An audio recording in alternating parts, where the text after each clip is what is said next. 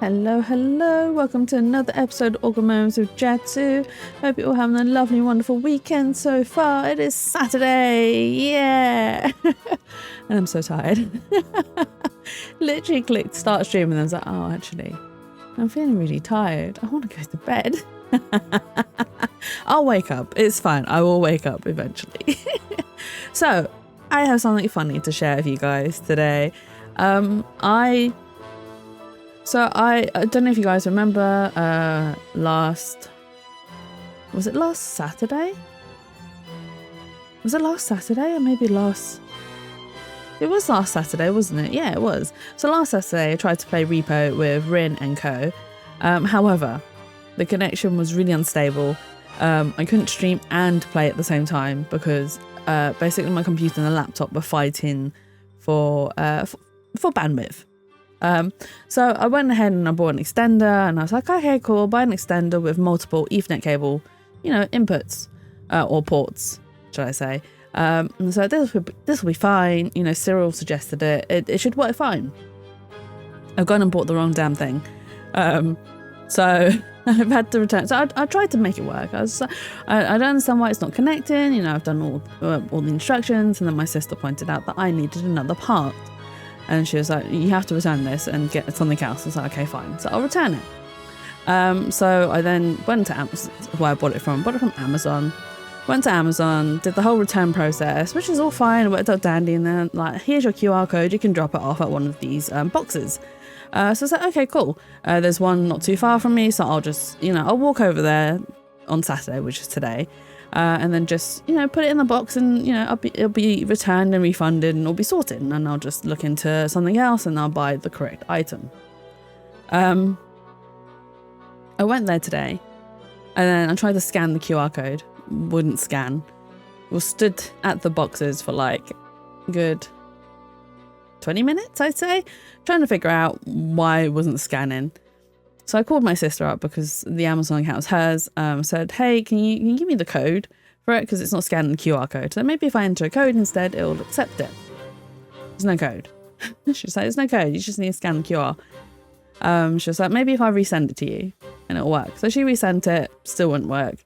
So I'm like, okay, it's fine. I'll just arrange for it to be returned at a different location. So I went in because it's by supermarkets. So I was like, I'll just go into the supermarkets. Just get some, little bits, little snacks for lunch. I walked around, got me some Doritos and some Pringles because I really fancy them. And then got to the checkout. And then right by the checkouts is another load of boxes that actually says Amazon drop-off point or collection point. And I was like, oh, maybe I was scanning it at the wrong boxes because they had another one outside and I was like, oh, maybe it's this one. So there's me standing like a plonker outside for 20 minutes trying to scan QR code, trying to get it to accept it. Wouldn't accept it. Obviously wouldn't because it's not the correct collection drop-off point. So I went to the right one, stood there for 20 minutes again. It would not accept the QR code. I was just like, why are you accepting the QR code? Why won't you work? So I've just like, you know what, it's fine. I'm not going to stand here looking like a wally for 20 minutes or 20 minutes more. I'll just cancel it and then I'll return it a different way. I've now arranged for Royal Mail to come pick up from my house instead. So do you know what? This is the safest bet because I'm clearly a tech idiot. I do not know how tech works. And instead of wasting time just standing there trying to scan a QR code that just won't scan on any of the pick-up or drop-off locations, I might as well just get them to pick up for me. It's fine. Convenient, right? So that will be refunded on Monday. Hopefully, then I'll look into it a bit more anyway. I can buy another one, that's fine. Financially speaking, I'm fine. So I'll need to actually do my homework and buy the correct extender so then I can have both my computer and the laptop plugged in via Ethernet instead of both of them fighting for bandwidth or connection or whatever. But yeah, so that's my funny story this morning. Wasted 45 minutes. Well, it's not completely wasted. I got snacks, so it's all good, right? Although I don't have the snacks here with me because I don't like snacking while streaming. I don't know, I feel like it's kind of rude of me to be playing a game and talking and then munching. That's just my own personal views of it. I have no problems with other streamers doing it. They can do whatever they want. It's their stream, their time, they can do whatever. I just, hey Jay, welcome in. I hope you're having a loving, wonderful weekend so far. But yeah, just personally, I don't like snacking on stream. And that's a me thing. But yes, we are going to continue with some more Ace Attorney. Hopefully, I think... It's been good. How's yours? Mine's been all right. I was just telling a story about how I was trying to return something to Amazon. And they have these like drop-off points near where I live. And I went to one of the drop-off points. It wasn't the right one. I actually spent 20 minutes trying to figure out, only to realise it's not the right one. And the right one was inside the supermarket. Went to the right one. Still wouldn't scan the QR code. So it's just like, I'm not wasting time here. I'm just going to go home. But I bought some snacks, so that's all good, right? But otherwise, no, it meant I got to go outside, and it's really nice out today, actually. It's really sunny, really, like, it's not warm, but if you're in the sun, it's nice, but if you're in the shade, it can be a bit cold. But otherwise, yeah, it's really nice weather. Yeah, exactly. I touched grass today, not literally. I probably would have preferred touching natural grass, which I might do tomorrow morning if I wake up early enough. So what I might do is like wake up early, go touch grass, come back and do some drawing. I want to... So my stream PNG, it's okay for now. I'll leave it as it is for the time being. I will probably renew it very shortly. There's nothing wrong with it. I just can't leave well alone, unfortunately. I literally started doing this and then I was like, I want to change it already. I want to change it already. So yeah, I just can't leave well alone. But I have something that I want to draw, which is not my PNG related. It is a bit of fan art. I also want to do a bit more drawing for like my original characters as well. Because I've been trying to get back into a bit more writing, which is on and off, let's just say. I wanted to do some this week actually. However, it's been so busy because it's the year end. Financial year end, so there's a lot going on at my work, especially with my position as stock controller, because I need to make sure everything matches before the auditors come in, etc. Blah blah blah. I hope I don't have to deal with the auditors. I don't really want to walk around with them because it's just a load of, just me yapping on like yeah this and that and this is this and that's that and I don't want to deal with it. A manager can deal with it, but no, I bet you I'll have to deal with it. Resume play from the save game point. Yes, let's go. So if I remember correctly, we were in the middle of an investigation and it got really late and then I was like, no, I can't continue this. So let's continue this another day. So we found a body in the fountain, which belongs to, what was his name? If you haven't realized already, I'm really rubbish with names. Artie Frost. So Artie Frost Artie Frost died 18 years ago, and then Samson Tangaria was the one who was accused of murdering him.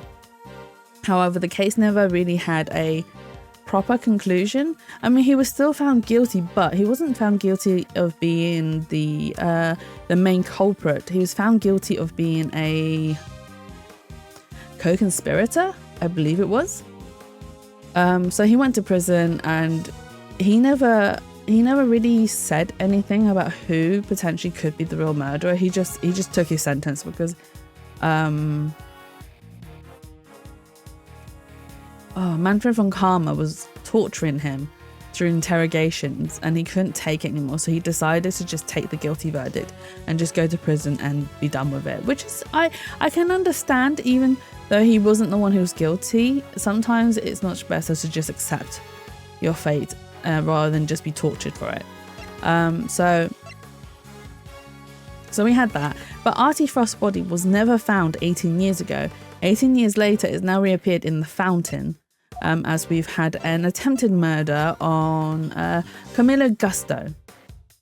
We are now suspecting Delicia Scone because she is a pharmacist, and we found out that the competition that Samson Tangaria was doing was actually, so it was the main prize, or the big prize, was to win a recipe book. But the recipe book wasn't just a normal recipe book. It was a recipe book for a cure for Oh no, it didn't have just one cure, it had several cures in it. So because Tangeria's family owns a pharmaceutical company, so that recipe book had a lot of formulas in it that then others wanted to win. Delicia Scone actually works for Tangeria's pharmaceutical company, and she was told to try and win the book by Judy Bound, because Judy Bound felt like it was the right thing to do to keep the book within the company rather than let an outsider take the book. I believe that Judy Bound is the actual main culprit in this case, but we don't know because she's acting innocent. But there's a lot of things that she has done that's been quite suspicious. And even though she has come off as quite innocent or not been as involved in the case as we thought she probably has her hands proper deep in the pie, basically. So we need to speak to Delicia, I believe, was the last thing that we were meant to do. Miss Scone, I'd like to ask you a few questions, if I may. Of course, dearie, fire away. Anything for you, Malsy Smalsy, and dear, sweet little tooth decay. I'd appreciate it if that was the last time you called me Malsy Smalsy. I'm not a fan of tooth decay either. Well, you'll just have to like it or lump it. I can't change the nickname once I've settled on it. Well, I guess we tried. Her music is so cute. What can you tell us about the various devices used to decorate the gallery's exhibits? 2 seconds. My avatar is in the way of some of the text. Let me just move me across just a tiny bit. Okay, there we go. To decorate the galleries, I haven't turned on my second screen for the Switch, so I'm literally just reading this off of OBS. Yay! I'm being really lazy. I can't bother today. I'm so tired. Let's do minimum effort stream. You feel like somebody's trying to scam you on Discord? Has someone messaged you, Shroomy, on Discord? Are they someone from the spa? Is it a bot? If it's a bot, send me screenshots and whatnots, and if it is, I'll ban them immediately. There's no place for bots at the spa. What can you tell us about the various devices used to decorate the gallery's exhibits? There seem to be some pretty specialised items in use. Light-emitting devices, luminous fabrics. Oh, it's not spa related? Okay, I'm glad. But still, I hope you don't get scammed. Don't give away any details that you shouldn't be giving away. Like your name and your home address and your bank account details or your passcodes. Make sure you keep yourself safe. Oh, I can tell you all about those, dearie. After all, I'm the one who gave them to Moody Judy. It was my way of saying sorry after I broke the rules all those years ago. I bought her 4 lovely new salt lamps and I gave her the 4 pieces of luminous cloth I used for the contest. Wow, that's super generous of you. Well, us girls have to do our best, don't we? Not everybody understands, of course. That better not be a dig at me, Delish. I told you how kind I thought that was. Somebody with who I don't share the same server with, but they have my Steam data. Oh, wow.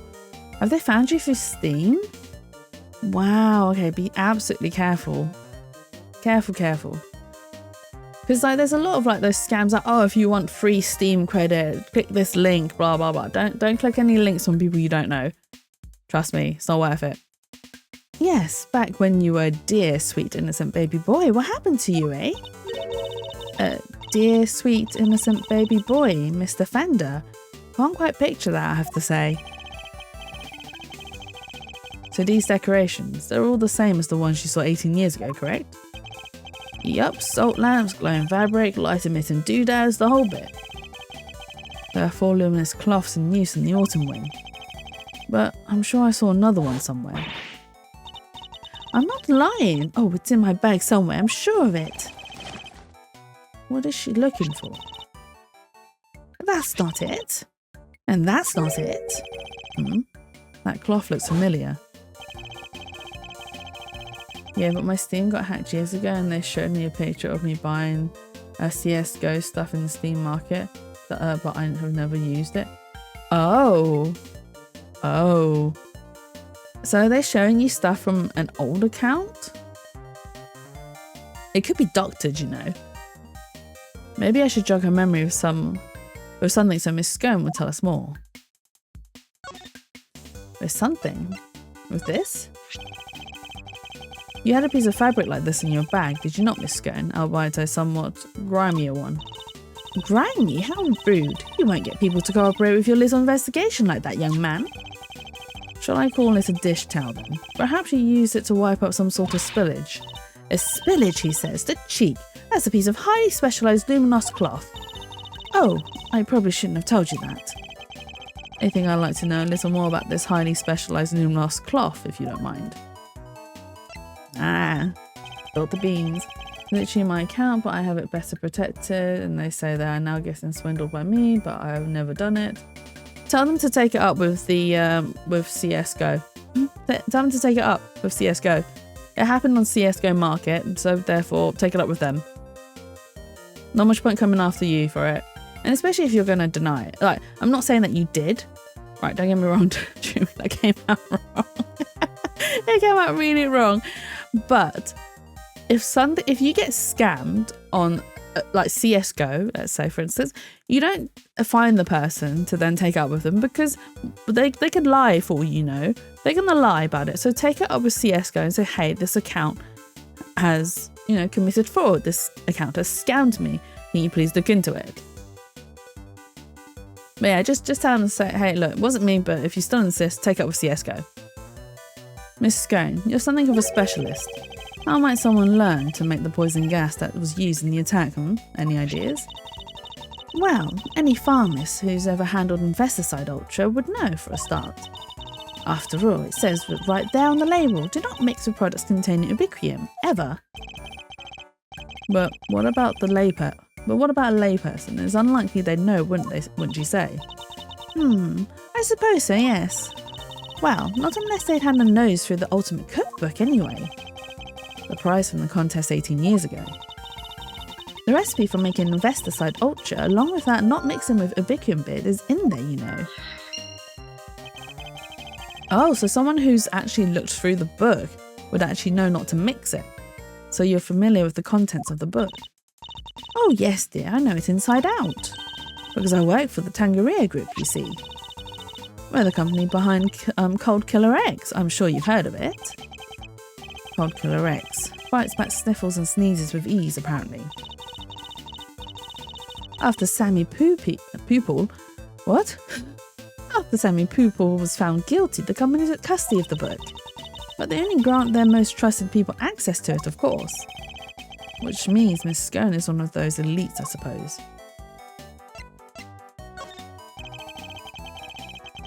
Why didn't you want me to know you had a piece of the luminous cloth in your bag? Oh, well, I suppose there's no point hiding it now, is there?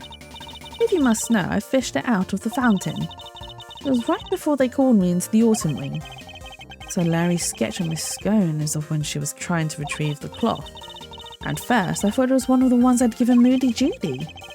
One of the 4 you'd given to the gallery, correct? Exactly, but all 4 were being used in the autumn wing, weren't they? So I realised. It must be the one that went missing all those years ago. I'd already had my Investicide Ultra pinched and used to make poison gas. If one of my cloths turned out to have been used in some sort of dastardly deed too, well, I was going to look guilty as sin, wasn't I? So I kept it hidden in my bag and hoped for the best. I see. Now I feel like they photoshopped the images and try and extort me, so I would ignore them. Yeah, best to ignore them. Like, if you don't know what they're on about and it doesn't look like you've done it, best to just ignore and block. Best way to go. The block function is so helpful and handy. Oh, it does feel to get... Oh, it does feel good to get it off my chest, though stress is no good for the complexion. So the cloth that disappeared 18 years ago, the one that the victim was wrapped in, just happens to reappear in the fountain at the same time as the body. Ooh, this gets even more convoluted. Okay, what do I do next? L. Is there any puzzle pieces I can piece together? Just the one, okay. Who else do I need to talk to? I really shouldn't have stopped halfway through, should I? No, I have no idea what I'm doing. Don't think you've gotten away with anything, Mr. Edgeworth. I'll be reporting your actions to the committee. Do whatever you need to do, Judge Gavel. And we'll do the same. You are the self-styled great thief, correct? Mr. Edgeworth's association with such a character will be of interest to the committee too, of course. Go ahead and report me to your stupid committee. I'll be the toast of the thieving community. It looks like Judge Gavel will have to think up some new threats if she wants to intimidate Kay. Okay, so Kay's not... It's a sculpture of a brave warrior battling against a serpent. Did Paul Halik make this one too, Mr. Edgeworth? He did. It seems he was fascinated by fantasy and mythology when he was a young man. This piece embodies the tragic yet gritty determination of the young as they face an impossible situation. It's called the math test. The math test! Talk about relatable. Okay, I didn't struggle that badly with maths. I was actually in second set when I was at school. Not that I was like top of my second set, but you know. To be fair though, I said I don't struggle with that badly in maths. I can't do divisions. Division's really difficult, especially if you have to do them like mentally as well. And I'm like, no, I can't divide mentally. Do you mind, Mr. Winner? You're in my way. I do mind, actually, and I'm not going anywhere. You'll just have to go around me. Well, we just thought you might want to move to a better spot, that's all. What better spot? I demand you show it to me. Is that really all it takes to make you do whatever we want? Oh, he's so easy. So simple-minded. Oh, wait, we've really spoken to Larry. We don't need to speak to Larry. Okay, so we've spoken to... Oh, is there more? Oh, do we have to present more to her? Right, okay, hang on.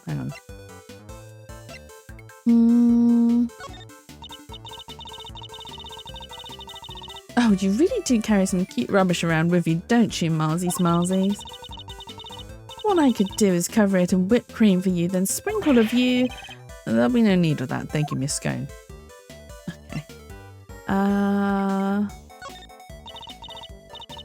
It's true, dearie. I do know how to make poison gas. But the fact that someone knows how to hold a gun doesn't mean they've shot anybody now, does it?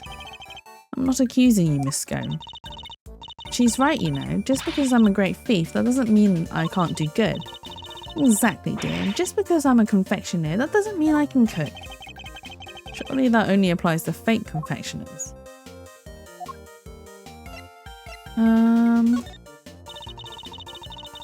Who knew you can make a lump out of rock salt? Of course you can, dear. You wouldn't want to get it wet, but it's fireproof and ever so sturdy. Sturdy enough to make for a surprisingly good murder weapon, in fact. Yeah. We know that the bulb in this lamp probably broke because it was used in the murder. But then, what happened to the other one?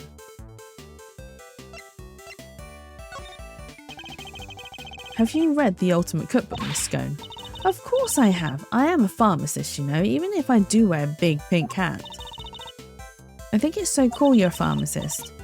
Well, so do I, dearie, so do I. Aren't you a sweetheart, my little tooth decay? Since when were you interested in pharmaceuticals? Shh, I'm working my magic, Mr. Edgeworth, buttering her up so she'll do what I want. Anyway, Miss Scone, Delicia, I was wondering if you could maybe... Oh, that's good, Shroomy, that's good. Yeah, that's the right thing to do. Just block them and send a report. And at least then they're aware that there's someone going around scamming people. Or attempting to, at least. No, how many times, you cheeky little imp? Once your name's decided, I can't change it. Dang, so much for a sneaky approach. What kind of great thief am I? Not a very good one. So mean. Oh, look at that. A picture of silly old me. That's right, you seem to have caught the artist's eye. You mean lovely Laurie Lampkin? Laurie Lampkin. I'll have to have a word with him and say thanks. Well, I'll be glad to introduce you. And there's the evil smirk.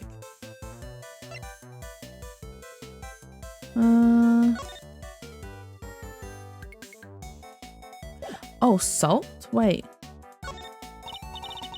Oh, you really... Oh, no, okay. She's just going to us we're carrying rubbish. Okay. What else can we present to her?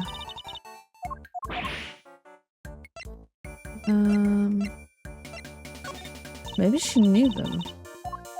She's calling that picture rubbish. Wow.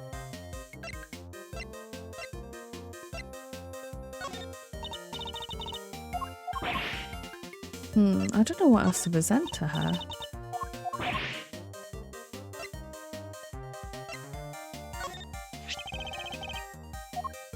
So we already did this bit where she admitted she had the cloth. There is something, I mean, it says that there's something else we can talk to her about, but... Oh, did we look at this cart?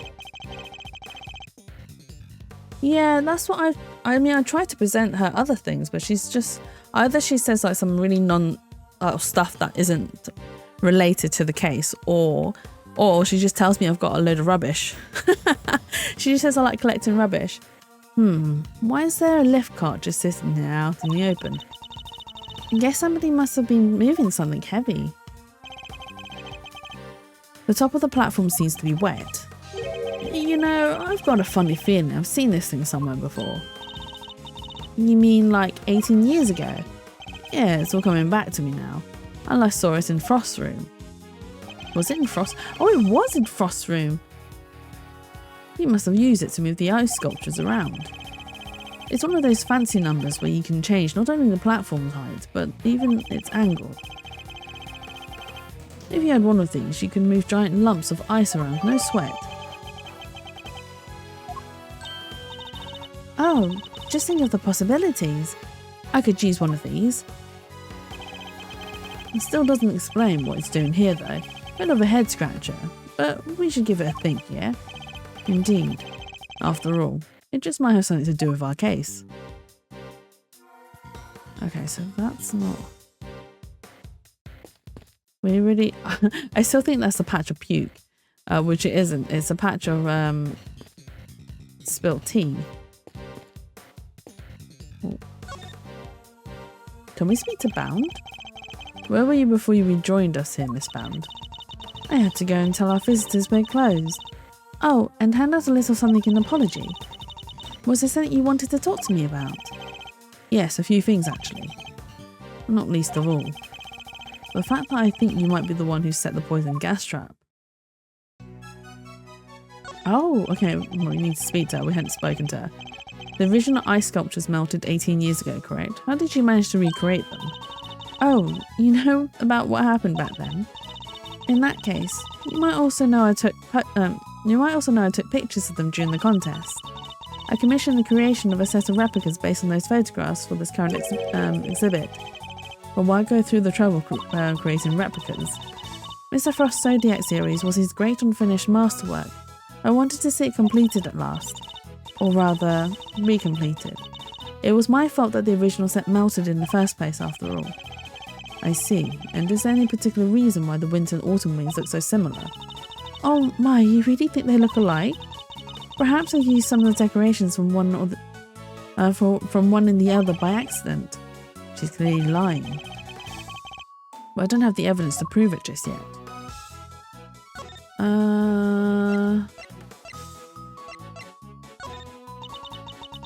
The hunt is on. The truth will come out. But I don't know what that's about. Ping. I guess. We're going to find out. Oh my god, what are they singing? Have I inadvertently stumbled onto the set of Cake Crimes the musical or something? Okay.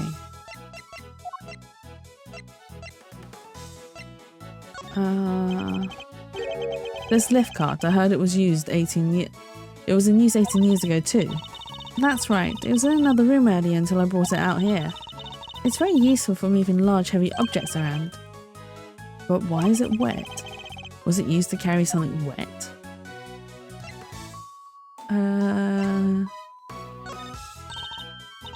Oh my, is that me? Yes, it was painted by the so-called artist over there. It's wonderfully drawn. Would you mind if I kept it? I'm sorry, Miss Bound. I'm afraid it's an important piece of evidence. Oh, I see. That's a shame. I suppose Larry's charm is something of a talent if he can impress a gallery owner with sketches like these. They're not bad sketches. Give him some slack, Edgeworth. They're not bad sketches. They're actually quite pretty.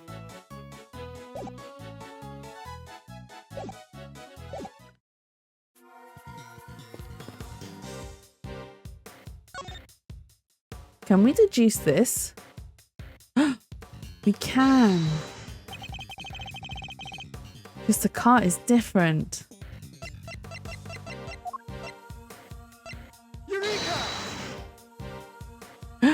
Oh my god. Larry, can I ask you something about your sketches? Fascinated by the work of the great Larista Nim, huh? It's the composition, right? Not exactly. This light blue cloth, you painted that exactly as you saw it, correct? I already told you. Everything is exactly as I saw. But the tablecloth on the cart here in this room is white. Wow. Your head's so full of crazy theories, the symbol stuff just passes right by you. Wait, what's he talking about?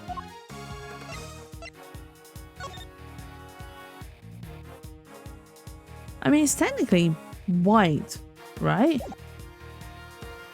I wouldn't have thought it was any other colour. What's that look for? Listen, just before I drew that sketch, I was in the middle of some business with a cart with the tea set on it, okay? What kind of business? What kind of business? That's right. It was the hiding the pieces of the teapot I smashed kind. That's something to boast about. Anyway, I was in the middle of cleaning it all up when Judy came out of the winter wing. I didn't want to get busted for breaking them apart, so I quickly dove outside. Oh. Wait, she was using the lift cart because it can be, the height can be adjusted, and she was using the, oh, do you think that was the cart that contained the body of Artie Frost before she dumped it into the fountain? Wait, Miss Baum came out of the winter wing. Yeah, and she was pushing a cart, a different one. That's the one with the light blue tablecloth on it that I drew. And what did she do with this second serving cart? Well, I saw her wheel it into the summer wing, but I don't know what happened to her after that. When she came back out, she was pushing one of those other carts, the kind you can lift stuff with. A lift cart? Yeah, so I called out to her, but she just ran off and left it behind. Never had her down as the shy type, but it just goes to show you never know. Another serving cart and a lift cart. Is there something another? Is there maybe? Oh my god! Is there maybe another tea set too? We better check Miss Bound. Dun dun dun! We've got more clues. Miss Bound, you are in trouble. I think she is the absolute suspect. Are there two serving carts here at the gallery, Miss Bound? Oh, yes. Why do you ask? A certain so-called artist showed us a sketch. I couldn't help but notice the colour of the tablecloth. It's light blue. Light blue? I'm afraid your friend must have been mistaken. I only use white tablecloths, freshly laundered and starched even, not stretched. Like the perfect wrinkle-free one on the cart here in the fountain room, right? Exactly. If I saw so much as a blemish, I would replace it right away.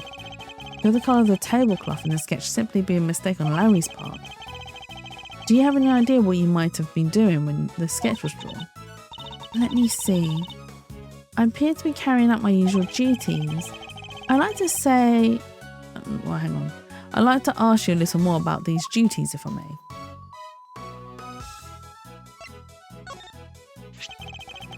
What exactly were you doing when this sketch was drawn? Oh, did you hear the crunch? I heard it go off of my microphone. Did you hear the crunch? That was my neck if you heard it.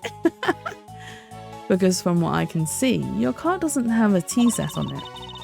I was delivering some chocolates to the investigating officers. Oh, now I'm jealous. I love chocolate. You didn't hear a crunch? Okay, cool. Cool. I just saw my mic trigger and I was like, oh, wait, did you guys hear the crunch? The crunchy crunch crunch? Wow, there are a few left over, so here, for the both of you. Also, don't try to die on stream chat. So I cracked my neck at work and I had a colleague that was like Jatsu, right? There's people stretching their necks and there's you trying to snap your neck. I'm just like, no, listen, it feels good, okay? I need to crunch it because my neck is stuck. My neck is stuck. I need to crunch it for good measure. I'm not trying to break my neck.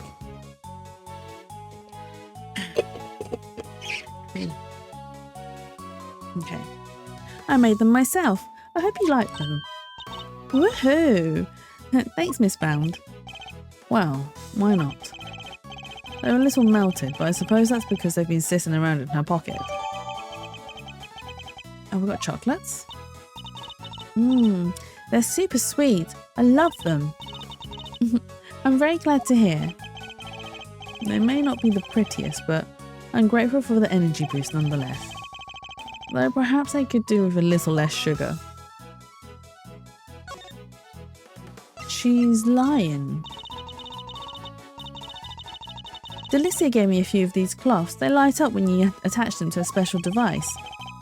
How many did she give you exactly? 4, I believe. There were 4 luminous cloths in the autumn wing, but I'm sure I saw another one somewhere else. I get the feeling Miss Bound is hiding something. That sketch with the tablecloth, that's a luminous cloth. This lift card, I heard it was in use 18 years. Oh, we've already asked her about this. Okay. What else can we ask her about? What kinds of pharmaceutical recipes are in the Ultimate Cookbook? Oh, there are so many. It would take a while to go through them all. But if you really want to know, well, then let's start the show. Come join me as we sing this song. It's a nifty 52 hours long. Oh my god, a 2-hour song. Now one by one we'll sing the things that the world's best little cookbook brings. What do you think, Mr. Edgeworth? Want to listen to the rest? No, that won't be necessary. Of course he wouldn't want to listen to the rest.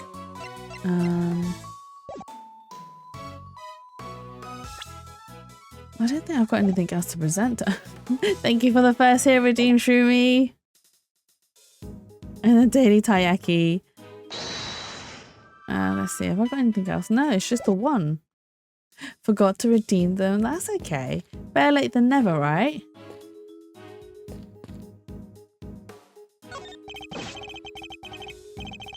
The body's been taken back to the lab, sir. Autopsy's underway. And how's the rest of the fountain looking? Rather beautiful, actually, sir. The water's crystal clear and kind of soothing. Almost as if there wasn't a body floating in it not so long ago, okay.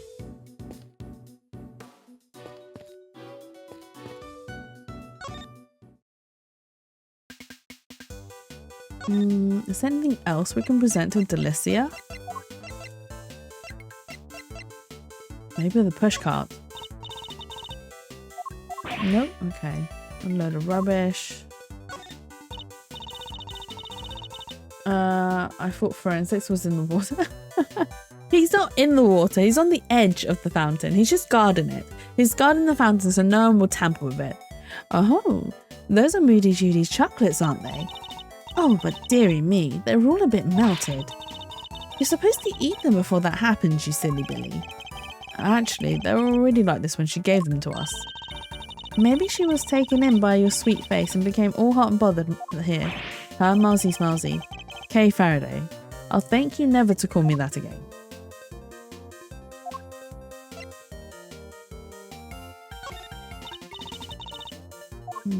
No, okay. Okay, we already showed her that. Huh.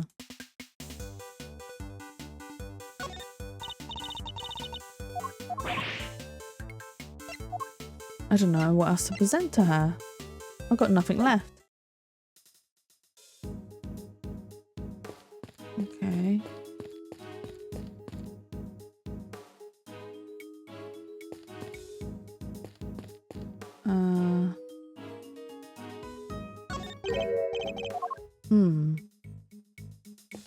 Okay, so no.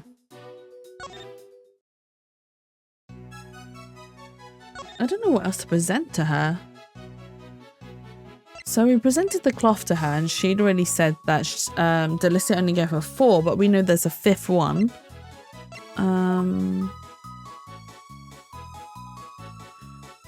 Oh my god. EP. Oh, we already asked her about this and she tried to sing us a 2-hour-long song. Okay, so it's not that. Maybe we'll present her sweets to her. Did you like my chocolates? Oh yeah, they were super sweet. I love them.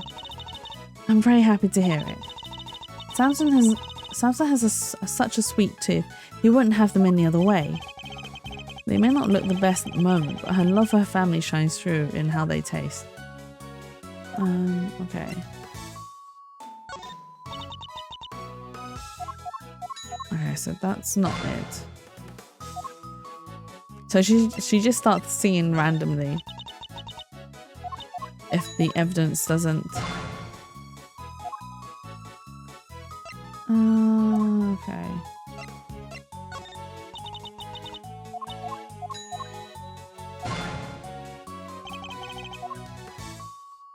What else is there that I can do?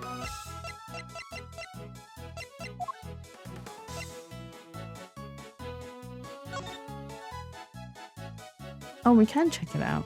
Okay. I mean, we know it is one of Paul Halik's artworks. These letters say PH, right, Mr. Edgeworth? Yes, they showed that the teapot was made by Paul Halik. They're his initials, obviously. Right, but I thought his real name was Artie Frost. It was, thereby making this a piece by the victim of the IS-7 incident as well. And his work seems to be everywhere here in the Zodiac Hall. It's because Jodie's an absolute fan of his. That is one swanky teapot. That's one way of putting it. I lean more towards eccentric himself. Whatever it is, it won't do for a great thief to remain so ignorant about such chic things. Actually, your ignorance is my bliss. Oh, like father, like son. Oh my god, I got awarded something for checking out the evidence. Did his father say exactly the same thing?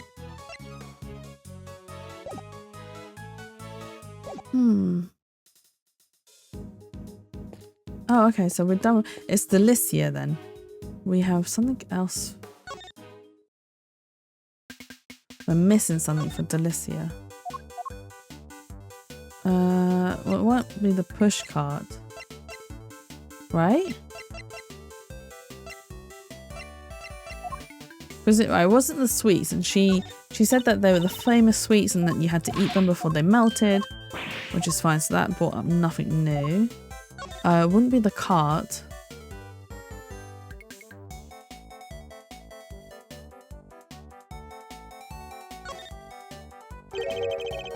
The top of the platform is wet.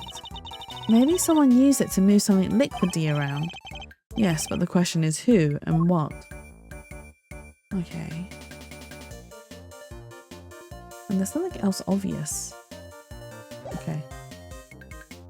She said that this was some rubbish. Yeah. It wasn't the cart, wasn't that. Has she got anything to say about Gustav and Artie Frost? No, she called it rubbish. Also rubbish? Okay. Okay, and then it's just asking if she's read the book.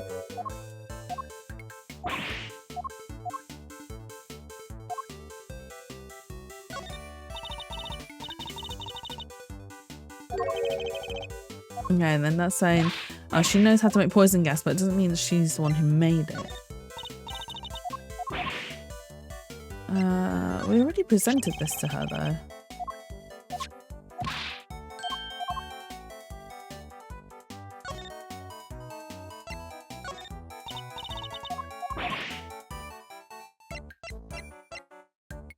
I've got nothing else to present her.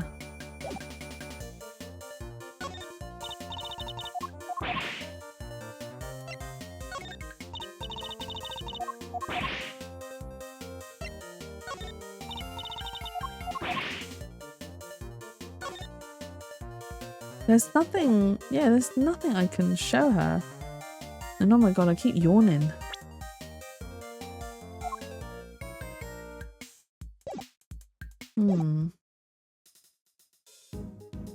Are we missing something?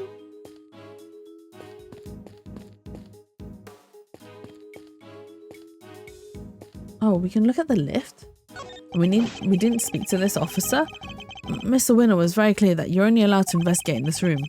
So I'm afraid I can't let you pass. Sorry, sir. I wouldn't make much difference if you did. Oh, it wouldn't make much difference if you did, officer. You're standing in front of a wall. Oh, but we all know a few bricks won't stop you, Mr. Miles Edgeworth, sir. Wow, he actually sounds kind of scared of you. Just what kind of reputation do I have down at the precinct? Very scary one, because you keep docking Gumshoe's wages. It seems the elevator is only accessible to select individuals. I wonder what's upstairs. Among other things, the medical room. That's where Mr. Gusto is being treated. I hope he's alright. We've got some more questions. We've got some questions that need answering as soon as he wakes up. Since there's no way of knowing when that might be, we should explore our avenues in the meantime. Okay.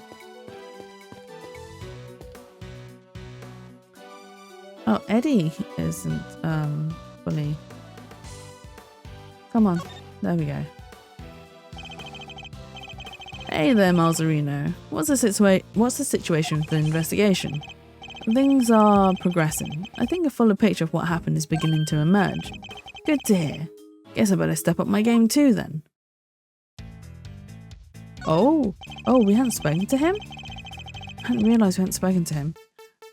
This case seems to have a lot of common with the incident from 18 years ago. And how? It's got the lot. Melting statues in the winter wing and even the murder victim's body. But how did nobody ever figure out that the body had gone missing? Frost had no family apart from his son. And, well, the kid kind of vanished. Nobody's seen him since around the time of the incident. Gusto's son too. Him and his best pal from school both just up and disappeared. What? And they were never found? Gusto's boy wasn't, not as far as I heard anyway. Guess Frost's kid turned up in the end, though he collected his inheritance at some point. But yeah, with no family around just after the incident, Frost has got no funeral, no nothing. So no need for the police to release the body, and no need for anybody to find out they didn't have it. They filed their fake autopsy report and nobody was any the wiser. Well, almost nobody. I still can't believe Mr. Von Karma would have stooped so low. Yeah, because they didn't actually have the body to begin with. They didn't find the body. So there was a picture of the body. However, that picture was actually taken by Judy Bound and handed to the police, but the police didn't actually pick up the body because there was also like a patch of blood missing too. Oh. Tell me, Fender, what kind of person is Miss Bound? Huh? Wait a minute. Don't tell me you've got a thing for her, Master. I do not. Chill. I'm just yanking your chain. Of course he doesn't have a thing for Miss Bound. Miles Edgeworth only has eyes for Phoenix Wright. Just stating that right here, right now. Chill. I'm just yanking your chain. Anyway, what can I say about Jeans? Well, she's a real brave trooper for one. What else do you call someone who waits around for 18 whole years like she has for Samson? Even after his extended family kicked her out of this place. What? They threw her out? Yep, Jeez wasn't technically part of the family, so there was nothing she could do.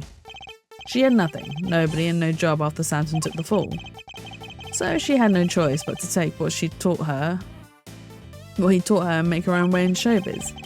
She's retired from all that now though. Yes. Why did she retire? She'd finally made enough to buy the old place back.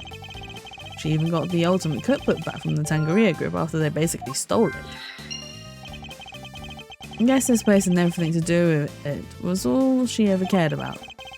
So she just wanted it back, all of it. Bender seems very sympathetic to Miss Bound's plight. But from a less charitable perspective, she has, in a way, taken everything from Mr. Tangaria's for herself. She has, hasn't she? Okay. So we have some, ooh. So she's got the cookbook now. Ta-da! The Ultimate Cookbook contained instructions on how to create the poison gas, and the current owner of that book is none other than Miss Judy Bound. No way! You mean... I'm afraid I do. Miss Bound would have been perfectly capable of setting up the gas trap. Finally, we can prove that she's been lying to us. Investigation complete. And that's that. All that's left now is to await the results of the tests on the teapot. To be continued. We are going to continue, don't worry. So I ended it quite early last stream. If I continued, I would have ended up having to do almost an extra hour streaming, and I probably wouldn't have ended until like 1 o'clock in the morning, which wouldn't have been ideal on a work night. Oh, I need to sit up properly. Oh my god. Stretch my back. Okay. The test results have just come in, sir. Traces of Bicrium were found in the teapot. They were in the teapot? They were? Just like Mr. Edgeworth said. So we've been drinking tea with Ubiquim in it? Curse you, you better not think this means you beat me. You really need to drop this obsession with coming in first, Mr. Winner. You missed last stream. So last stream, what did we discover? So obviously Gusto wasn't murdered, but there was an attempted murder on his life because of the poison gas. So we were trying to figure out why he was poisoned, how he was poisoned, because Eustace and Gavel were trying to blame Larry, but we cleared his name again, as usual. And then we discovered that Ubiquim has a slight minty taste to it.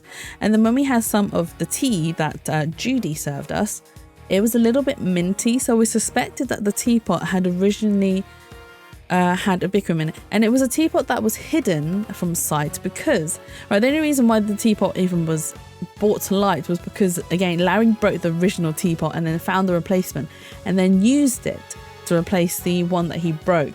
Judy didn't realise until afterwards he had admitted that he'd broken the teapot, which is when we were like, oh, but why is the tea a little bit minty? Which is when we've realised that actually the teapot originally contained Ubiquim, which we've actually now drunk. Luckily, no one's drinking that pesticide, so hopefully no one's going to get poisoned. Larry's just so stupid. He is, but he is adorably stupid. Actually, no, it's a lie. He's not adorably stupid. Hey, Adelina. Drawing while staying in the shadows. No worries. I hope drawing goes well. Good luck in drawing. But you'll do amazing regardless. You don't need my luck.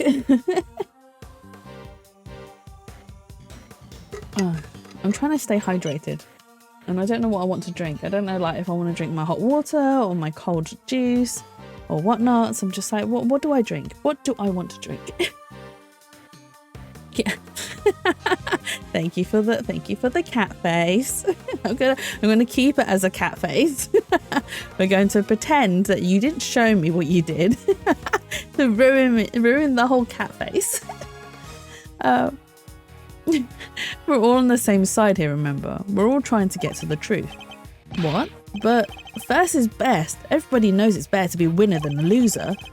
That's really no way for a prosecutor to think. Not a successful one anyway. But I... Enough. Mr. Edgeworth, please refrain from taunting the boy. Ignore him, Eustace. He isn't worthy of your attention.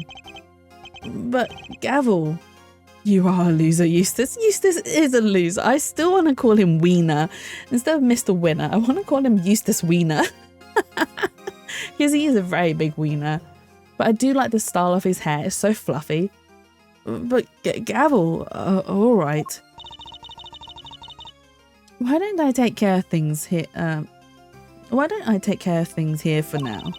Call him that, okay. I'll call him a wiener. I was going to say meaner. In the meantime, you can perform the far more important task of going and checking on the victim. Oh, yeah. Good idea. I'll be right back. Excellent. We shall see you shortly then. Mr. Wiener's annoying, but totally harmless. Judge Gavel, on the other hand. Now.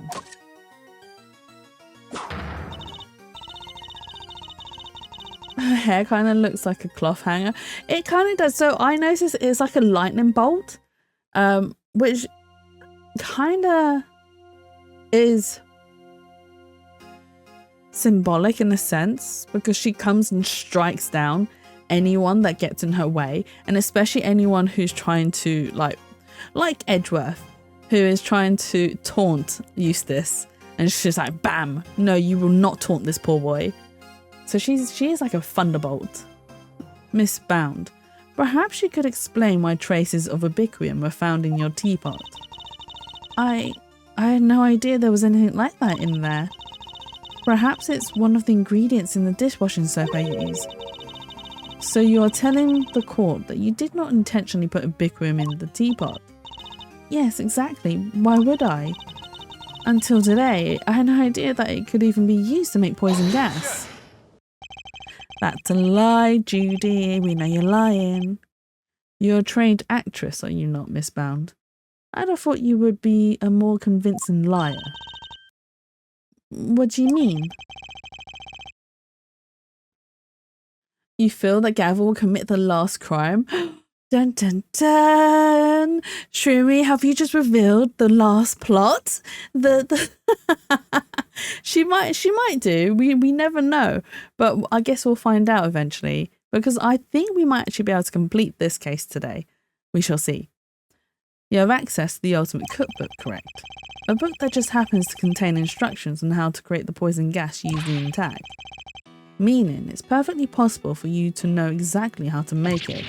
No, she's feeling, she feels kind of sus.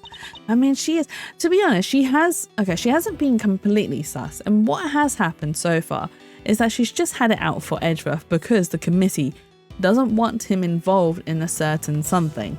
But we're not entirely sure what yet, or what they're hiding, or what they're trying to cover up. Because it's in relation to Zhang Fa, because our very first case was the Zhang Fa president, the guy who was very bulky and his suit was just way too tight. His suit was way too skin tight, and we had a good laugh about that. But they're trying to cover that up, and they're using it as it was a political scandal and could have created a political problem between the two countries, blah blah blah, and they're trying to put the blame onto Edgeworth, but nothing of that sort happened, and it wasn't something that we created. It was something that the bodyguards that Shangfa had hired. And it's an internal thing as well, because people in Shangfa really didn't like the president. So they were all trying to obviously bring him down and whatnot. So that's part of the cover-up, I believe. But I guess we'll find out. We'll find out later. I also don't know how this story is related to the bigger picture. You're very well informed, Mr. Edgeworth. Miss Bound. Is what Mr. Edgeworth said true? The book does contain information on how to make the poison gas, yes. But the fact that I have seen it doesn't make me guilty. Can I ask exactly how the gas was triggered? The victim used a blowtorch to heat the lid of one of the display cases, thereby melting the ubiquitous. I see. But he locked himself in the room too, didn't he? Surely that and the fact that he triggered it himself, wouldn't it point to it being a suicide attempt? So she's not willing to admit to anything. It's quite convenient that both guards of the president, isn't it? Yes. So it was Brooke and Rook, and it turned out that... Is it Brooke and Rook? Yeah, because Rook Knight. So Brooke was the one who died, and Rook Knight was the one who murdered Brooke because he didn't feel that he was good enough and didn't deserve to be so well praised and so well loved. So he just murdered him. Oh, was that my phone? Why is my phone on silent? How dare I? I thought I silenced you already. Silence. But yeah, so it was Brooke that died and Rook that then went to prison, but then Rook got killed in prison. Again, another thing that the committee is trying to cover up so badly. Because we did find the murderer in the end. Who was the murderer? Oh my god. The murderer was...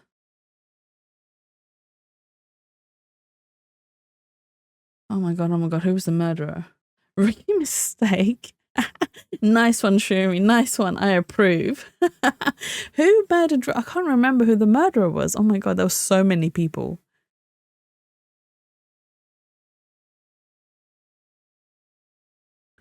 Was it the prison guard?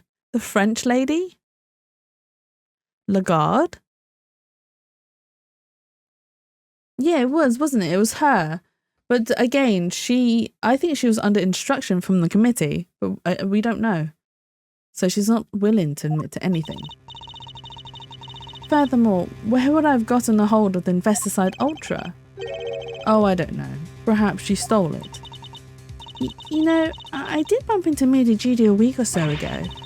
And that very evening I noticed my Investicide Ultra had gone missing. Judy, surely you didn't. Yeah, because it was a bunch of foxes, wasn't it? It was actual live foxes. We weren't expecting that. Delicia, you carry your bag of pharmaceuticals with you everywhere, don't you? There would have been any number of opportunities for someone other than myself to steal it from you. That's true, and I don't have any hard evidence that it definitely was Miss Bound who stole it. Jeez, there's clearly something you're not telling us. Why don't you just come clean, We all know you'd never hurt somebody for no reason, so... Not you too. You think I'm guilty as well, Mr. Fender?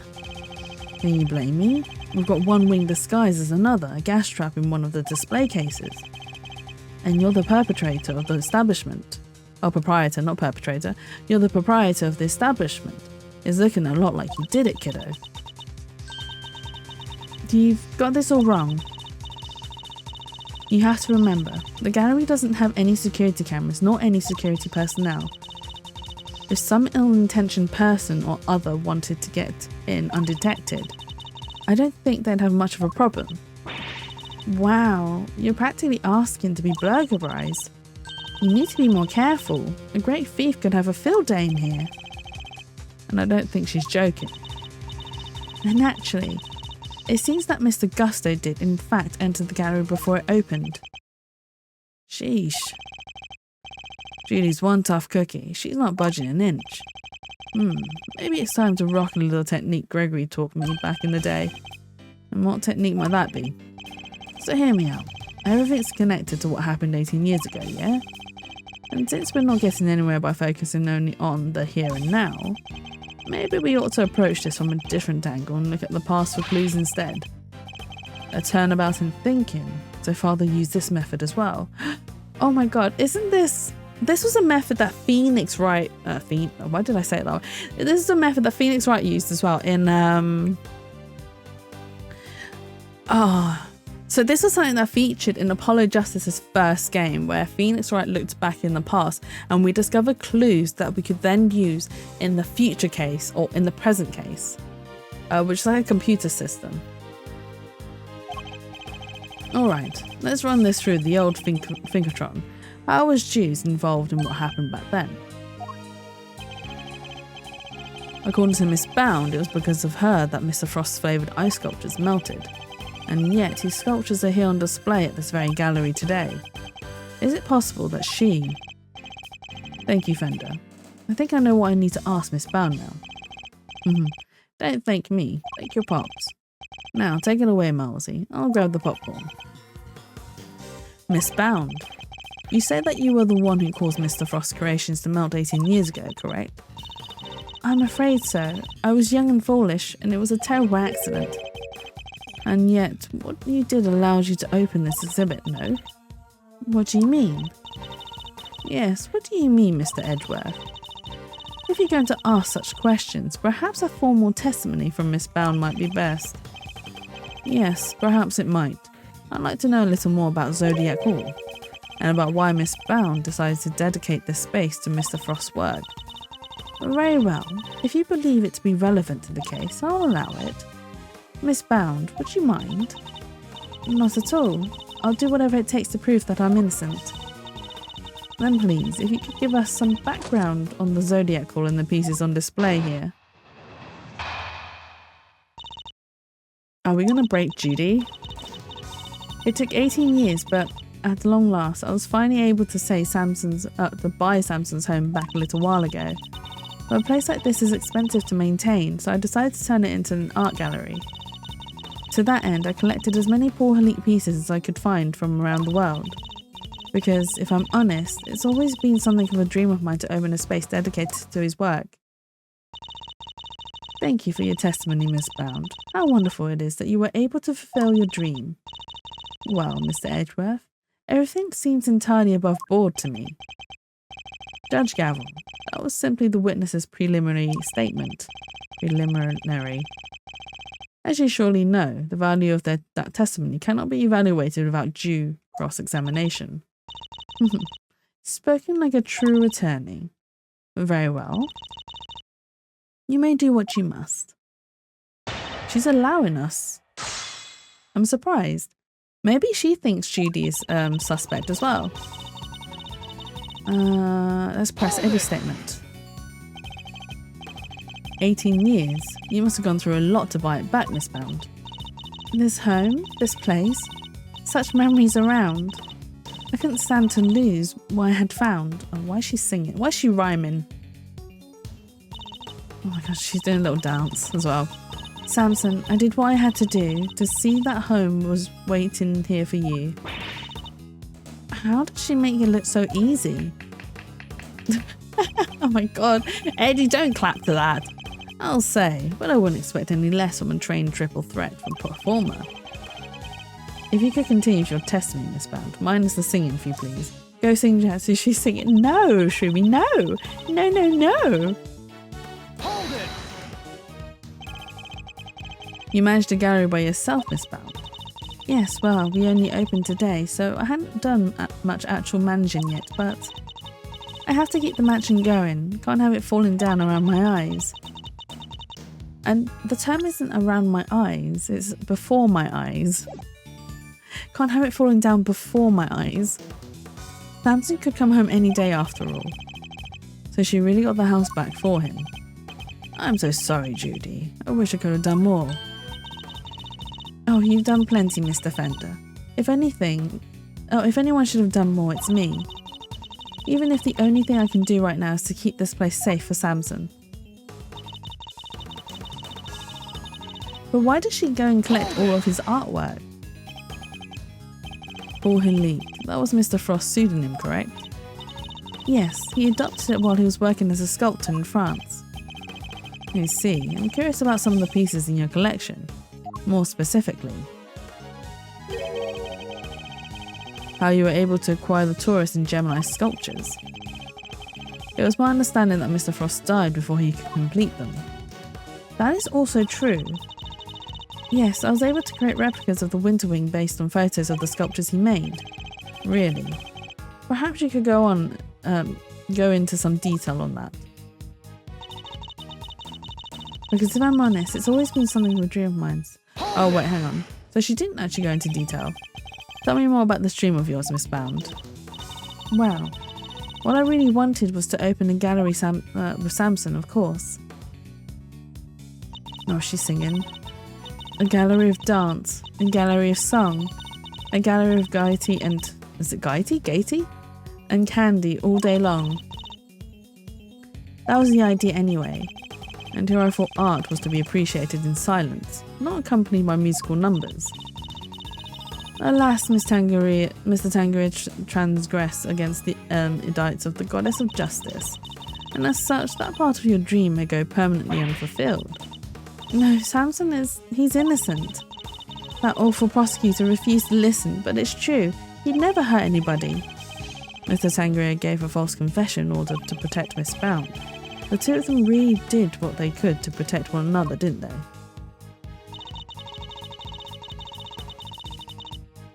Hold it! These photos you mentioned, you mean the ones you took yourself? You mean the ones you took yourself, oh my god, you yourself took in Mr. Frost's room 18 years ago? Yes, you certainly know a lot about what happened back then, Mr. Edgeworth. So, those statues in the Winterwing were just copies? And I didn't even get to see them before they melted. No, the sculptures in question were definitely not replicas, which means that Miss Bound is lying. I know, it's such an awful shame. And after we went to the trouble to recreate them too. The sculptures in the Winter Wing weren't replicas. They're the very ones from 18 years ago. I need to show her I'm aware of that, or I'll never get to the truth. Were they really? I mean, we don't even have the pictures. I mean, we have this picture.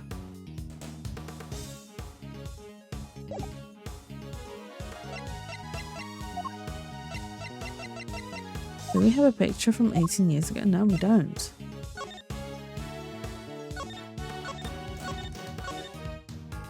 No, we don't. We don't.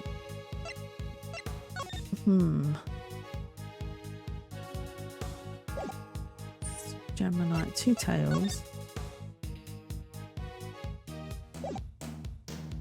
Covered up. Okay.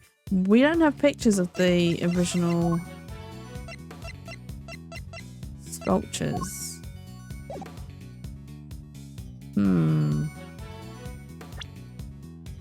Okay, no, it's not this statement anyway. But the place is expensive to maintain. It's not this one. Poor leaks. No, but honest. Dedicated his work. I was able to right. Okay, it's this statement that we need to present some evidence. But what bit of evidence do we need to present? Statues matching those made by the victim 18 years ago.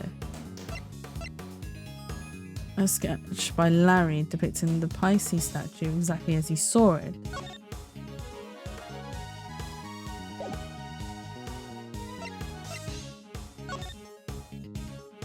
Because this was the Taurus and the Gemini, right? So this is the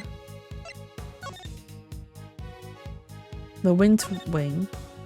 So the Winter Wing, yeah, the Taurus and Gemini, and then we were in the, oh my god, we were in the Autumn Wing, so it had the Pisces and the Aries.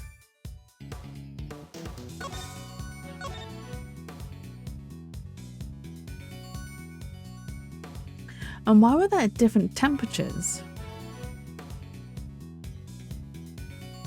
Because the Winter Wing is actually warmer than the other rooms. So that room was set to be melting anyway. And I get confused what room it was that the crime happened in. Okay.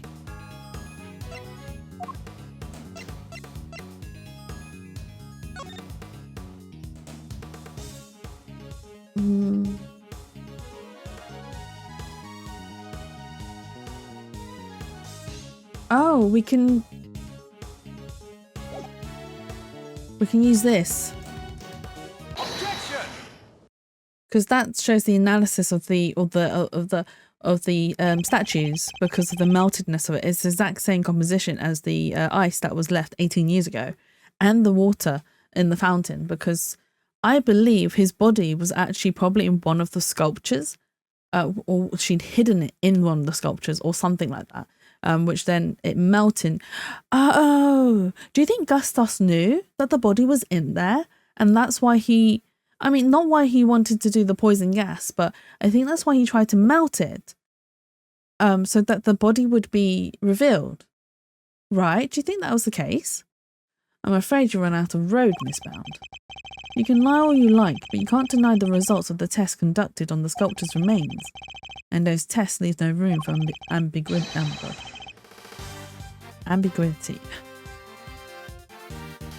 Ambiguity? Jesus Christ. Mouth. What you had on display weren't replicas. They were the very statues Mr. Frost carved 18 years ago. Oh, I can probably help explain how they worked it out, if you like, dear. It's the sugar, you see. You might think sugar is sugar. Oh my god.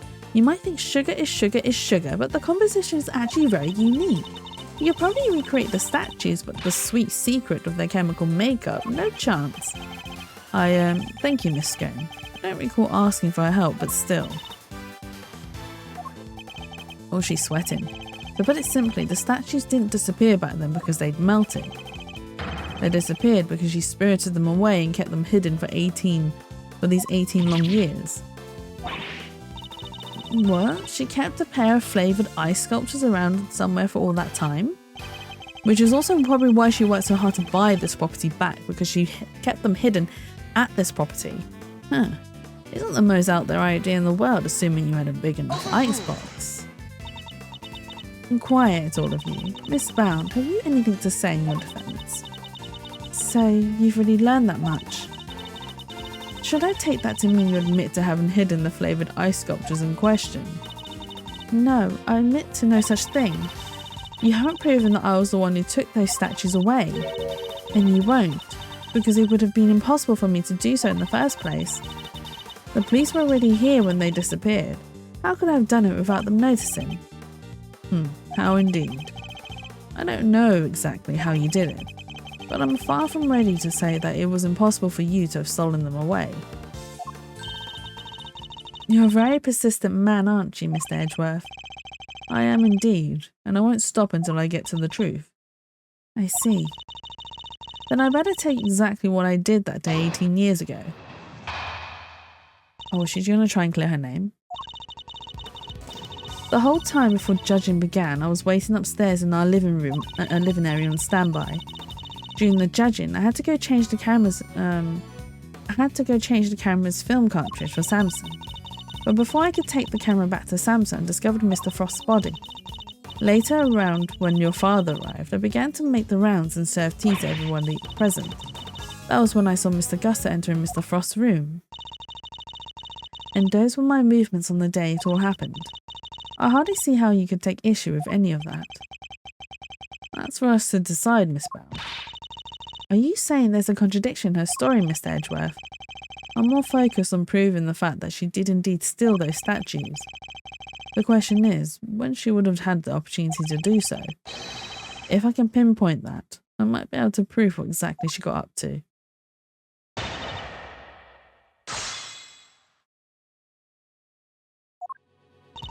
Okay. Let's press. Hold it! And what were you doing while you were waiting? I was in my room practicing some dance routines. I was on a TV show called Bacon Bop with Samson, you see. Bacon Bop? What kind of show was that? It was a children's show. The two of them would sing and dance as they made a variety of sweets. Whoa, that sounds awesome. Oh, the phone, Miles. You used to watch it? My father introduced me to it. I may have watched an episode or two. So Miss Bound passed the time before judging began by practicing her dance routines. Was this the moment when Miss Bound stole away the sculptures? This wasn't the moment. That can't have been the moment she did it. So I better listen carefully to what she says.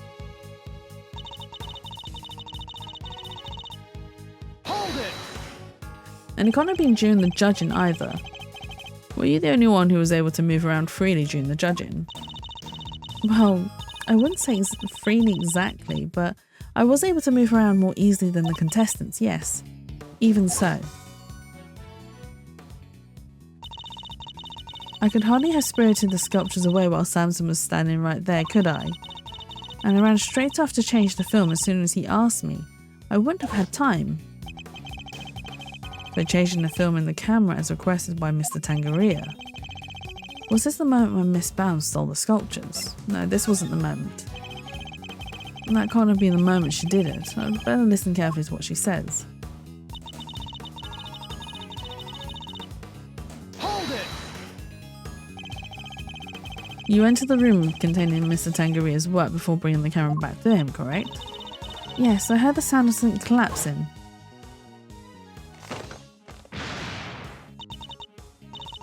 Samson? Are you in here?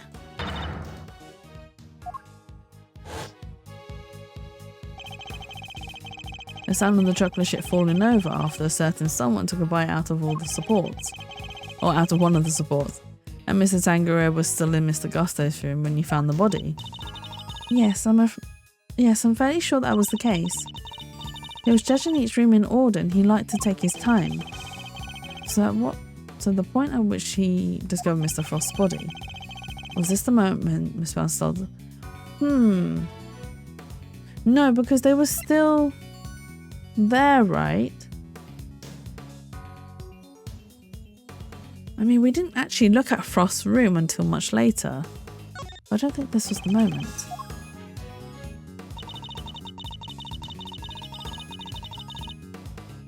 Hold it! It was when she was serving tea, wasn't it? Just as she did today.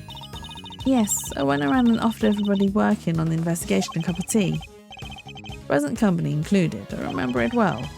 You were here, there, upstairs, downstairs, everywhere with that little cart of yours. Interesting. And did anything strike you as strange around that time?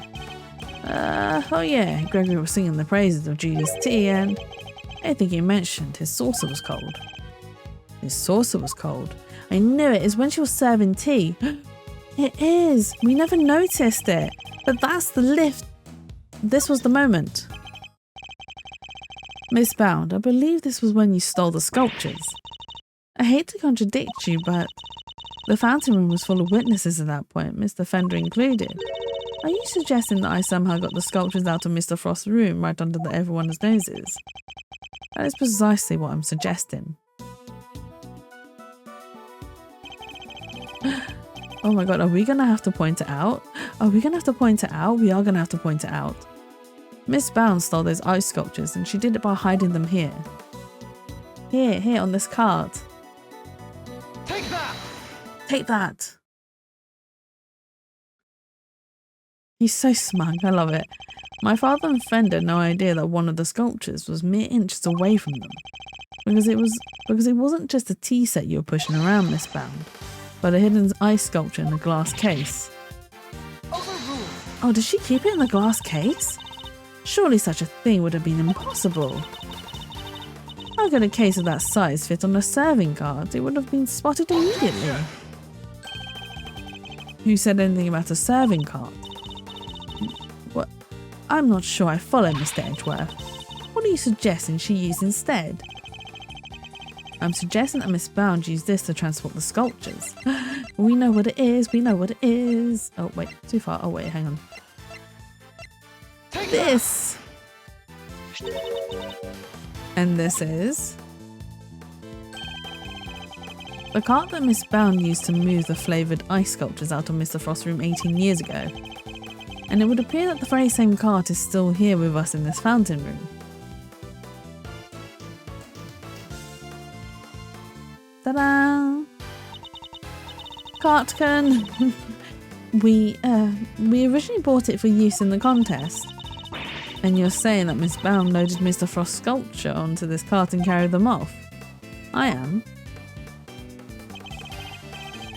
As you can imagine, all one would need to do is lay a case on its side and add a tablecloth. And it looked exactly like a normal serving cart, thus allowing her to move the sculptures around freely. Can it be?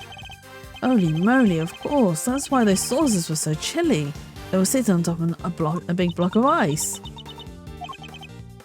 Judes, how could you? Impressive. Oh, she didn't put up much of a fight. Then again, you are Gregory Edgeworth's son. I should have expected no less. There isn't a scrap of evidence that I stole the... Oh my god. There isn't a scrap of evidence that I stole the sculptures all those years ago now. And yet, I knew that no matter what I said or did, I'd always be under a cloud of suspicion. So you admit it. You admit that you stole them from Mr. Frost's room. Yes, I do. I took those sculptures and their glass cases out of that room 18 years ago.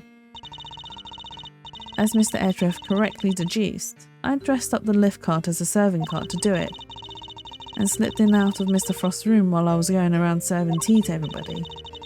In the end, I'd removed not only the sculptures but the flavoured ice zodiac blocks as well. Zodiac blocks? I feel like I've seen them for myself before. There's a huge block of ice on display here. It must be incredibly heavy, though maybe not. What with it being hollow on the inside. Wow, she was able to delicately lift them? If the winter wing really is an exact replica of Mr. Frost's room from 18 years ago, then even though my father never saw them because they'd already melted, the zodiac blocks might have been in the victim's room back then as well. When I'd finished moving the 2 ice sculptures and the 2 zodiac blocks out, I took 2 fresh empty cases to Mr. Frost's room and put them where the original 2 had been. Only the sculptures had been kept in glass cases, you see, to prevent them from being damaged. The blocks were a little more robust, so they had been displayed as is. As stated in the contest rules, we were responsible for providing all display materials, including cases, meaning it would have been easy for her to prepare those empty spares she swapped in.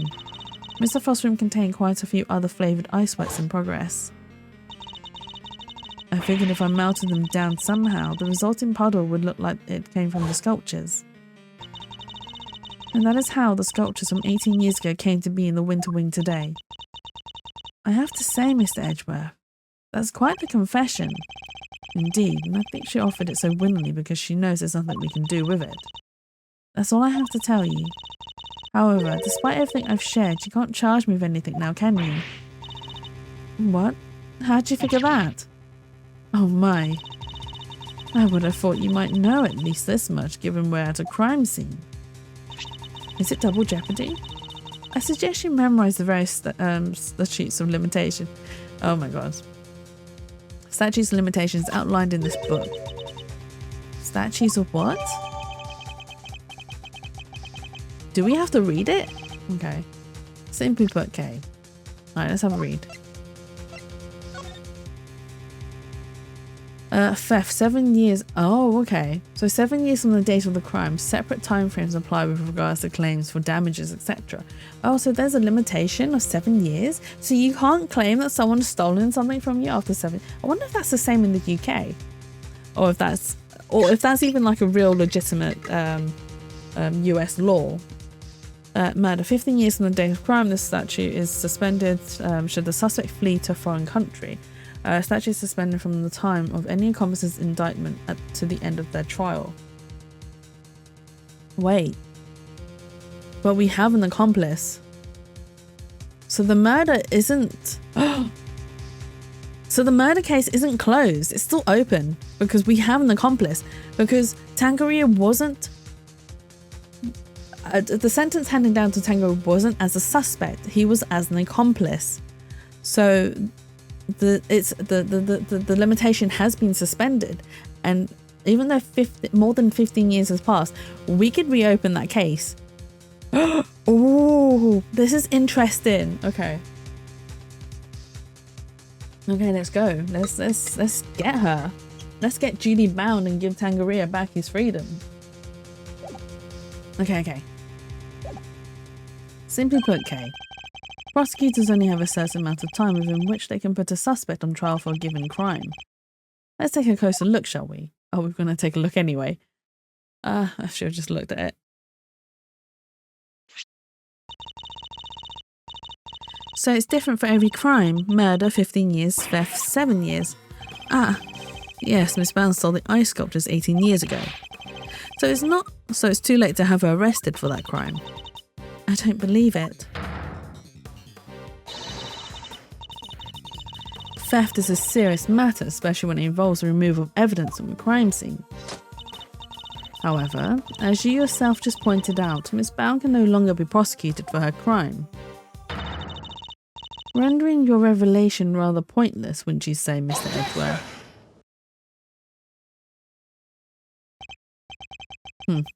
I wouldn't be so sure about that. Well, you see, the theft of the ice sculptures isn't my principal interest here. I find the body that reappeared 18 years after the theft to be of considerable more interest. Are you suggesting that I also hid Mr. Frost's body? I am indeed. I think she hid it too. But how do you keep a body hidden for 18 years without anyone finding it? By hiding it in a very unusual way. Oh, now this is interesting. Are you telling me that you know where the body has been for all this time, Mr. Edgeworth? It's not such a big leap if you think about what Miss Bound has told us already. Let's just say it wasn't just flavoured ice that she removed from Mr. Frost's room back then. Very well, if you are confident in this claim, let us put it to the test. Tell me, Mr. Edgeworth, where exactly was Mr. Frost's body hidden?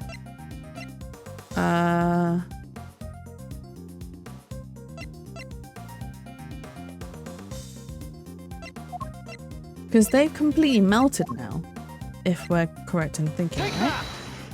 that! A photograph of Mr. Frost's work and of the victim's body, Your Honor.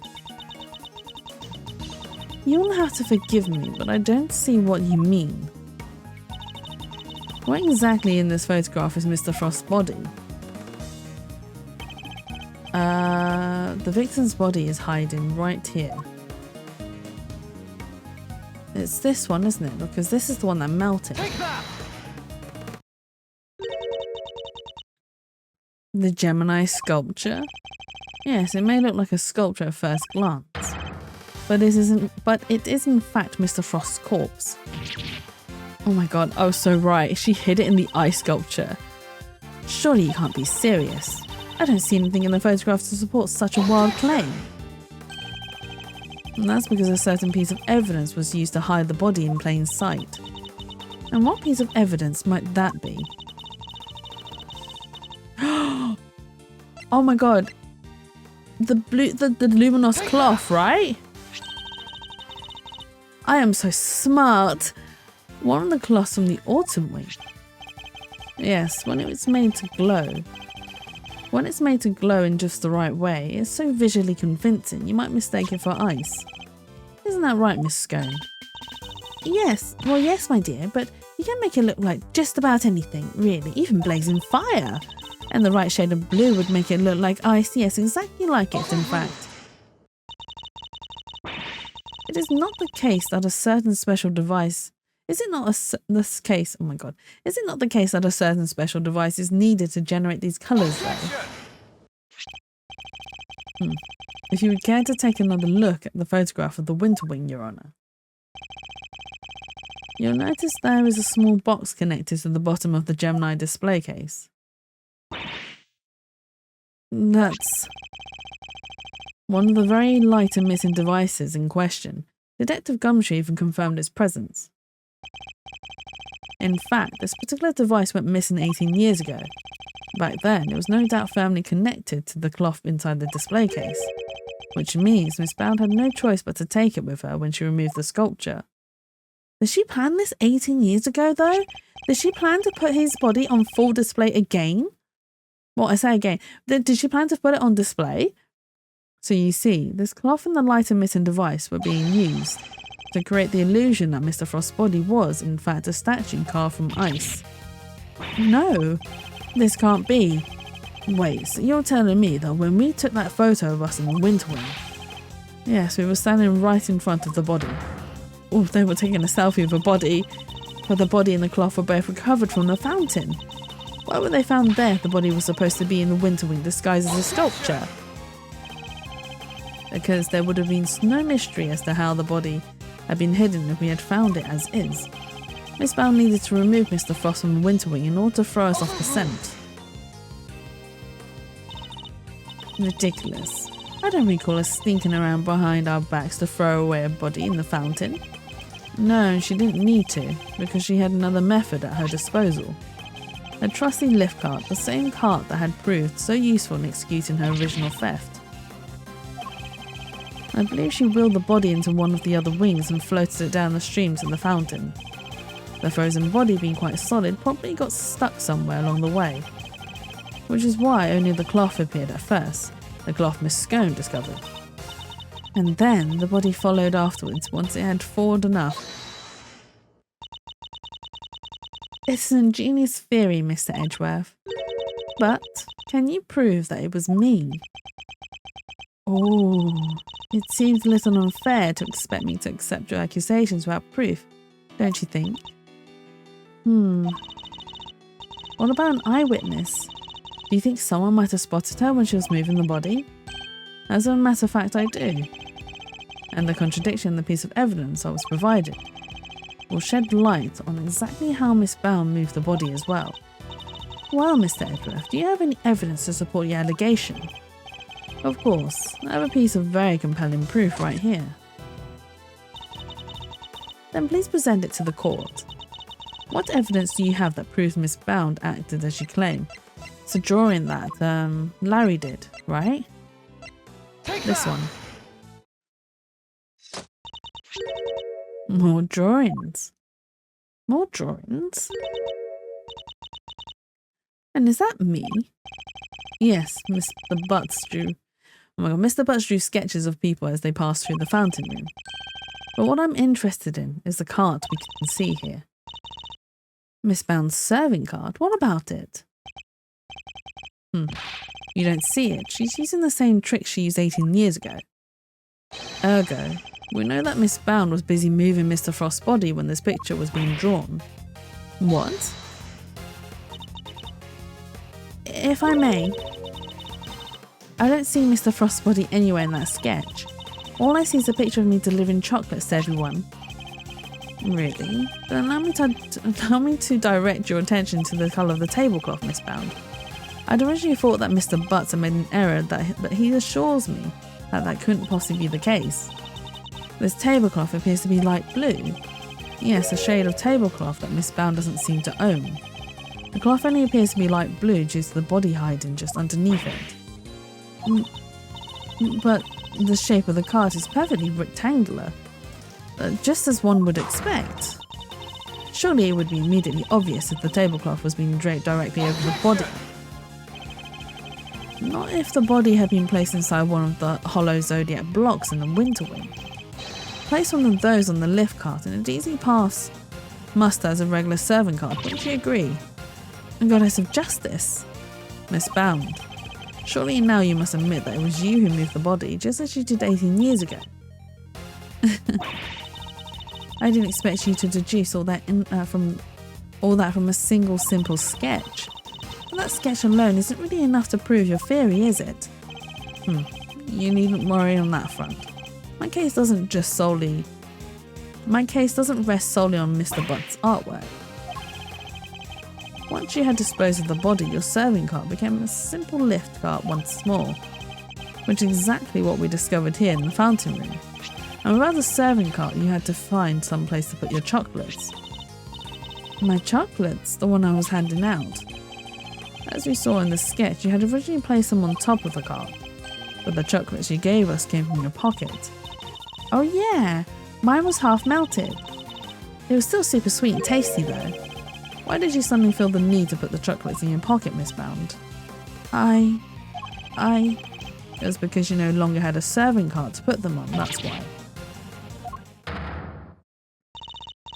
One moment, please. You have explained what Miss Bound did with the chocolates and the lift cart. But what about the tablecloth? Where did it go? Indeed, if stashing the chocolates in her pocket was the only solution she could think of, I doubt Miss Bound had time to dispose of an entire tablecloth. Well, Mr. Edgeworth, do you have an answer for me? Miss Bound didn't hide or dispose of the tablecloth, Your Honour. In fact, it's right here in front of us. Perhaps she would care to enlighten us. Where exactly is the tablecloth Miss Bound used to hide the body?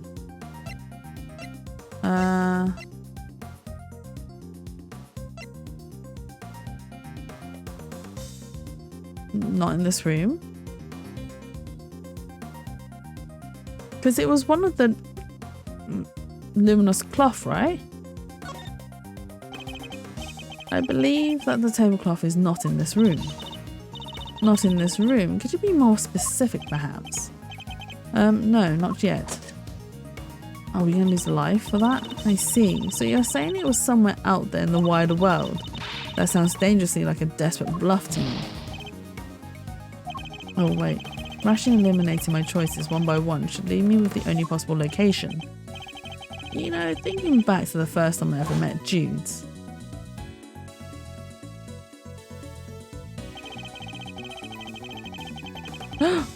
Oh wait, yeah. Was she wearing an apron?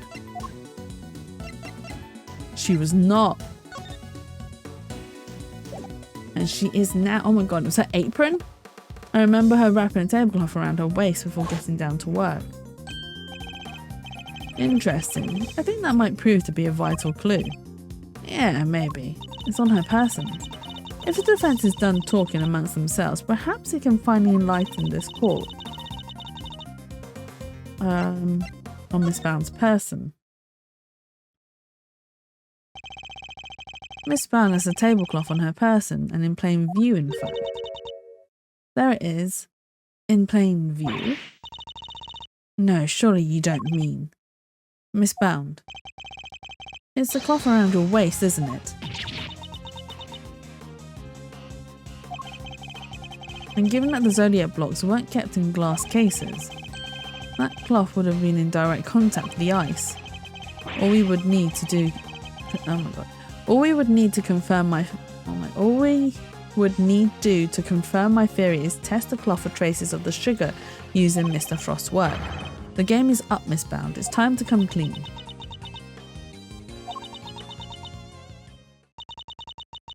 You won't need to test the tablecloth. Everything you said is true. English hard? Yes, Shroomy, English is hard. It is difficult. It is very difficult. This is why I'm struggling. I'm struggling to read. I'm struggling really badly to read, unfortunately. And I don't know why. It shouldn't be this difficult. Although we have had some very difficult words.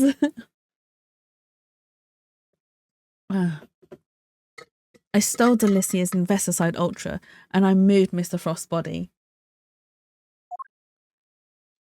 Oh, is she going to be dramatic about it? She's so dramatic. It was me. It was all me. Did she murder Frost? But why did she murder him? Delicia, I'm so sorry. Last week, I went into your bag and I took it. And then I put it in his pocket, hoping to make it look like he had tried to do himself in. I also made sure to leave no fingerprints but yours, just in case the police suspected foul play. Judy, you... Oh gosh. She's so dramatic in it. She really is. But Judes, why? Weren't we supposed to be on the same side? Or fighting together to free Samson? We were, but I couldn't afford to get arrested. Not yet. Not until I'd finally proven that Samson is innocent. I always planned to give myself up in the end, I swear. I know it's easy to say that now, but why do it this way though? It's not like you. I'm sorry, Mr. Fender. I've caused you so much trouble. I've been the guilty party all along, ever since that day 18 years ago. Are you trying to tell us that the true culprit in the IS-7 incident was you? I committed a terrible crime. I took those sculptures and I stole them for purely selfish reasons. The moment Mr. Frost died, they became more than mere entries in the confectionery art contest. They became the final works of Samson's favourite artist. I couldn't allow them to just melt away, not before he came home. And that meant I couldn't let anybody near them, not even the police. So I hid them. I knew it was wrong, but I just had to. I put them in the cold storage room for safekeeping. But what I had actually done was far worse than anything I could have possibly imagined. Because who would have thought that Mr. Frost's body itself was posing as one of the sculptures? So she didn't know about the body when she sold the sculptures. Wait. So she's not the real murderer? Samson is a kind man, a saint. He can never kill anybody, never. And yet, because of what I did, the police never found Mr. Frost's body, and Samson was found guilty.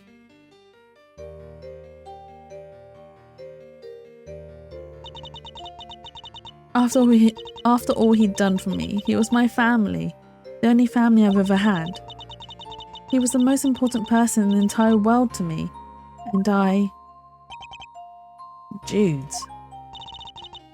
After his conviction, I was forced out of our home. I was finally able to return only a few days ago, and when I did, I went to the cold storage room to check up on the sculptures, and that's when I saw it. Mr. Frost's body. It had been there the whole time. Of course, by that point the statute of limitations had expired. So I did what I did today, because it was the only way I could think of to make things right. It seems I've misunderstood her intentions. Everything she's done really has all been for Mr. Tangaria's sake. Hey, what are you thinking, Mr. Edgeworth? Something that's been puzzling me. Why did Miss Bound use poison gas? Why not a mere reliable method? And why not disguise the autumn wing as the winter wing? The only reason I can think of is to confuse someone who was here 18 years ago. Yeah, I wonder what she had in mind. It was Gusto. Was Gusto the murderer? If she was trying to prove that Mr. Tangaria is innocent, Miss Bound's ultimate goal must be to find the true killer, because she had been trying to discover the identity of the true culprit. Miss Bound, your ultimate aim was to see Mr. Tangaria cleared of all charges, correct? And to that end, you had to expose the real killer and to have the police find the body from 18 years ago. Is my understanding of your intentions correct? Exhibiting the sculptures was sure to force the killer to return to the crime scene. After all, they were the only person apart from you who knew that the body was hidden in the icework. So they would have freaked out, thinking the body was about to be discovered and come running, yeah? Exactly, but Miss Bound ran the risk that the killer might successfully cover their tracks this time. In the worst case scenario, they might have been able to remove Mr. Frost's body from the scene. So how could she lure the true killer into revealing themselves without putting vital evidence at risk? Oh, I see what you're getting at. You're saying that's why the autumn wing was all winter wingy. I am. You were betting on one thing, Miss Bound, weren't you? That whoever opened the Pisces case you had so carefully disguised as the Gemini case would be the real perpetrator of the IS-7 incident. Oh my god, it was Gusto. No. But that would mean the real killer was... Enough, not another word. Do you realise the implications of what you are saying, Mr. Edgeworth? Are you prepared to stand behind the accusation you are clearly about to make? Miss Bound sets a trap for Mr. Frost's killer, meaning that whoever found themselves caught in that trap is highly likely to be the guilty party. But I lack the evidence to support such an assertion. To accuse someone without any evidence is not to be done lightly, so should I really go ahead and make my accusation and name Mr. Frost's killer nonetheless? Oh, that's a tough decision, and we're gonna make the accusation. My ultimate goal is to see the truth exposed, and to do that, I need to seize the moment. Yes, that's right, Edgeworth, you need to seize the moment. Yes, Judge Gavel, I'm prepared to stand behind my accusation. I know exactly who is to blame for the IS-7 incident. Gusto. Take that! Is that why his son disappeared? Mr. Gusto, the victim of the poison gas attack, is the perpetrator behind the IS-7 incident. Gusto? Mr. Gusto. Miss Bound. As we have established, you knew that the opening of the gallery would lure in the real culprit. And you set up the poison gas trap in order to catch them, did you? Despite the fact... Oh, do you dispute the facts thus far? You're a very impressive man, Mr. Edgeworth, just like your father. And of course, you're absolutely right. Then perhaps you could tell us exactly what happened in your own words. Of course, I have nothing to hide anymore, so I might as well tell you everything. As you said, I set a trap here at the gallery to try and catch Mr. Frost's killer. Before we opened, I made sure that the door to the autumn wing was the only one that was unlocked. When opening time came, I went around to unlock the doors of the various rooms and found that the autumn wing had been locked from the inside. The killer's the one on the other side of the door. The thought, well, it frightened me. Hey Faye, welcome in! New model? Yeah! I've used it a couple of times now already, but I can't show you the full thing because my computer does not like the full size image that I'd done. Because it's too big. It's too big. And I already want to change it. I already want to change, well, not change it because it's not good. I just want to change it because, I don't know, I can't leave well alone. But I've had to, so originally the image or the PNG image is actually up to my knees. However, the image is too big, my computer doesn't like it, nor does OBS, so it keeps on dropping frames. So I've had to now crop it all the way to my chest, which is where I originally had it done. So I'll show you quickly. Look, I'm cropped at the chest again. So I still have no legs. That has now become true law of Jatsu, is I have no legs.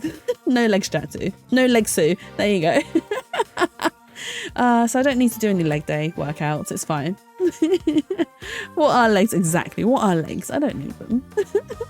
Never heard of them before. But no, I will.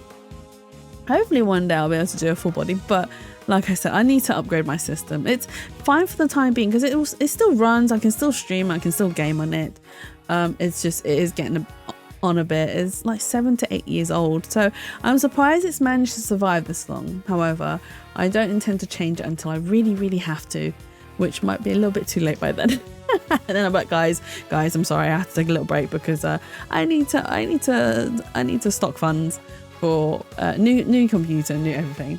But no, I do hope eventually I will be able to do like a dual setup, so a PC and a Mac. I'm like, why the sad face? Why the sad face? It's fine. We'll get there eventually. It's all good. It's all good. You love that for me? Thank you. No, we'll get there eventually. I just like taking these things a bit at a time. And plus, I'm also still waiting for the new release of the new chip, which is going to cost so much money. Oh my god, it's going to cost so much money. And I'm going to be so sad when I have to spend all that money. I'm going to be like, sad times. And also, you know, I can't be here because of the spoilers. I'm sorry, I'll leave you a lurk. I hope you have lots of fun, Jatsu, with Ace Attorney. No worries, I completely understand. Thank you for stopping by. I very much appreciate it. And I hope your studying goes well as well. Then I'll go my comp when I head back home too. Yeah, all of the upgrades. It'll be fun. It'll be fine. All brand new sparkling things, right? That's what we live for. The brand new sparklies. I'll go a room to really want to do. Oh my god. So I really want to do clear out of my room as well, but there's so many things that I can't get rid of because the majority of things that I have here are books and my clothes. And the only thing I can really get rid of are my clothes. I'm not going to have that much. I'm not going to have that many clothes left. If I do a full clear out of my clothes, it's just naked Jatsu at all times. Forget about going out. That's fine. I'll just stay at home all day, every day. Naked. But no, I will sort something out. You can get more in. Yeah, no, I can't. To be honest, I don't need to get rid of all my clothes. I just need to get rid of the stuff that I really don't wear anymore. There's a lot of like, so I've got a couple of flannel shirts that I don't wear anymore. I bought them thinking, oh yeah, you know, they'll be cute for like summer wear, where I can just do like a low cut t-shirt and then a flannel top and then some shorts. It'd be cute. I don't even wear them. So maybe I should get rid of them. And then I've got like some like really limited stuff as well. I've got a Pokemon baseball jacket, which is really cute. We won't know because you're an avatar. I'll draw a naked avatar just for you, Faye. I'll get banned. I'll get banned from Twitch. No, I won't be naked. Don't worry. Gasp. Gasp. Jatsu naked. No. Let's not get ourselves cancelled. Oh dear. Oh, so disappointing. Oh, I'm sorry. Just for you later, I'll send you. I'm kidding. I'm not going to send no naked drawings to you. Oh my god. Oh, and then she simply walked away, leaving him to fall victim to her poison gas trap. My DMs are open for you, Wake. Okay. I'll sneak them into your DMs later. It's okay. It's all good. I got you covered. When I heard that Mr. Gusto was being treated with gas inhalation, that's when I knew he was the murderer. All that was left was for the police to find Mr. Frost's body, and then Samson would finally be proven innocent. At least that was my plan. Judes, why didn't you tell me? You know I'm always here for you, right? You could have found another way. It didn't have to be like this. Thank you, Mr. Fender. You've been You've been so very kind to me all these years. But I'm the last one who created this mess, so it's up to me to try and clean it up. I didn't care what it took, as long as it got Samson out of that awful place. Judy, Judy. 18 years ago, the police managed to cover up the fact that Mr. Frost's body had gone missing. If I went to them now and said it had reappeared, I was afraid they might have tried to cover things up again. So I worked to set off a very public incident here in the gallery in front of as many witnesses as possible. I'm so sorry, Judy. You, Samson, Gregory, I let you all down. Fender, this can't be easy for him. No, I'm the one who should be apologising. Mr. Edgeworth, Mr. Fender, I hope one day you can forgive me, and whatever punishment I have to face, I'm ready to accept it. But please, if I may ask one thing of you, it's that you simply must clear Samson's name. This chapter's so dramatic.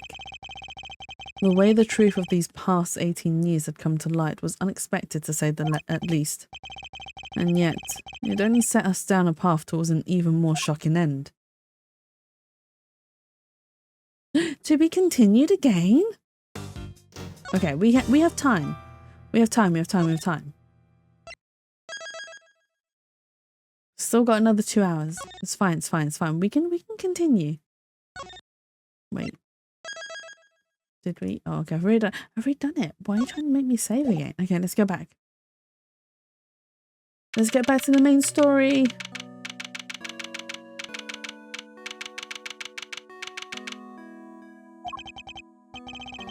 Miss Bound. Are you feeling a little calmer now? Yes. Good. Then allow me to get to the point. Regardless of your intentions, you broke the law. Yes, I understand. Nevertheless, I understand that you did what you did in order to prove Mr. Tangere's innocence. Therefore, if the real culprit really is someone else, then we have a duty to reinvestigate the case.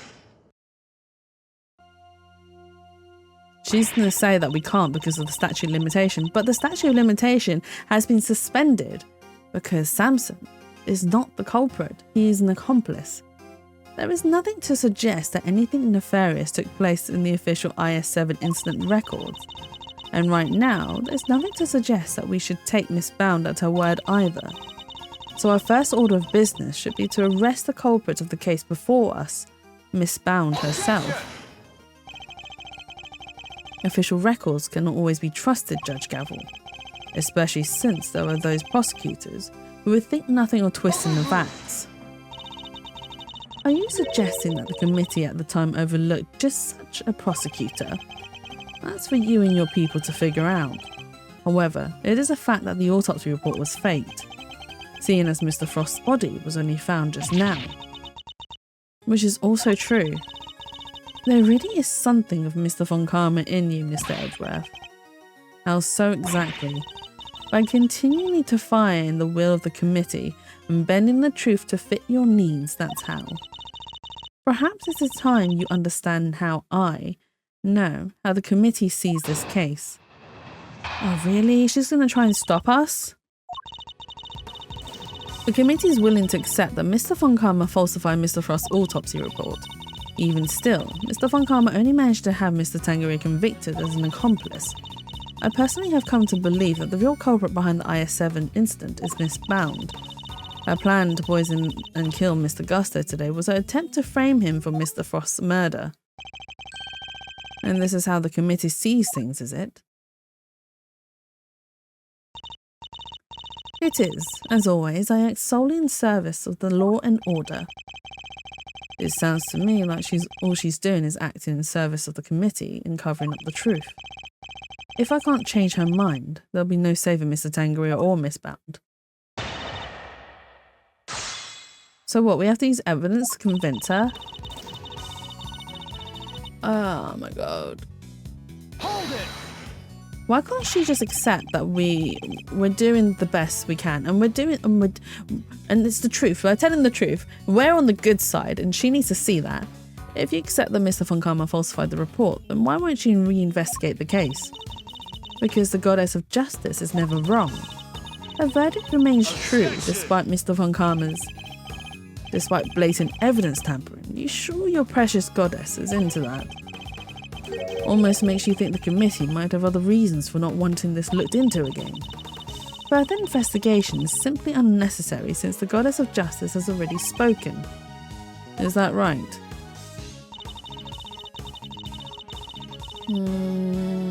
Hold it! She is right. He is only convicted as an accomplice. I believe it was a confession that sealed Mr. Tangeria's fate in the end. A confession secured by Mr. Von Karma, which should surely cast doubt on the final verdict itself.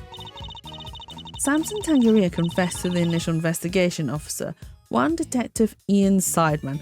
Wait, Ian Sideman? Is he the same guy that dies in the first game? Oh, wait, hang on. Is he the same one? Ian Sideman. Or was his name different? It's gonna drive me crazy. Ian Sideman. Was police lawyer to prosecute. Who worked on the... Oh no, he wasn't. Okay, because I thought that Ian Sideman was probably the first officer that died in the first case of Miles Edgeworth's game. Samson Tangeria confessed to the initial investigation officer, one Detective Ian Sideman. Inside Man. The official records state that it was his interrogations that led to the conviction. Therefore, all I can say to you is the goddess of justice has already spoken. Unbelievable, she just won't budge at all. Are these committee guys really that big of a deal? In many ways, they are a prosecutor's worst nightmare. So kind of like how the police are to the great thief, huh? Funny you don't seem to have a problem working with the police when it suits you though. I mean, to be fair to Faye, she has been... Not Faye, Kay, sorry. Kay, it's because her name's Kay Faraday and my brain was just like Faye. To be fair to Kay, she has been very helpful though. Hold it! Are you suggesting that Mr. Tangeria and Miss Bound killed Mr. Frost together? Why not? You could even imagine they split their roles as spouse. Mr. Tangeria could have been the one to commit the act itself, while Miss Bound was to remove the body. What? The thought that we could ever kill Mr. Frost? You stole his corpse and hid it for 18 years. Is it really so surprising that you might... Miss Bound has freely confessed to all of her crimes. Now's not the time to speculate about what else she might have done in the past. Very well, then let us pass judgment on what we know she did in the present. Hold it! To be fair, yes, the poisoning of Mr. Gusto is attempted murder. Why would Miss Bound have chosen to frame Mr. Gusto for the murder? No doubt because he suspected her for being the real culprit. He may have entered what he thought was the Winter Wings simply to see if the Gemini statue was genuine.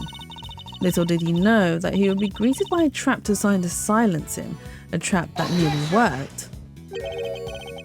Do you have any evidence to support that line of reasoning? Unfortunately, Mr. Gusto remains in critical condition. It will be difficult to prove anything until he regains consciousness. In other words, there is little we can do for now. On the contrary, there is plenty we can do. You still have not grasped the situation, have you? Then allow me to spell it out for you. We have all the evidence we need to explain both the IS-7 incident and the poison gas attack. Oh, they do now. All the evidence you need. In the matter of the IS-7 incident, we have a body, a murder weapon, and 2 suspects. As for the poison gas attack, we have the sources of the 2 chemicals in Miss Bound's confession. And as for you, Mr. Edgeworth, we have enough evidence. We also have enough evidence to see that you yourself will have to answer to the committee in a formal hearing. Whoa, that doesn't sound good. Don't worry, Miles Arena. If nothing else, you're always more than welcome at Edgeworth & Co. But hang on, if the committee decides to ban him from law, he'll lose his license. It doesn't matter if he is a prosecutor or an attorney, he'll still lose his license. Either way. Your Honour, I'd greatly appreciate it if you could stay focused on the matter at hand. Of course. Now, where was I?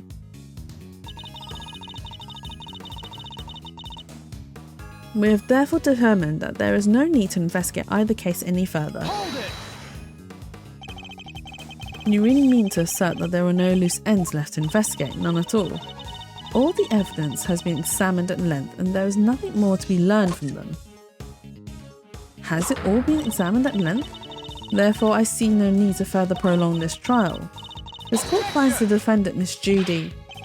Your Honour, I'm certain there's something that still needs to be examined. The hammer's about to fall, Mr. Edgeworth. Only hard evidence can stop it now.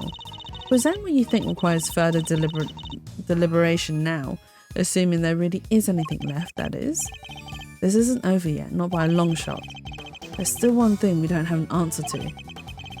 And it's up to me to point it out to Judge Gavel. Oh my god. What evidence do we have?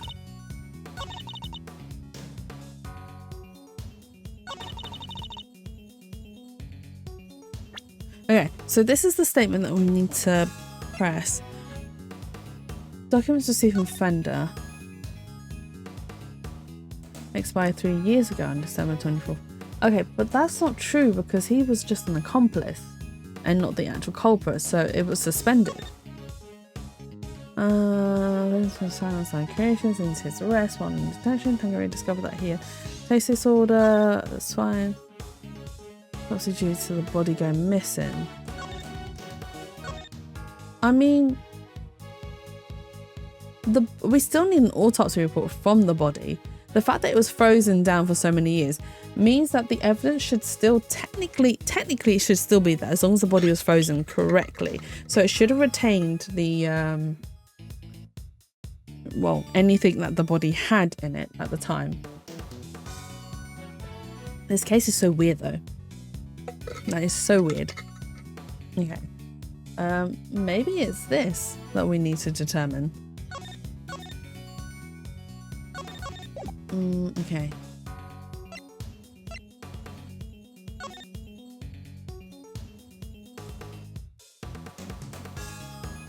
So we discovered that that was the poison gas being produced from the ubiquium and the pesticide. Fingermarks left by someone in Tangeray's room, no accompanying prints. We know that so Frost's son and Gusto's son are both missing as well.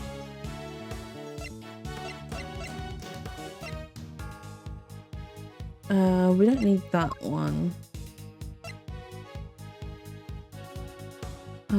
We have therefore determined that there is no need to investigate either case any further. And the fact that we have that, hey Josh, welcome in. Hope you're having a lovely, wonderful weekend so far. I'm trying to figure out this case. So she says that there's nothing left to investigate, but there surely must be. We have all the evidence we need to explain both the... But there isn't a full explanation. I need to investigate either case any further. And I'm stuck on which evidence needs further looking into. You're good? Good. I'm glad to hear. I'm glad to hear you're doing good. It's an early start for you today, isn't it? 4 p.m? No?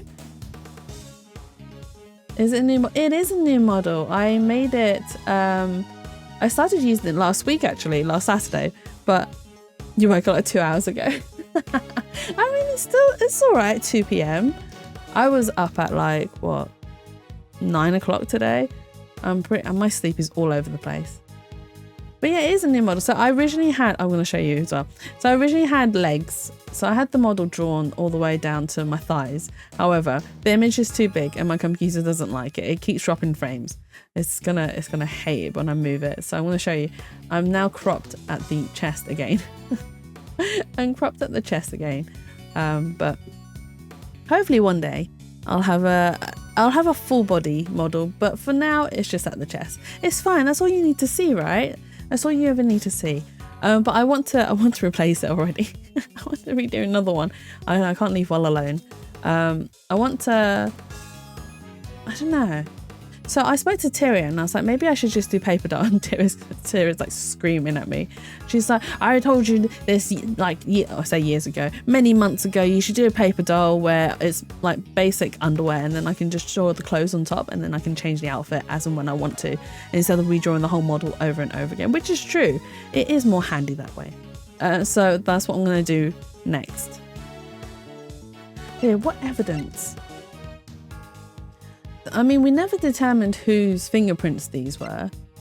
Well, they did Alicia's though. A photograph of the murder weapon with an i7. It's a salt lamp stained from Frost's blood. But I mean, we already determined that already.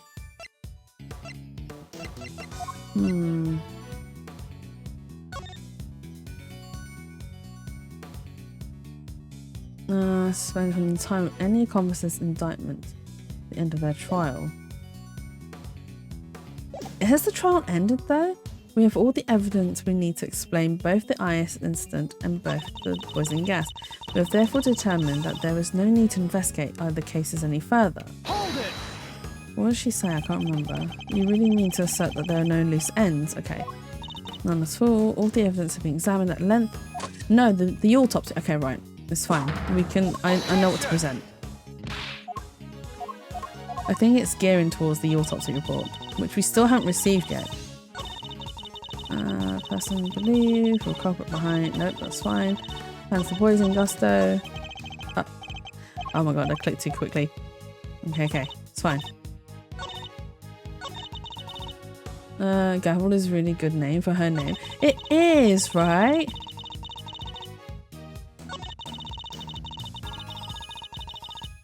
Present. This one. It's fine if we lose life. It's the wrong thing? Really? Silence. Such statements will not be tolerated by this court. And why not? What precisely is wrong with my statement? For one thing, the fact that you clearly do not believe it yourself. Was that obvious? Okay, so it's the wrong bit of evidence. Oh, maybe I should have saved. I should have saved, right? I'm gonna scum save. Hang on. Let's save. Save. I do like her as a character, as annoying she... Well, actually, okay. So she's not actually that annoying. It's just annoying when she protects the wiener. But then she sends it because she doesn't believe he is a genius. She just keeps saying that he is. And it's like, well, you're telling us not to present evidence that we do not believe in. So why the hell are you trying to protect someone that you do not believe in? Objection! Okay, so it's not that. I believe there's something wrong with it. Well, no, nothing seems out of place. Then perhaps you can refrain from insinuating otherwise. Oh, English is hard today. Okay. What do we need to investigate?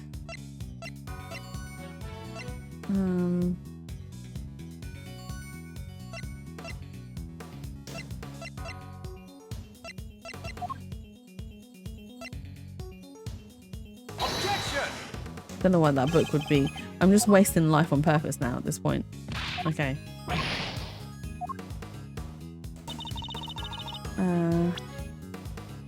That book is going to come in handy later. I bet it is. No, we already knew that.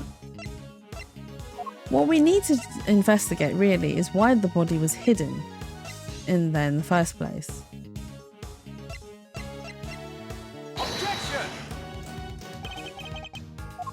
No, not them. Oh my god. It's not watch Jatsu solve cases, it's watch Jatsu fail at the cases. No, not the blowtorch. Oh my god, I'm gonna actually die, aren't I? I'm going to die! Oh no! I'm gonna lose my... Oh, wait. Didn't mean to click off of it.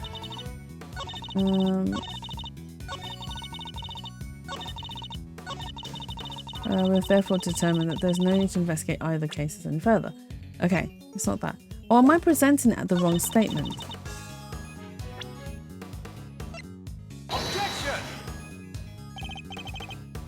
No, okay. Okay, it must be that statement, because this is the statement that when we pressed, it was like, oh, she thinks that there's nothing else left to explain. Objection!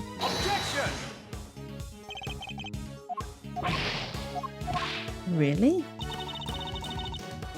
I'm literally presenting everything at this point.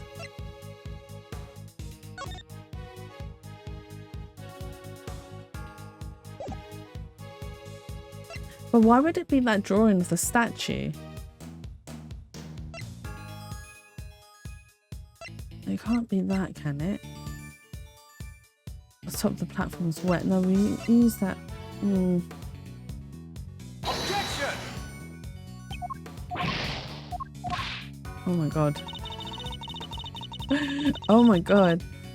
I've practically presented everything. So it wasn't the case file, not the Gary pamphlet, not the Winter Wing. It can't be that. It can't be that.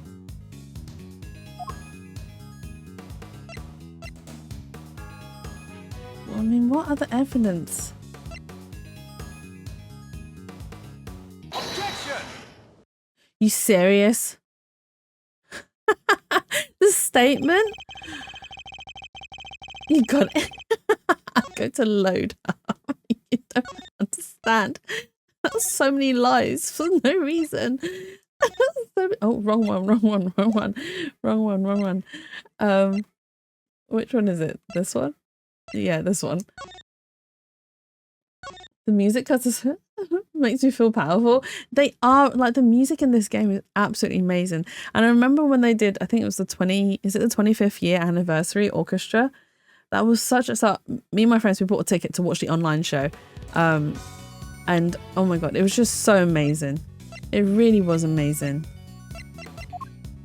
But why did we have to look into this? Results of the analysis conducted in the melted contents of the Gemini case. Detected salt, sugar, blood. Sugar composition matches that of the sugar found in the pale blue liquid in R.T. Frost's room 18 years ago. Sugar detected in fountain water also seems to be a match. But why is this? I don't understand why this is something that needs to be looked into further. Sugar composition matches that of the sugar found in the pale blue liquid in R.T. Frost's room. Anyway, we're going to present it because apparently that's a bit of evidence that we need to look into further, which I don't understand why. I'm afraid there is still one question concerning the i7 incident that remains unanswered, Your Honour. Would you mind taking a look at this? I mean, there is one thing as well why the strings were salty as well and the rest of it was sweet, because we never found an answer as to why that was. What is it? The test results carried out on the liquid at the bottom of the Gemini case and the Winter Wing.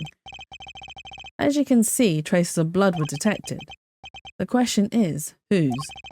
Oh, that is also true, because we don't know whose blood it belongs to. Especially music on this section, right? The Ace Attorney soundtrack is just beautiful. It's a beautiful masterpiece. But yeah, you can actually find the orchestra, it's the best, it really is. So you can actually find the orchestra on YouTube. It's not legal, it's illegally uploaded, but it's still there for you to listen to. And it's worth listening to because it is a beautiful soundtrack. I'm glad they didn't change any of the original songs in the remaster. I wouldn't think they would though, that's the thing.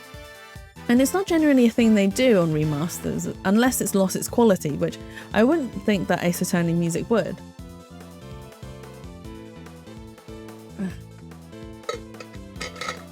Right. Until that question is answered, I hardly think you can claim to have all the evidence. There was blood in the Gemini case? Why did I not hear about this from Eustace? Because Detective Gumshoe informed me of the results directly. I was planning to tell Mr. Wiener about it myself, of course. You kept this to yourself until now, despite having no jurisdiction here whatsoever. The games were limited by the DS and GBA compatibility, so it's crazy they still sound so cohesive. I mean, yeah, that is true. But I think with like digital music, it's easier to enhance than digital art because of the sizes.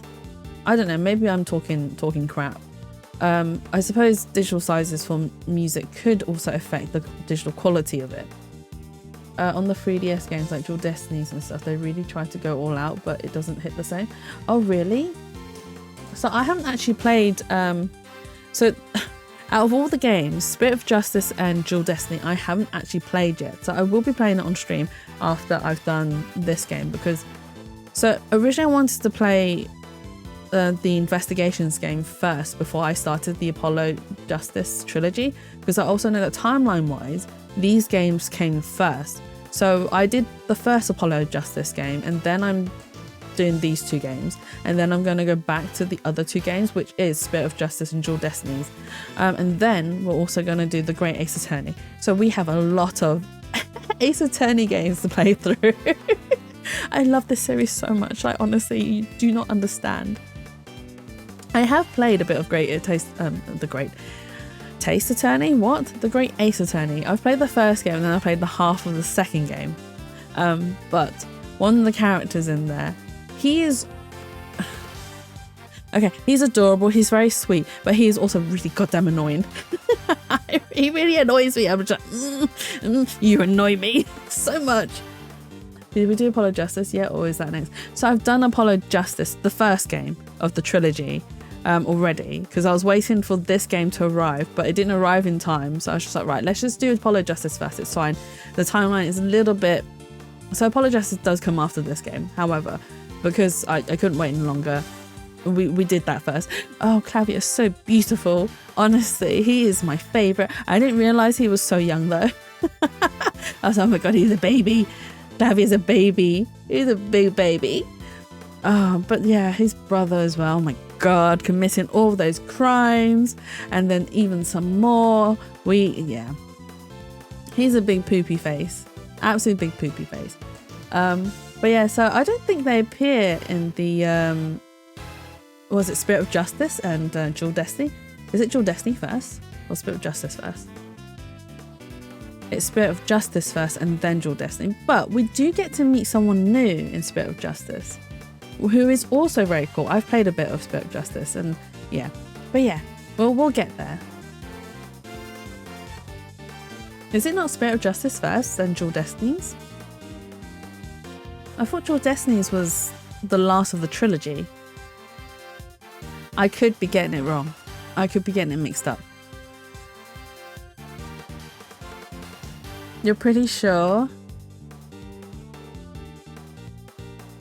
If you're wrong, what do you owe me?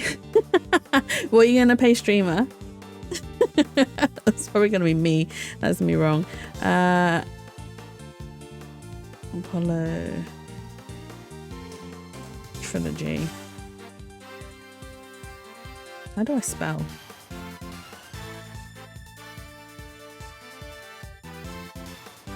Included. You're right. Dual Destinies is first. Streamer's wrong. Streamer's wrong. Oh, well, if I owe you I'm wrong, then what do you owe me if you're wrong? I will... I'll think of something. I'll think of something. I was wrong. You're right. I'm sorry. I apologize. You do that. I'll think of something. Oh my god, I'm wrong. And I call myself a fan. Okay. Well, we'll play Dual Destinies next after this game, and then Spirit of Justice. And then Great Ace Attorney 1, and then Great Ace Attorney 2. Oh, the Great Ace Attorney is so sad as well. There's so much sadness in it. Right, we're moving on though. Mark my words, the committee will hear all about what you've done here today. As ever, my interest is in the truth, and if mistakes were made in the past, they must be rectified. If you must report me to the committee, then so be it. But in return, we must be allowed to investigate this case to the very end. Yeah, I remember playing the first one with an English patch on 3DS. It felt like it was never gonna come out here. But he did though, didn't it? So I know that. Oh yeah, because it did. Well, only digitally, I believe, because I got it digitally on my 3DS, and then I never played it. And then obviously the 3DS shop was announcing that it was closing, so then I went and got the extra chapters as well, which I don't remember if it's included in the Switch game. I think they are included in the Switch game. I need to double check that. If not, then we'll have to think of something. That is not my decision to make. You'll need to discuss it with Eustace. Guess who's back, losers, and with good news too. Here comes the wiener. It was a close call for a minute there, but Camillo Gusto is alive. They did him dirty with Eustace. I mean, he is... The name works though, because he's called Eustace Winner, which is a pun for useless winner. And I call him Wiener, because he is a wiener. He's annoying. Gusto. He made it.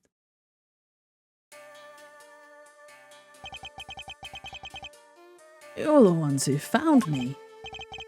Yup, long time no see, Gusto. You like this pastry man? But he's a murderer, Josh.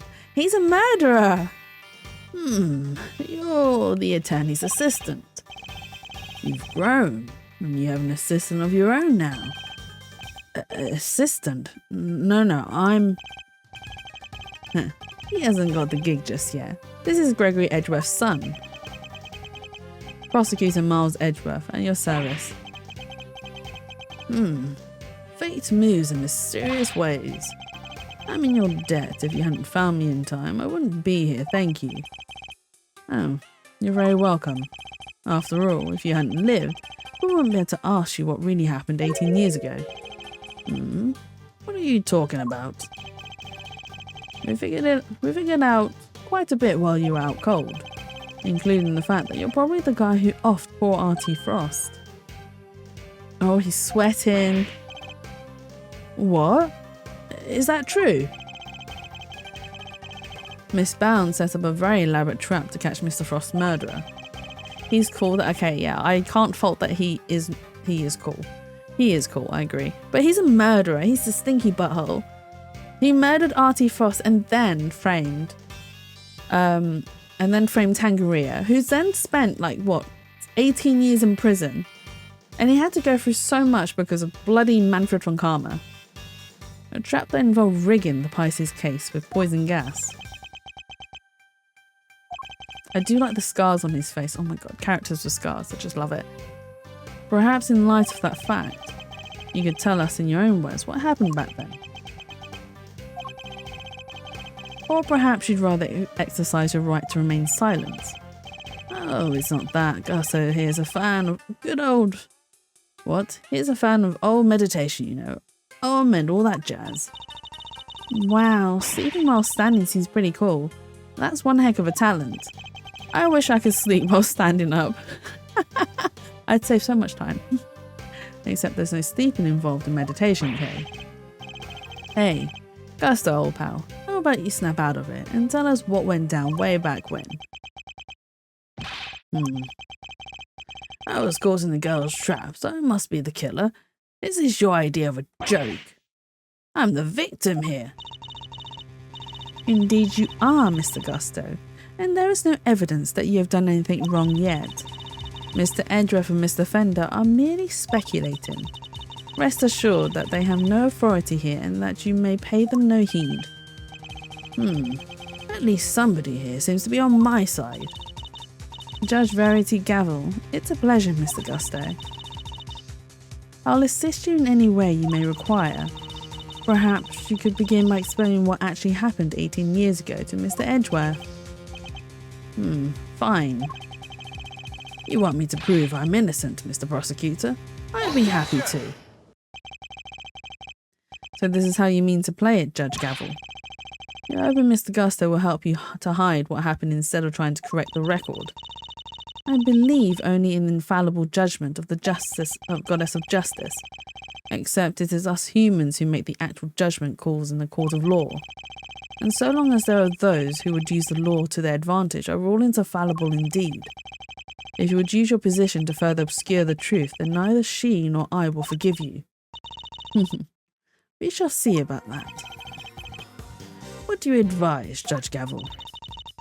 It seemed that you are under suspicion because it was you who triggered the poison gas, specifically by opening the Pisces case's lid. Would you be so kind as to share why with us?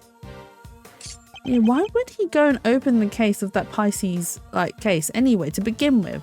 Like, why would you? Even if, right, it wasn't rigged or whatever, or even if he wasn't, especially if he wasn't the murderer, there's no reason for him to tamper with the exhibit, right? It doesn't make sense. Understood. I came to see Frost's sculptures. Simple as that. I made a mistake with the opening times and arrived a half an hour early. Miss Bound was here. Miss Bound, was there no one at the reception desk around that time? Oh my god, English is hard. I left the main entrance unguarded and unlocked just in case the killer made an appearance. I was also busy making preparations elsewhere all the way up until the gallery's opening.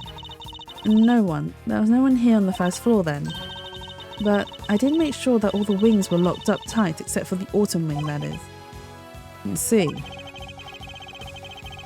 She did all that just to steer the culprit into the autumn wing, which is precisely where Mr. Gusto went. Sneaking into a building's pretty suspicious, however you slice it. Silence in the courtroom. I'll permit no objections or interventions unless there is some evidence that the witness is lying. The courtroom? You know this is an art gallery, right?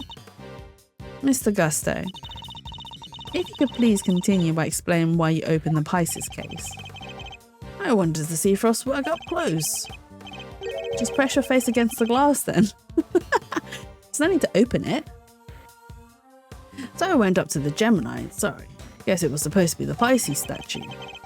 And I saw that the lid was frozen on tight, so I grabbed a blowtorch from nearby and tried to open it. When I finally got it open, gas came pouring out. Fascinating. His is the sort of flawless testimony attorneys can only dream of. Yeah, everything sounds like a lie, kind. I am none too satisfied with Mr. Gusto's explanation myself. Alas, there was no evidence to refute it. Come on, there must be something. It's Bound's story you should be questioning, not mine. I'm not the one who set up the gas trap. She could have killed everybody with that thing. She turned on the sprinklers as soon as the gas was released. She knew exactly what she was doing. She was gunning for the killer and nobody else. That killer being you, old pal. So you believe that self-confessed criminal? Miss Bound is far from blameless in this affair, and she will have to pay for her crimes. But so will Mr. Frost's killer. You seem determined to pin Frost's murder on me. But I have no reason to kill him. That book is going to come in handy because he's going to say the statute of limitations passed, but it won't have because it's been suspended. And you have no evidence to prove otherwise. Can we really not prove that he's the killer, Mr. Edgeworth? Mr. Gusto fell victim to the poison gas, that much is indisputable. Yet no matter how suspicious his actions in the present may seem, they prove nothing about the past. Yeah, but then what about you, Mr. Fender? There must be something we can do. You're right. We may not have evidence, but we have plenty of intel. Let's see now. If Gusto killed Frost, he must have had a reason. He claims not to have a motive, but that can't be true. That can't really be true, can it? If he did it, he has one. Not many people commit murder just for fun. Some people do. In fact, your old man had a little back and forth with Von Karma about a probable motive too, remember? Because they were working together. They were working together to try and win the contest. How can you possibly say that with any how can you possibly say that with any certainty if their relationship had broken down for some reason? That could very well have been the motive behind this murder. struggling to read so badly today. Von Karma wouldn't let us talk to Gusto back then, but we can now. If we can put the pieces together, I think the picture we've been looking for might just emerge. Yes, I think you might be right. I need to think back over everything we know about the IS-7 incident, especially the questions that never got answered. And the finger marks? Were you the one wearing the gloves? It wasn't Alicia who was wearing the gloves because she wouldn't have. Miss Scone denied the finger marks on the frame were hers. But what if they were Mr. Gusto's? Perhaps he had wanted to take a look through the ultimate cookbook for himself.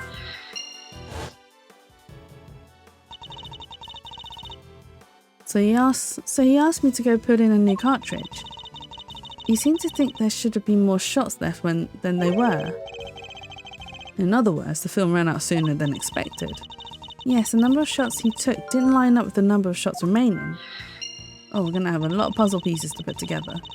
But he thought maybe he just lost track somewhere along the way. My father noticed these things for a reason. I just need to piece them together correctly. In the absence of evidence, it's the only way to the truth. Okay. Murderer's motive. Cooperation ended, remaining exposures wanted. The cookbook.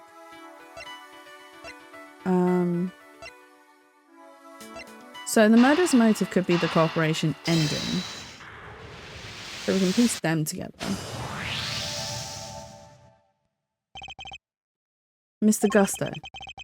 You and Mr. Frost conspired to create works for the contest together, did you not? Huh? So you know my little secret. Mr. Fender was kind enough to inform me. Mr. Frost was in charge of the designs while you were in charge of the flavour. Is that correct? What can I say? I still had a long way to travel on the road to become a master confectioner. But you only collaborated up through the semi-final. Something changed after that.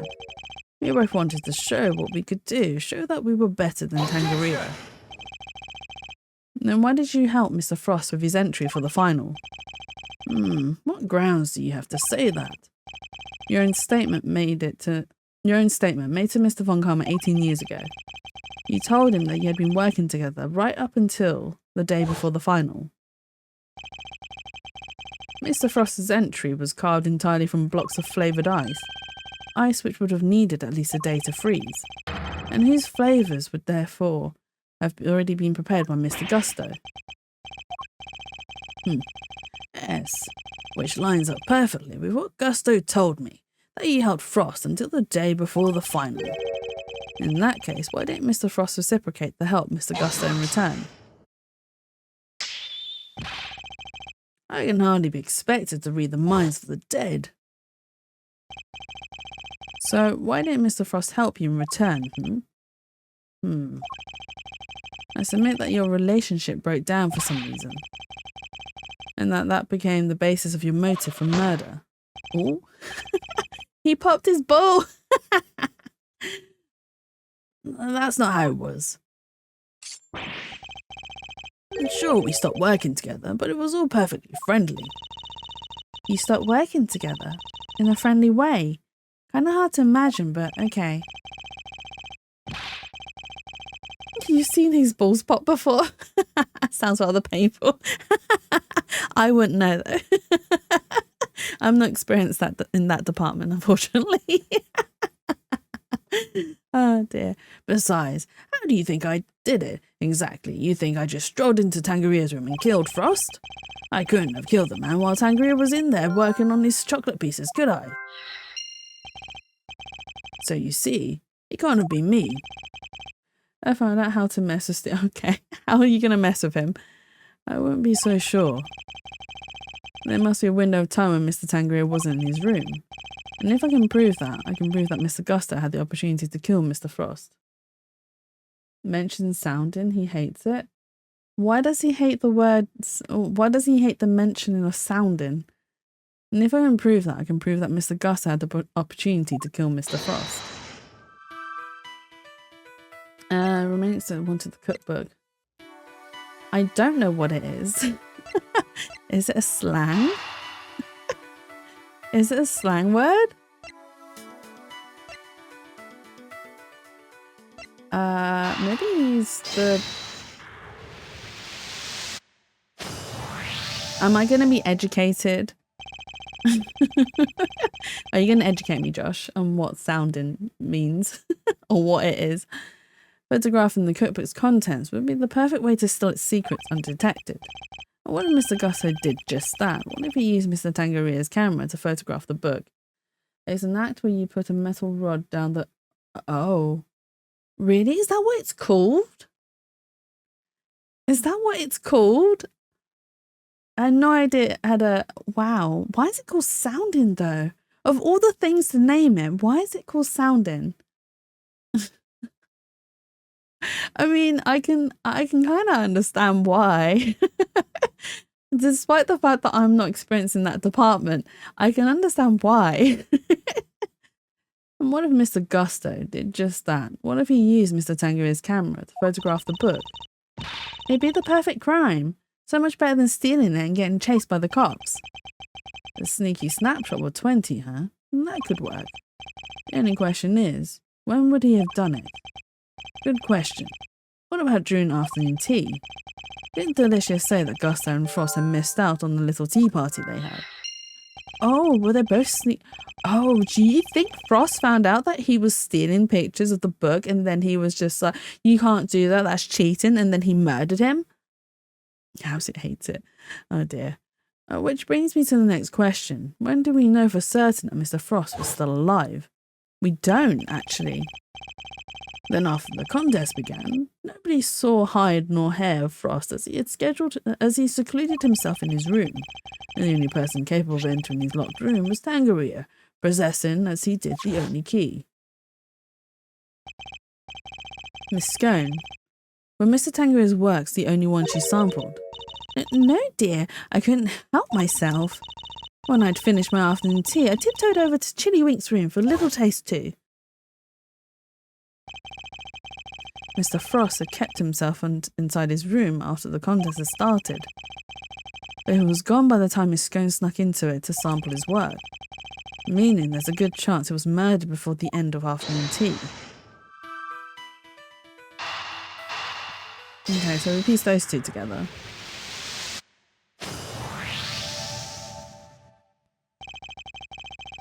We can be sure that Mr. Frost was alive until the beginning of afternoon tea, making tea time the only window during which Mr. Gusto could have killed him. Are you satisfied with Mr. Gusto's story now, Mr. Edgeworth? Sadly, I'm afraid I'm still rather unsatisfied. But things are finally starting to become clear, and the truth will soon come to light at last. Do you mean to say that you have uncovered new evidence? Evidence? No. I was hoping I might convince Mr. Gusto to open up to us about it instead. Oh, is it mind games time again? It is. Mr. Gusto, I have a question for you. We're going to throw chess pieces at him. I said I have a question for you. What is it?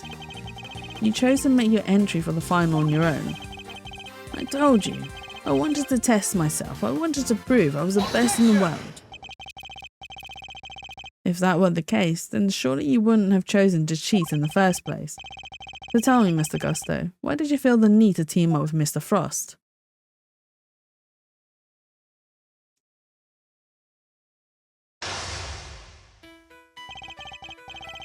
"18 years ago, Mr. Gusto and Mr. Frost collaborated in the confectionery contest.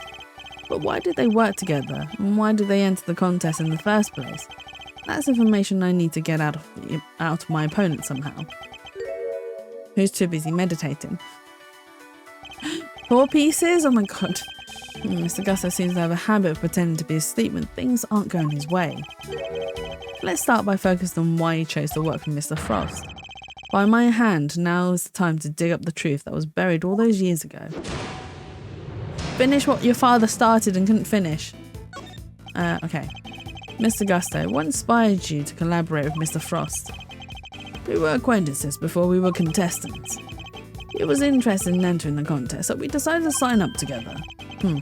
And your decision to pair up with a sculptor had nothing to do with your lack of faith in your skills. You don't know me.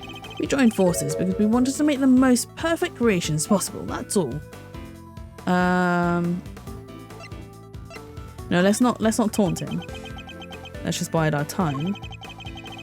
For a son of mine, we're in the same grade at school, so we got along pretty well too. Oh, so you were just two friends who happened to try for the title of world's greatest confectioner.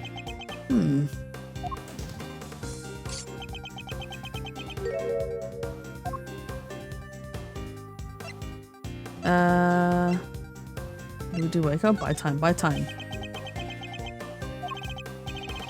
I'm still recovering, so if you've got nothing to say, let me get back to the medical room. Oh no, that was not the good thing. Okay. Oh my god. Okay, fine. At least we know what to do. So we got that one. And we did buy time. Okay, and then we did wake up. Or we do wake up next. Pretending to be asleep when the going gets tough won't work on me, I'm afraid. Mr. Frost was a sculptor, Mr. Gusto. I doubt he cared much about winning a title for confectioners. In which case, he probably had a different motive for taking part in the contest, wouldn't you say? Fine. It was me. I wanted that title. Frost was only in it for the prize, the ultimate cookbook. And since your objectives devolatiled so neatly, you decided to work together. But then, something happened to break down your relationship, perhaps. If so, I want to know why. Maybe their sons had an argument, Mr. Prosecutor. I'm still quite unwell after my brush with death.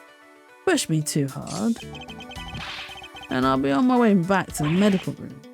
No, wait. You better wrap this up quickly. I'm already dangerously low on patience. Mr. Gusto is desperately trying to make his escape, but he's not going anywhere yet. Not as long as he's still keeping things from me. So let's figure out what he was really after. You get her life back. Okay. There's no time to lose. I need to pick the right line of questioning fast. Did you want more than just a title? You two had your eyes on something other than a title, didn't you? After all, I'm not sure the title of World's Greatest Confectioner even counts for that much. Now you're insulting the way of the confectioner. My only goal was to win that title. I didn't care about anything else. You have no idea how much it would have meant to me. By my time. Look, my sense of design may not have been up to the snuff back then, but you should see me now. Oh, so you've improved. You bet I have. I didn't do all that training in Shanghai for nothing. I'll believe it when I see it. I'll expose all your lies in the end, Mr. Gus. It's only a matter of time. Oh, that didn't work? Sorry, I wanted to see if I could do an impression of you. Turns out it's easy. Okay. Oh no. Okay, so we need to bide our time. I don't think he wanted to pin Bacon Bob. Go. No, it's bide our time. No, it's bide our time again. I looked up to Tangaria, you know, spent hours poring over the designs of his work. He even used to watch it show with my son. Sounds to me like Mr. Tangaria's work was especially influential in your early studies. And with his recipe book, you might have even become the best someday. Maybe. The book was a real treasure, no doubt about that. Any confectioner would have wanted it. Okay, this is where, so you were interested in the book too. You claim that your only goal was to win the title, yet you also seem to have had an interest in the contest prize, the ultimate cookbook. The greatest collection of recipes by the world's greatest confectioner. I can't say I had absolutely no interest in it, and even if I did, what exactly is so wrong with that? Nothing, I suppose. Only that the book contained recipes for medicines, not desserts. And everyone who entered the contest supposedly knew that. I feel like I'm finally getting somewhere. I can't let him slip from my grasp now. I just need to stay calm and keep the pressure on. I like that we get our full life back though. Next, let's find out why he wanted the cookbook. Do you know what the cookbook's really worth? Did you need it to help you make your sweets? Did you know how valuable the cookbook really was? What kind of question is that? It was a collection of Tangarea's recipes. There wasn't a confection in the world who wouldn't have wanted to get their hands on it. I don't have a clue as to how to proceed with this line of questioning. I better try another tag. Oh, okay. So your plan was to win the cookbook and use it to help you with your own creations. What else? A book like that could have improved my craft tenfold. You could have made a lot of money if you sold it. I don't know much about what was actually in there, but it was worth more than money, I'll tell you that. Okay, so we need to push him. Come now, Mr. Gusto. I think you know more about the Ultimate Cookbook than you claim. They told us a little about it at the start of the contest. Do you know what kind of recipes is actually contained, don't you? And that they weren't dessert recipes at all. You see, you did your homework. Fine, so you know what was really in there. The Ultimate Cookbook, or the Angel's Cookbook, to give it its proper title. It's a collection of chemical formulas and ways to synthesize new medicines nobody have ever heard of. So you did know that the cookbook actually contained recipes for medicines. This could be an important clue.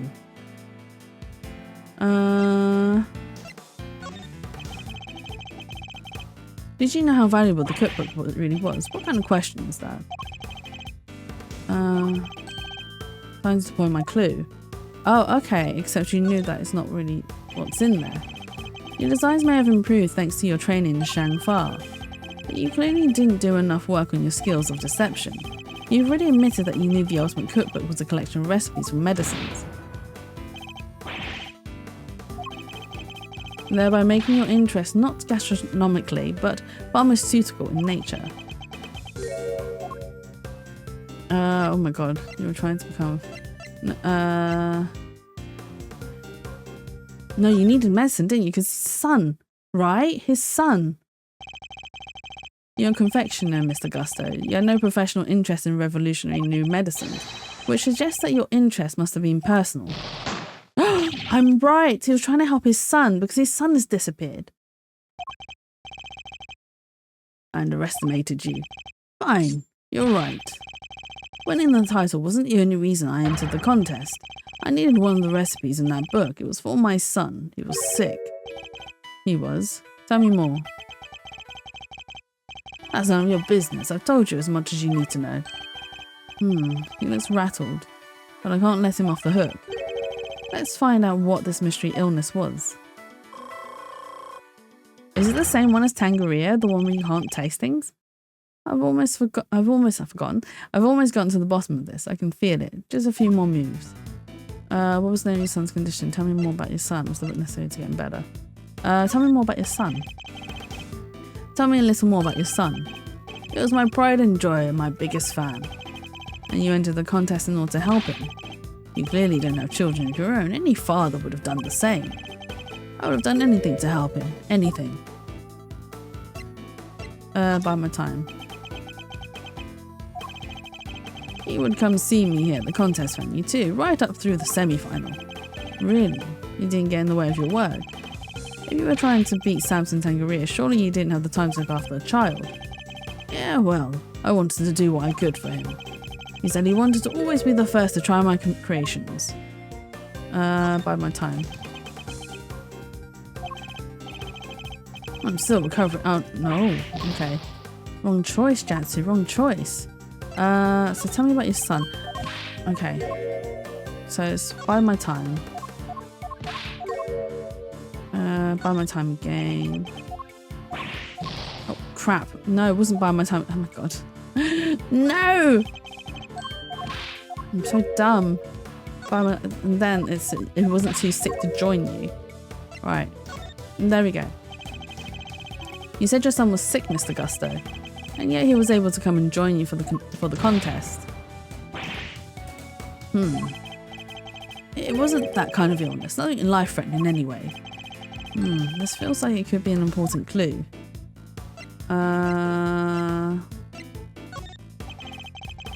So you needed the cookbook to cure your son? Yeah, nowadays you can get the medicine he needed anywhere. Thank you so much, Shuri. I'm I'm trying to not die. But back then, that book was our only hope. Which is why I didn't dare waste my time on fancy tea parties. I have to give my all to work. And what about Mr. Tangeria's work? Surely that tea break gave you the perfect opportunity to go steal a glance at it. And what makes you think I had the energy or time to care about what the others had made? Buy my time. Oh, wrong one? I'm gonna die, I'm gonna die. Oh my god.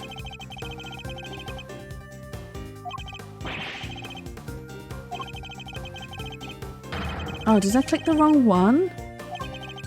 I clicked the wrong one. Oh, okay.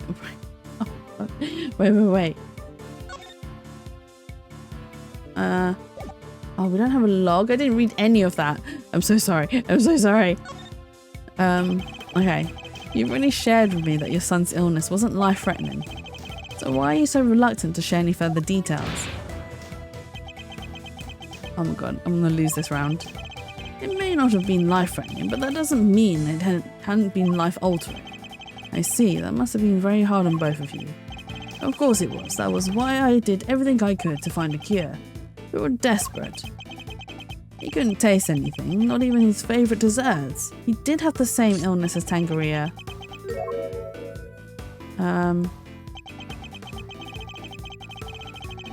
Yeah, I lost this one. Okay. Ugh, I lost life. Okay, we'll try again. It's fine. We got this.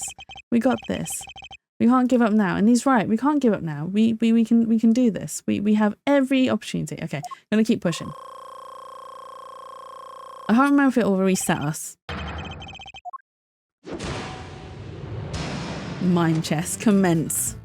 Okay, okay, this one. He had COVID. That is true. It was one of the symptoms, wasn't it? To your son, yeah. Nowadays, you can get medicine anywhere needed. But back then, that book was our only hope. Which is why I didn't want to waste time fancy teas. Okay. But you cared about Tangeria's work.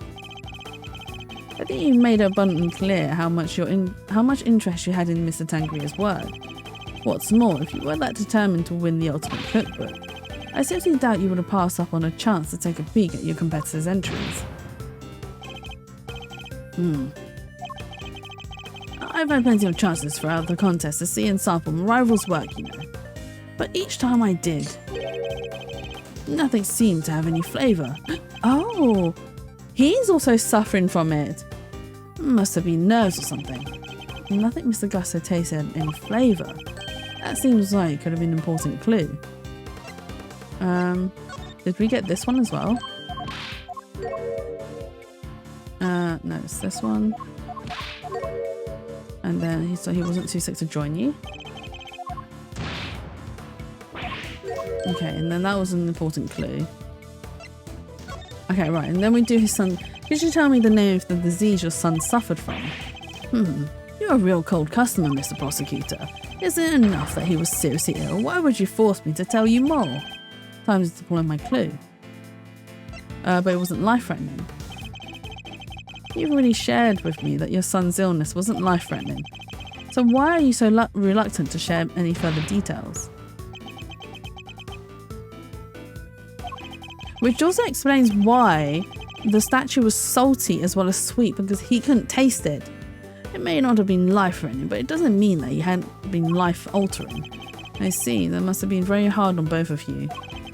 Hey Sandwichy, thank you for stopping by. Hydrate? Sure. Thank you for redeeming Taiyaki snack. And the stretch. Stretch! And the fart. I was waiting for all of that to come through. Ooh, nice big stretch. Oh, I should stretch more. I haven't stretched in ages. Okay, and thank you for the fart, the double fart too. Jesus, you're really stinking up the room now. Of course it was. That was why I did everything I could to find a cure. We were desperate. We couldn't taste anything, not even his favourite desserts. Okay. So do we need... did he have a taste disorder? As I understand it, the Ultimate Cookbook contains the recipe for a very particular medication, one that Mr. Tangaria used to cure himself of his own taste disorder. So he had it too? Two, you say? So your son has a taste disorder then, am I correct? How did I let that slip? You've been asking me to believe that you needed to win the cookbook in order to cure your son. But was that really the case? Of course it was. What are you saying? I'm saying that I'm not so sure that's true based on everything you told me. Time to deploy my clue. You were sick yourself. Taste disorders are difficult to live with. It isn't easy not being able to enjoy your food. You should know, after all. You just told me you'd experienced something like that during the contest. You said that nothing you sampled had any flavour. Those were your words, correct? Which would seem to suggest that you were suffering from a taste disorder. When are we going to break his peace? A confectioner without a sense of taste. Not exactly ideal. Are you sure it wasn't actually your own condition you were seeking to cure? A cure for, Mr. Gusto? I've had enough of your speculations. I managed just fine in that contest. Made all my own entries, no problem.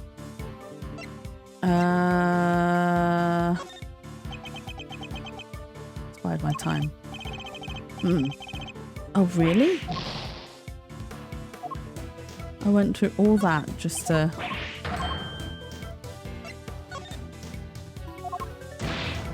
Okay.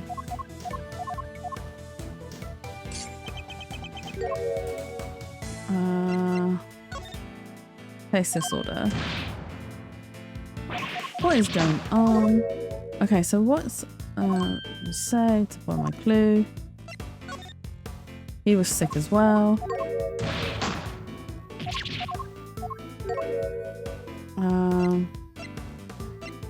The one you're working with, Mr. Frost. Okay, that's the one. We got this. Sorry, but I'm afraid you're contradicting your own testimony. You already admitted that you and Mr. Frost had worked together during the contest. It's too late to claim you did it all on your own. Oh my god. It's just he doesn't even scream or yelp, he just says, which is a really weird sound. You would have us believe that you're a man of principle, a dedicated student of the confectioner's art. Yet you abandoned those principles and conspired with Mr. Frost to rig the contest. Also, you could cure your own taste disorder. You got me, Mr. Prosecutor. As you said, my sense of taste was shot. My son's was fine. I'd kept it hidden for so long, 18 years, and nobody knew. Sadly, you can lie to others, but you can't lie to me. Both Mr. Gusto and Mr. Frost entered the contest hoping to obtain the ultimate cookbook for the medicine that would cure Mr. Gusto's disorder and the money it would bring in from Mr. Frost. Thus an uneasy alliance was forged, and that, I believe, is checkmate. We got life back though. We got life back though. But that doesn't prove that he murdered him, so we still probably have to go through a lot. I'll admit it. You're good. I never told anybody any of this, but you figured it out all anyway. It's true. 18 years ago, I developed a agazia. I'm gonna call it agazia. Agazia? What's agazia? Or agazia? It's a taste disorder that makes it so you can't taste anything at all. A confectioner's worst nightmare.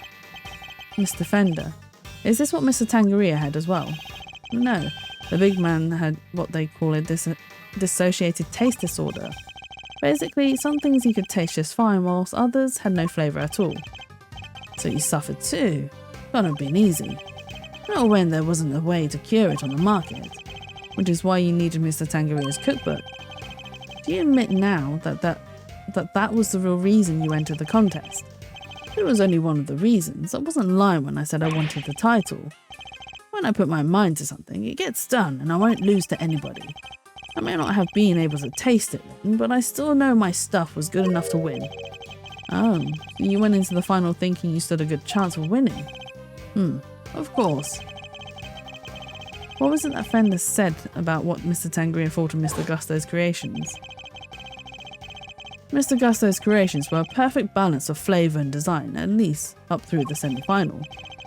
But disappointingly, his entry for the final was subpar on both counts. We were told that your entry for the final was far from the prize-winning taste sensation you describe. What happened, Mr. Gusto? What went wrong? Fine. You want me to talk? I'll talk. But you're not going to like what I have to say. Oh, what's he going to say? And it's a testimony as well. Frost and I were working together right up through the semi-finals. I handled the flavour, he did the designing. But I wanted to face Tangerine in the final on my own, no help, just me and my skills. So I helped Frost with his entry, but mine I did alone. If it didn't taste good in the final, that's on me. What can I say? I like training. And that's all there is to it. Happy now? There don't seem to be any obvious contradictions in his testimony. Yep, not that I thought it'd be easy to get anything real out of him. He's managed to not let slip what really happened for 18 years after all. Why don't you try pushing him a bit, Malzarino? See if you can't shake something loose. I think I just might have to, Fender. Let's go, let's go. So, we're going to press him. Hold it! Hold it! Frost was in charge of designing the work you both submitted, while you handled the taste. Yeah, he was a sculptor, a craftsman, and his sense of design was second to none. But he was clueless about confectionery, which is where I came in. We each did what the other couldn't. Boy, did you not have an eye for aesthetics, not even for the simple stuff. He's so angry at that comment. How do you like me now? Huh? The national symbol sang far. Oh yeah, it's a phoenix, that's awesome. He didn't tell us it's a chicken. I'll say, pretty different to the stuff you were pumping out 18 years ago. Behold the fruits of my training. I've dedicated my whole life to my craft. But back then we both needed each other's help, so we joined hands until the final. Hold it! Hold it. You were serious about winning the title then? Of course, the art of confectionery is my life. Why wouldn't I have wanted to be crowned the greatest? But I still have a lot to learn back then. Guess it's no surprise my work wasn't up to scratch. And the title wasn't the only thing you wanted, there was a cookbook too. And you wanted the book even more than you wanted the title, isn't that right, Mr. Gusto? Overruled! Oh, is she gonna protect him? Mr. Edgeworth, you are badgering a witness who is still suffering the effects of today's attack. I cannot allow this harassment to continue. I understand, Your Honour, but ignore him, Mr. Gusto. You need not answer that vile prosecutor's question. But please do continue your testimony in your own time. Hold it! Oh, so she refuses to let him to answer. Okay. So you're saying Mr. Frost didn't help you at all? But he'd help you up until then, correct? It's a bit strange for him to stop so late in the contest, no? Strange or not, it's the truth. Could be he had his reasons too, I wouldn't know. If he's lying, it's going to be a headache to prove. 18 years is a long time. Not unless that gizmo of yours has a built-in lie detector, Kay. If it did, I'd have stolen the show from Mr. Edgeworth long before now. Don't worry, Fender. I can tell when he's lying. No doohickeys assistance required. Please, Mr. Gusto, continue your testimony. Hold it! But it wasn't that he lacked training, he lacked the taste. And yet I heard that your creations prior to the final were scored highly for their flavour. So what went wrong? Was there some kind of cooking accident on that day? No, nothing like that. It was, I told you, I had a taste disorder. My sense of taste failed me, it's as simple as that. But Mr. Frost's entry was complimented on its flavour. Your sense of taste hadn't failed you then. Did something happen overnight? Oh, something did happen overnight. I don't think he's going to spill any more beans, Mr. Edgeworth. Then perhaps I should ask him about something else. Oh my god. Ask about the semi-finals? Ask about Mr. Frost? Let's ask about the semi-finals. Did something change between the semi-final and the final, Mr. Gusto? Not really.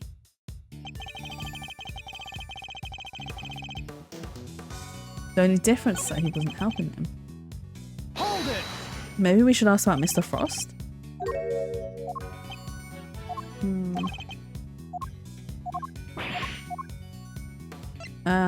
Ask about Mr. Frost. You knew Mr. Frost from before the contest, correct?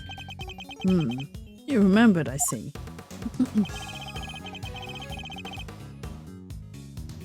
My son and Mr. Frost used to go to elementary school together. Which is also true, because we have a photo. Oh my god.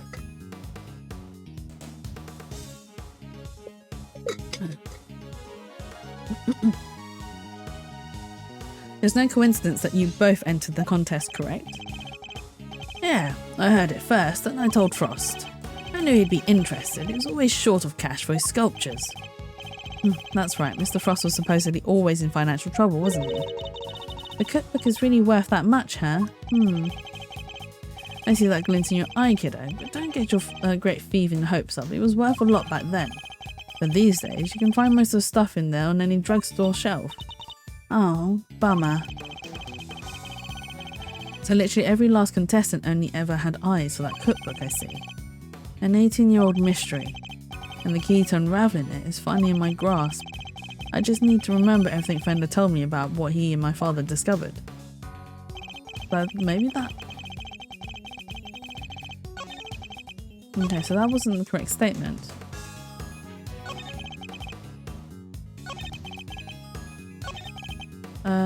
Okay. Because I don't think it was the statement about...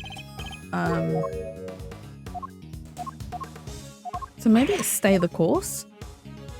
Because it wasn't about the semi-final, but then yeah, I didn't press the semi-final comment.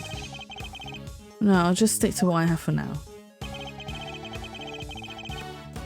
Oh, okay, maybe not. Okay, hang on. Let's change it to the other statement, and then we'll press it. Something changed between... the only difference between semi-final and the final was that Frost wasn't helping me. But why wasn't he? Well, aside from him turning around saying that he wanted to do it himself, so you really completed your final without your final entry without Mr. Frost's help. I may not have had these designs to lean on, but I knew I was still solid when it came to flavour. So the visuals were the only thing that changed between the semi-final and the final. Are you sure, Gusty old pal? Gonna have to call you out on that one, I'm afraid. It wasn't just its looks that got a big thumbs down from Judgment Time. You got trashed on Flavour too. It doesn't sound much like a winner to me. Despite his confidence, Mr. Gusto failed on Flavour too. The lack of Mr. Frost's assistance shouldn't have affected that. So was there some other reason, some other difference? The key to unraveling in grass.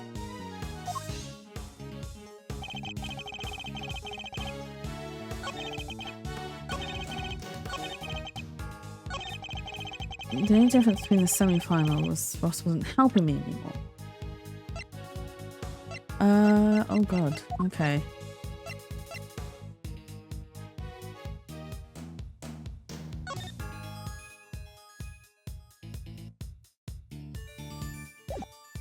Why is that different though? A photo of Frost, Gusto and their sons. Gusto's son visited his father daily through the semi-final.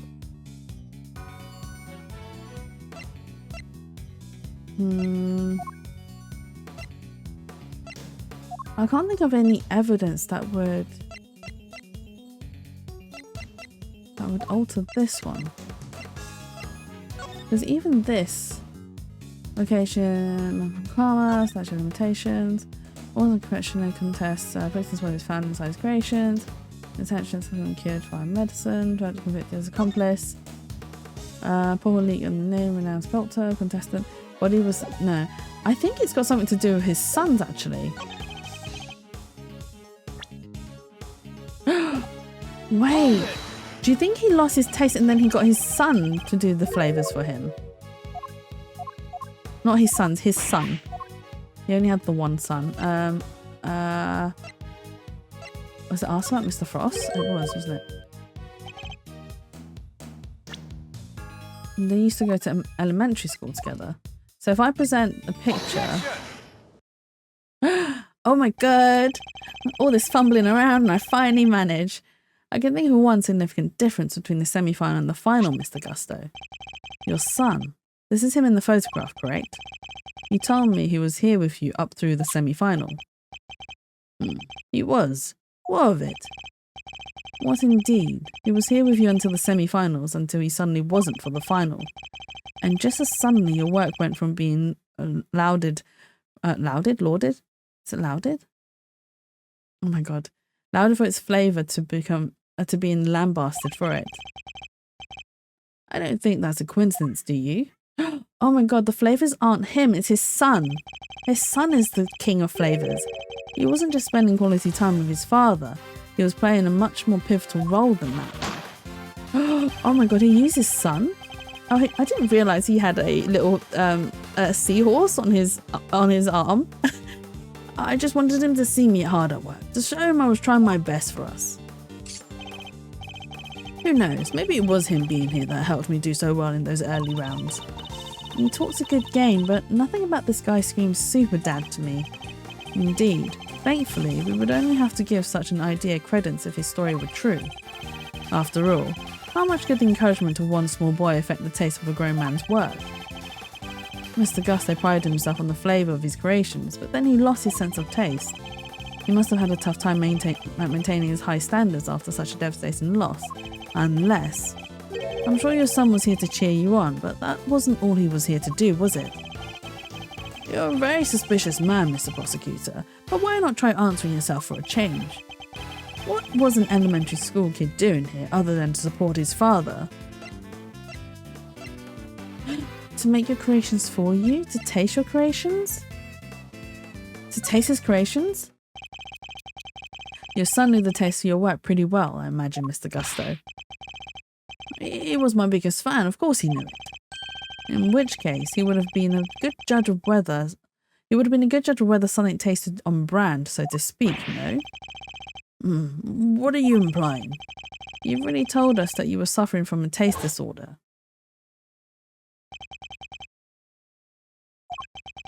I'll admit it. You're good. I never told anybody any of this, but you figured it all out anyway. It's true. 18 years ago, I developed agasia. No one knew about your condition. Indeed, I doubt Mr. Frost would have wanted to continue collaborating with you had he found out. After all, it was your job to make sure his creations tasted good. Therefore, your son wasn't just here to support you. He was helping you by taste testing your work. Dang, that all makes sense. Frost's stuff tasted good because he really was finished the day before when the kid was still here.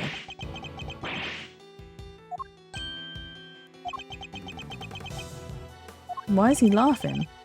You have a vivid imagination, Mr. Prosecutor.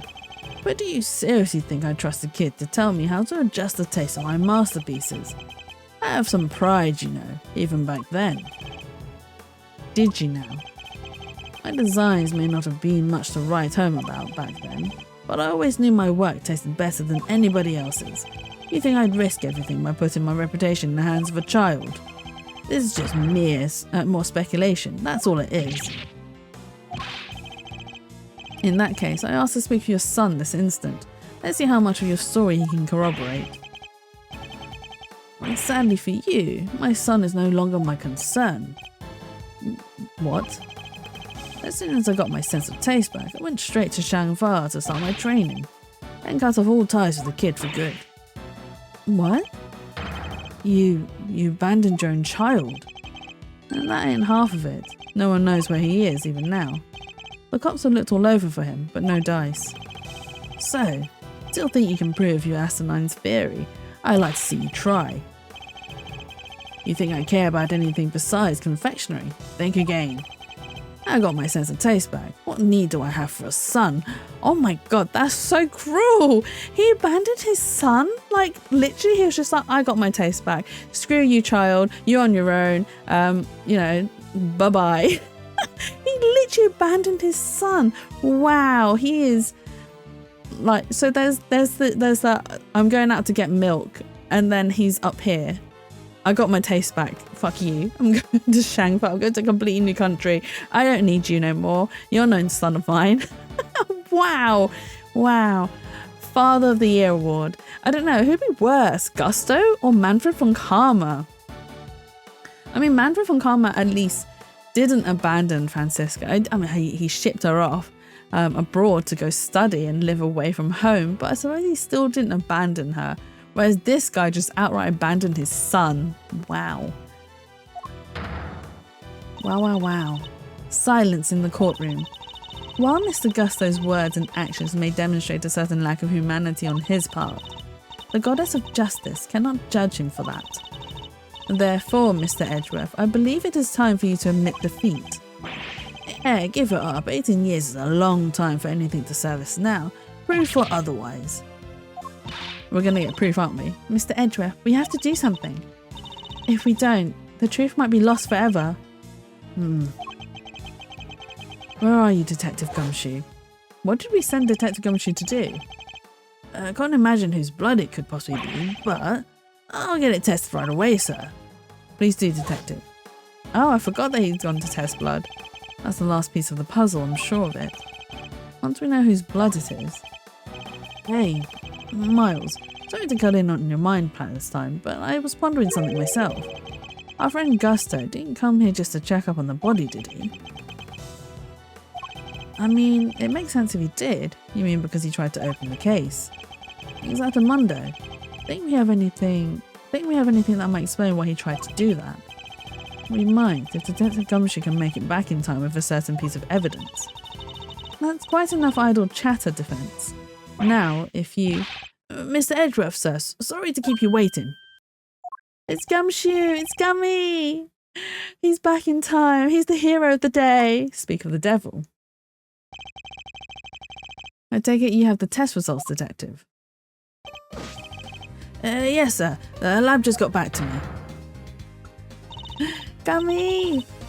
Detective, please. Court is in session. Now then, am I right to assume that you are bringing us the evidence Mr. Edgeworth was just speaking of? What? Hey, no fair. Why didn't anybody tell me about any of this? It is indeed the evidence in question, Your Honor. It needed testing, so I asked him to carry it out. What the? Why is everyone always helping you?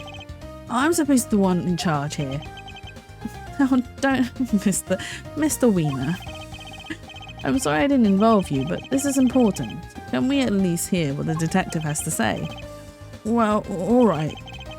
So, Detective Gumshoe, what did the test have to tell us?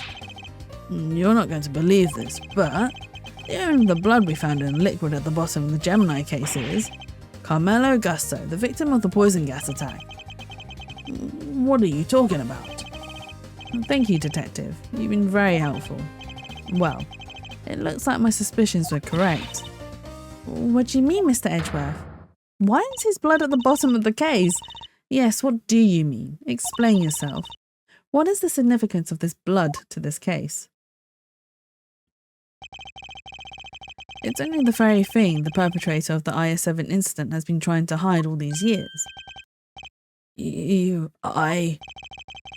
fact that your blood was found inside the Gemini case, Mr. Gusto, is as good as us finding your body lying right next to Mr. Frost's body.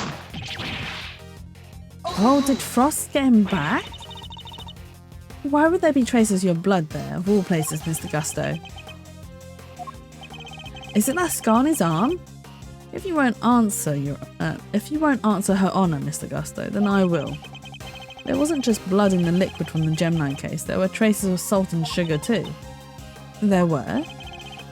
And if you remember, one particular part of Mr. Frost's work was allegedly very salty indeed. Oh yeah. You're talking about what Delicia told us back then, right? What was it again? And did they ever? I've never tried ices so scrumptious in all my life. Really?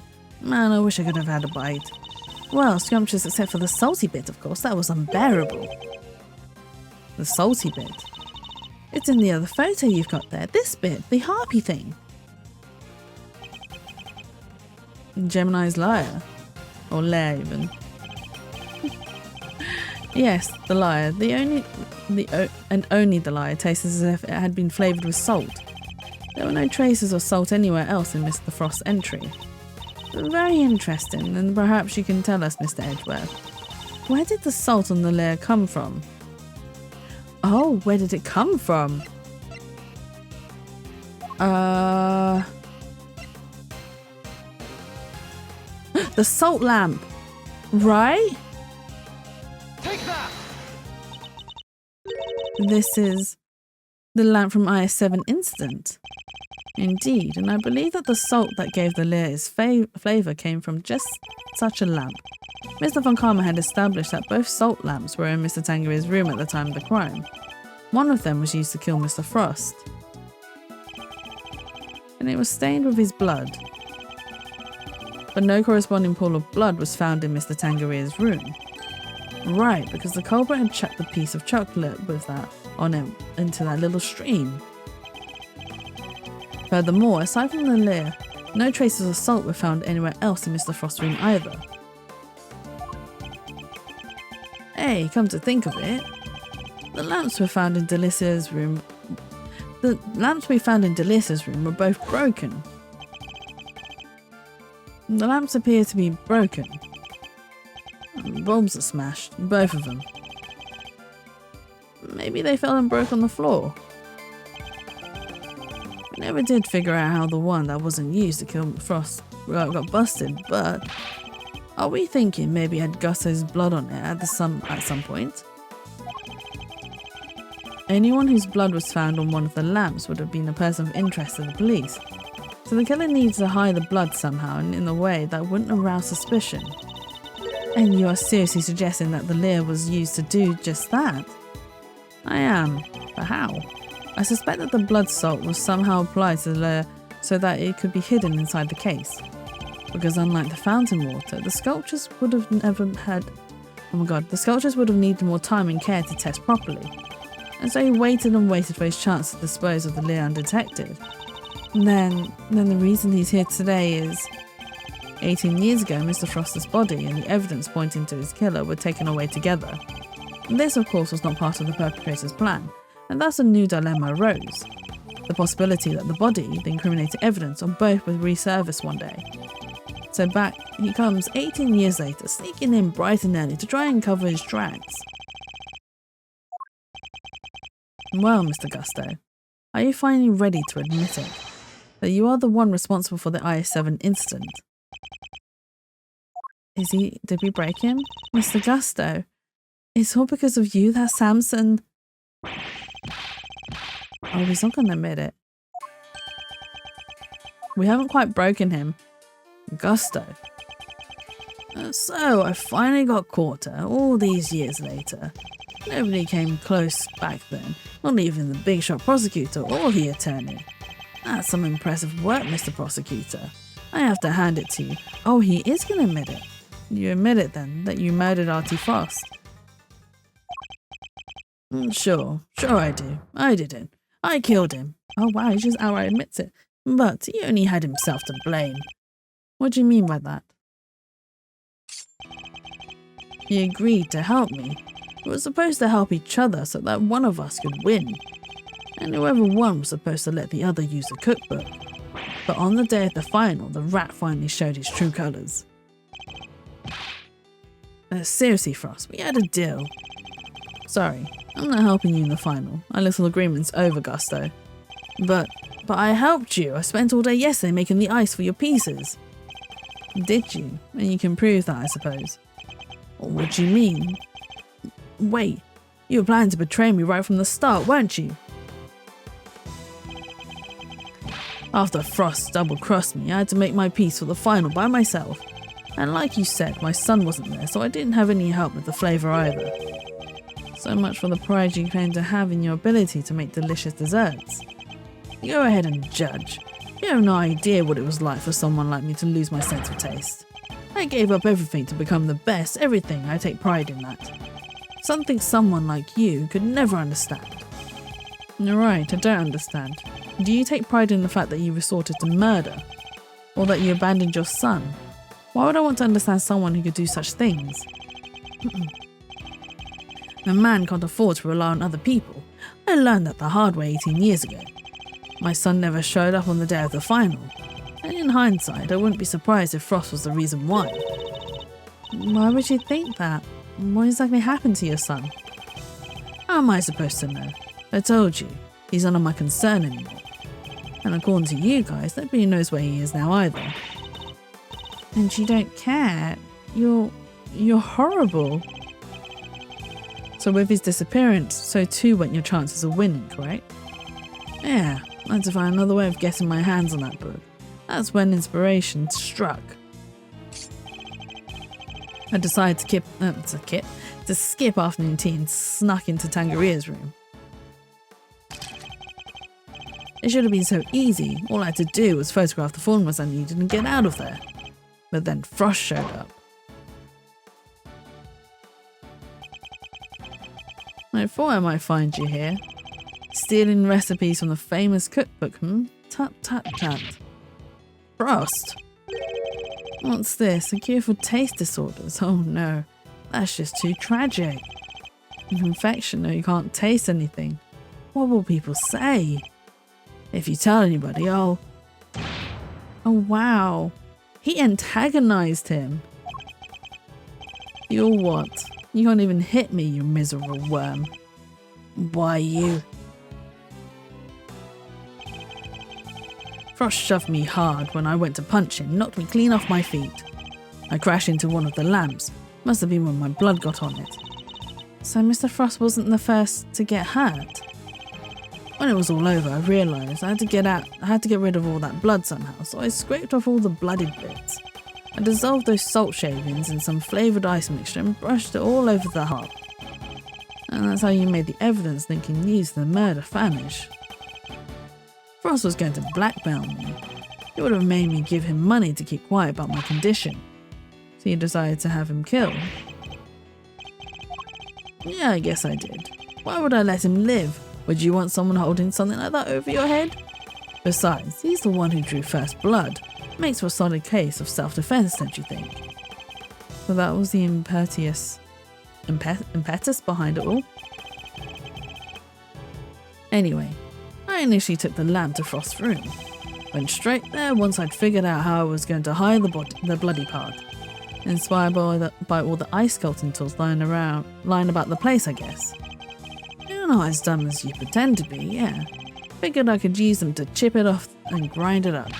Once that was done, painting the stuff all over the harp was easy. Oh wait, ew!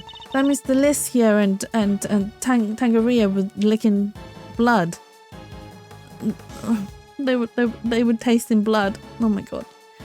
But why Samson? Why Samson? Why did you have to frame him? I never meant for the cops to pin on him. That was your fault. You and the rest of them. How's it their fault?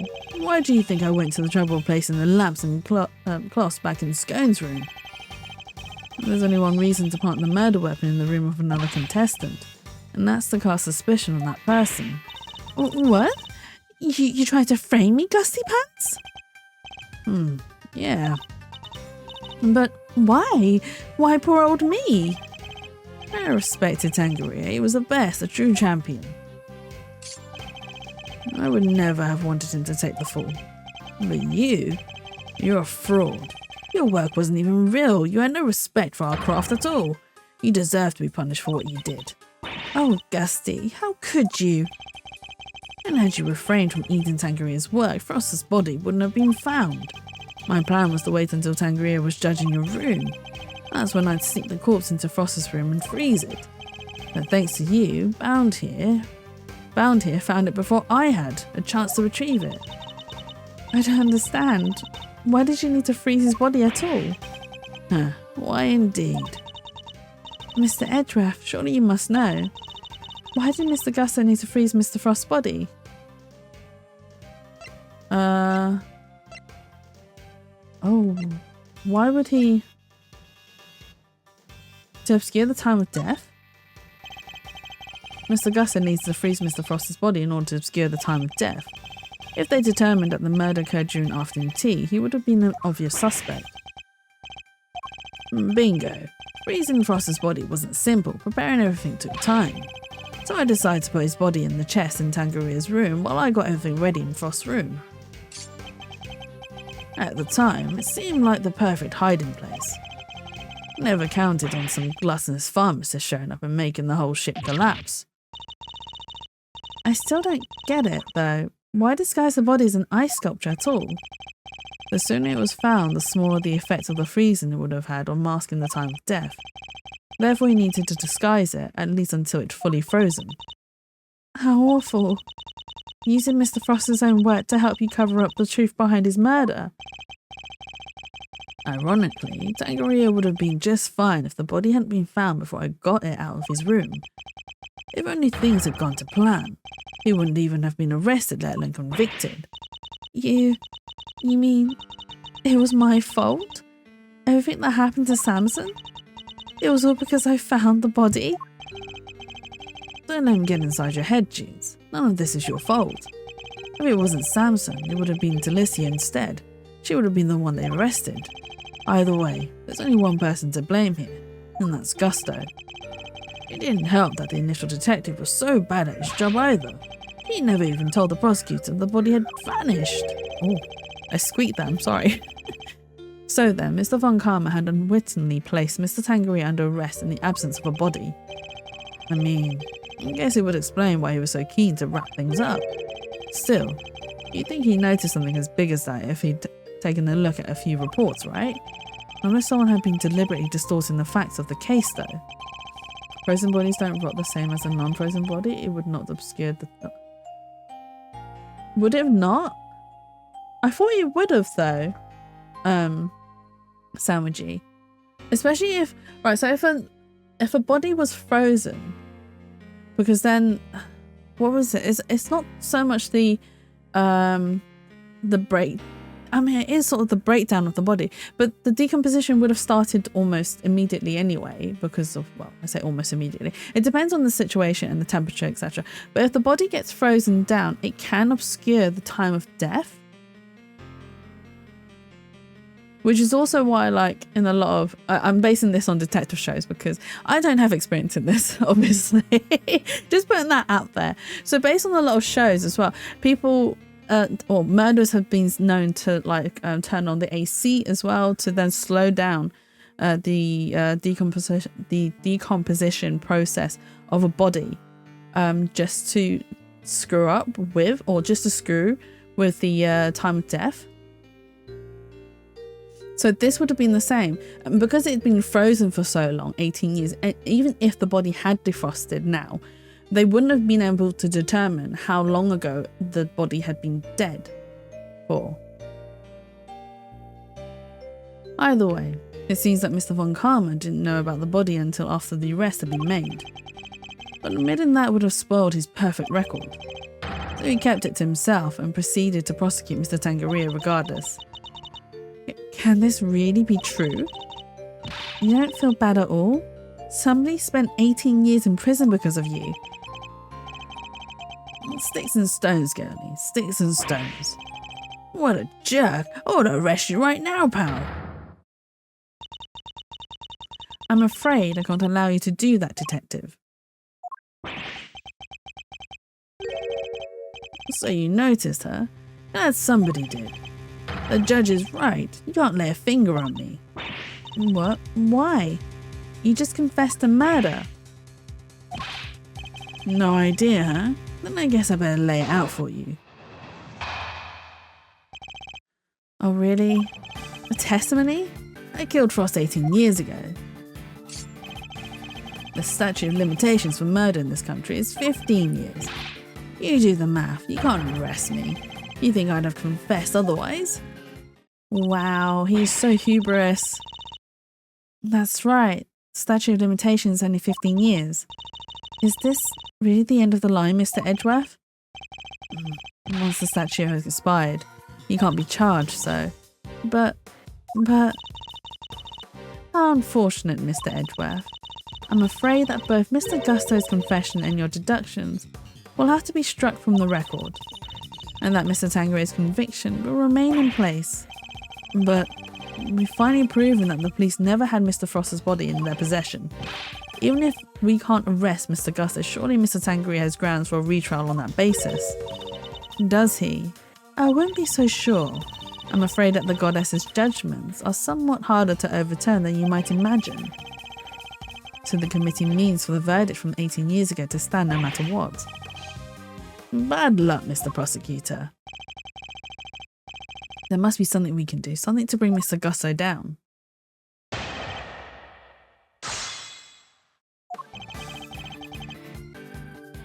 Hold it! There is. I keep saying it throughout the whole entire stream. The passage of time doesn't diminish what you did, Mr. Gusto. It sure diminishes one thing though. Your ability to arrest me. Maybe back in the days, but in modern days, it might be off depending on factors, but it can be narrowed through several means. I suppose so. I'd have to look more into this, like the more forensics understanding. Although I might get my search history might be a bit weird, and people I'm kind of gonna get in trouble, aren't I? For having weird search histories. Does freezing down a body affect the time of death? Oh my god. Oh no. But it's an interesting topic though. I think everyone has weird searches. I suppose so, yeah, but it's still it still doesn't look good. Your ability to arrest me. Oh, we can arrest you. We can arrest you real good. I could have you in cuffs before you even blink, pal. Right, Miss Edgeworth? This issue isn't open and shut as you're making it out to be, Detective. Hey, you can't touch me. It's too late for that. Hold it! But the thing is, Tangerier didn't get convicted of being a murderer. He got convicted as an accomplice. Depending on your actions over the last 18 years, the statute may not have expired yet. This ought to be good. Alright, I've got nothing to hide. If there's something you want to ask it. Very well. Tell us where you've been and what you've been doing since then. Oh! Wait! Wait!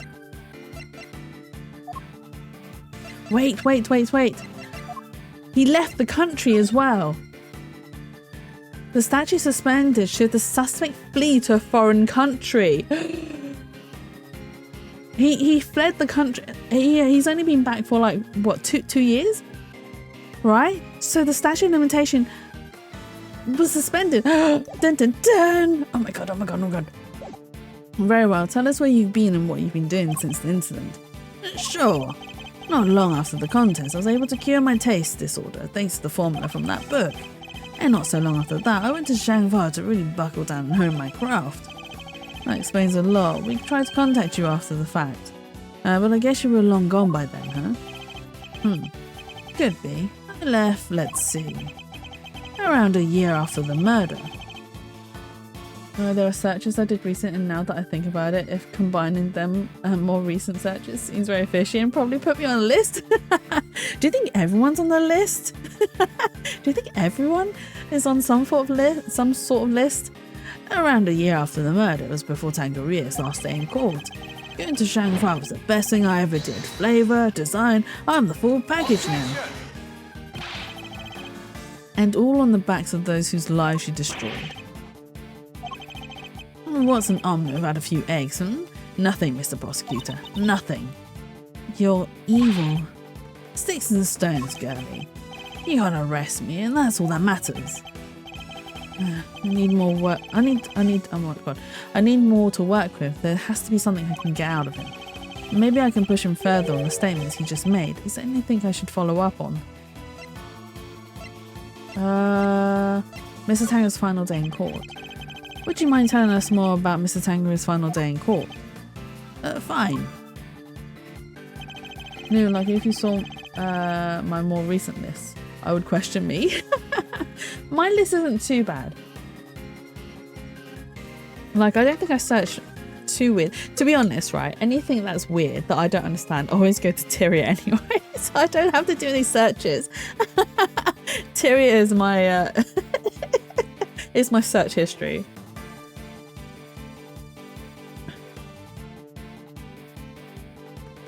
Oh my god, Shroomy! Listen, I googled which kitchen tools would work best as a weapon today. I'm sure everyone that is even a little creative or curious would have something. I mean, was it for like a character design though, Shroomy? I have questions. Chef's knife. It's not. I mean, that's the most obvious weapon, but it's not the best choice. I don't think. It's not the most inconspicuous one. Like if someone came running at you with a knife, you know you're in danger. But something that's the best weapon is something that you wouldn't think is a weapon and could strike you in surprise, is my opinion. For character design, by the way, for character design, I'm putting that out there. It's for character design purposes. As for Sangria, I didn't stick around for his final court appearance. Yeah, character design is a kind of cooking fantasy world. I have one person that uses a waffle eye. Ooh, that's really cool. Are you gonna draw it, Shroomy? And you weren't summoned as a witness at any point by the prosecution or the defense. I had more important things to do than worry about some court case. I was busy getting ready to go and become the best. Gregory and me searched high and low for the guy. Seemed like he didn't want to be found. Sounds like he played his cards right and managed to avoid setting foot in court. Patients were murdered in this country is 15 years.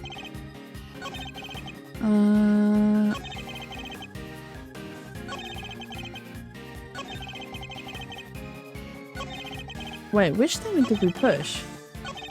Was it this one? Hold it!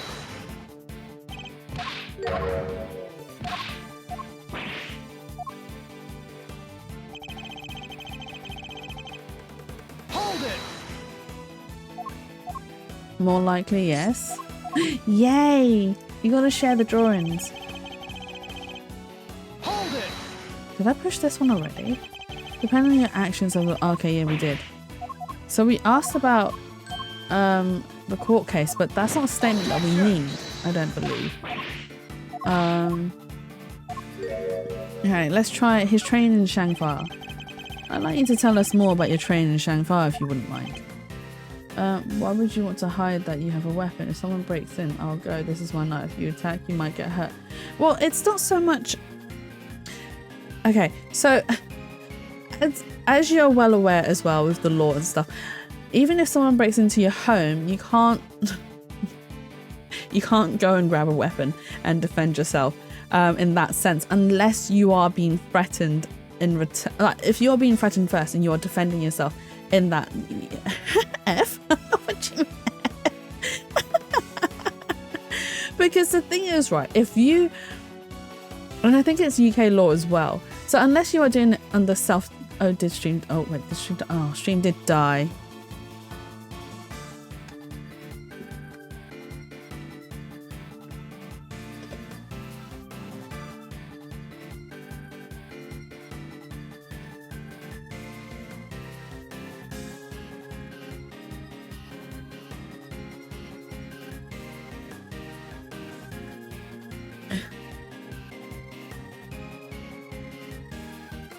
Oh, come on.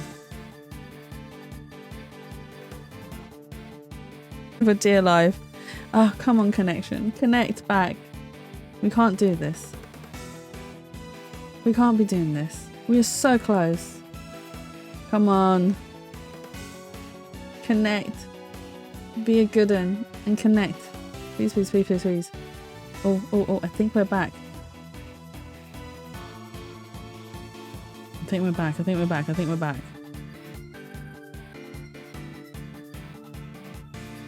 Okay.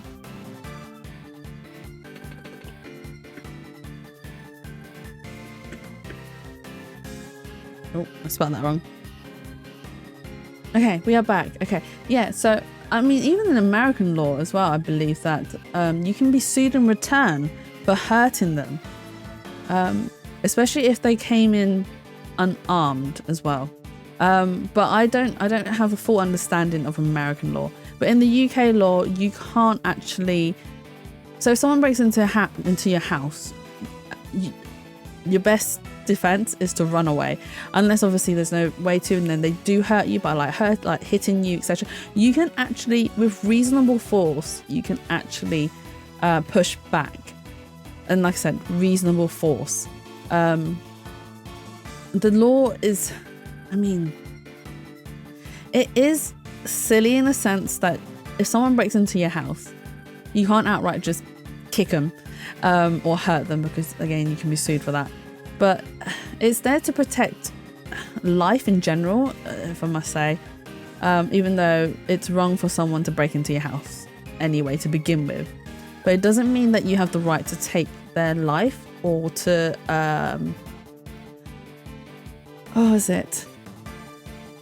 or to, I can't remember the words now. My brain's just not functioning. It's the same reason as, so you know, like everyone, especially for women as well, when they're like, oh, if you're walking home alone, you know, make sure you protect yourself. It is also illegal for you to carry something that can be used as a weapon, because it can be classed as premeditated assault in that sense. So people are like, oh, just, you know, have your car keys ready. So if it's known that you had your car keys ready, you can be done for that, as I said, be for premeditated reasons. The law is, sometimes it can protect you, but it's also quite backwards as well at the same time. And I mean, even if you do everything right as well, it can still not go your way. So, you know, this is the law. It's so silly sometimes. And there are some old laws that are still in action to this day that make no sense for no reason. I think there's the one about carrying salmon out in the open, which is against the law. But yeah, there's a lot of things. But no, it's just... And here's another thing as well. Like, if you are doing self-defense and you're told the law says within reason, or within... it is within reason, isn't it? Or something like that. You're not thinking that at the time of being attacked either. Like, your first thing when you're being attacked is, crap, I need to get out of this situation. You're not going to think, oh wait, hang on, I can't push them too hard because it has to be within a certain amount of force. Blah, blah. You're just going to shove them as hard as you can to get them away. And if an accident happens, an accident happens. It's unfortunate that it does, but you know. Best thing to do is to report the crime and not run away, because running away will just make it worse. Fine. I later went to Shanghai to train. I finally became the best in the world. Hold it! Do we need to press this statement? Shanghai, and you were there for a while, I imagine. Yeah, I left some time after the investigation wrapped up. I've been meaning to go there and start my studies for a while. And thanks to the hard work I put in, show off his skills. He made a dragon! My designs are now world class. Whoa, that's amazing. You like it? It's yours. Really? Alright. So he spent some time in Shanghai training.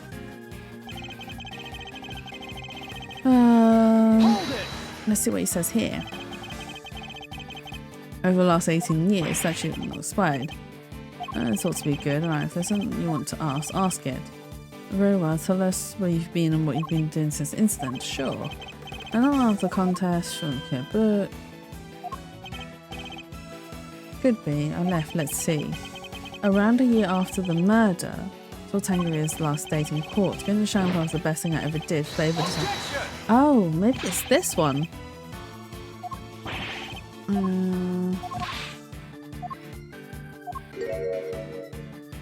Oh, okay.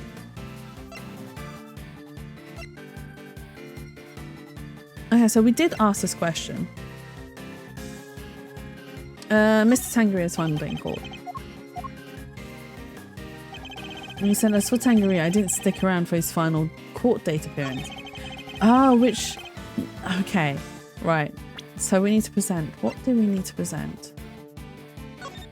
Comments in red. Famous match. Station. Exercise. 3 years ago in December. It doesn't say he was... Oh, he was convicted as an accomplice based on his confessions. What did we present? In the area I live, we have a weapon. They need to leave. If they don't, and they want to keep pushing, that is intent. They want to do you harm. At that point, you see them as self-defense. Okay, that's fair enough. Yeah, like I said, self-defense cases are a little bit weird not a little bit weird in the UK. There are all sorts of things that can be turned and used against you, where it's like, well, you already had a weapon in hand, so this isn't self-defense, because it's not like you actually grabbed something whilst defending yourself. You had it before you needed to defend yourself. And then obviously like the reasonable force as well. Like there was, in self-defense, you can only use a reasonable amount of force, blah, blah, blah. It's just, sometimes it's just silly. It is, but he left the country and he was a suspect. Right? So I can present this, right? The book. I feel like I should save. I should scum save. Hang on. We got this. I was all like, oh, we can get this done in an hour's time. An hour's up and we're still not done. Okay.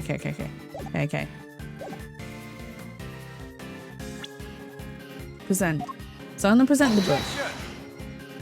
No, it's not the book. Okay, the case notes then. There's a contradiction in your testimony. Oh, do you like to spout some real nonsense, don't you? You're no match for your father by a long shot.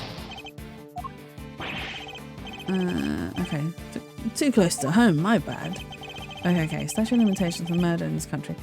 Okay. This. Oh no, okay, wasn't that? What is it?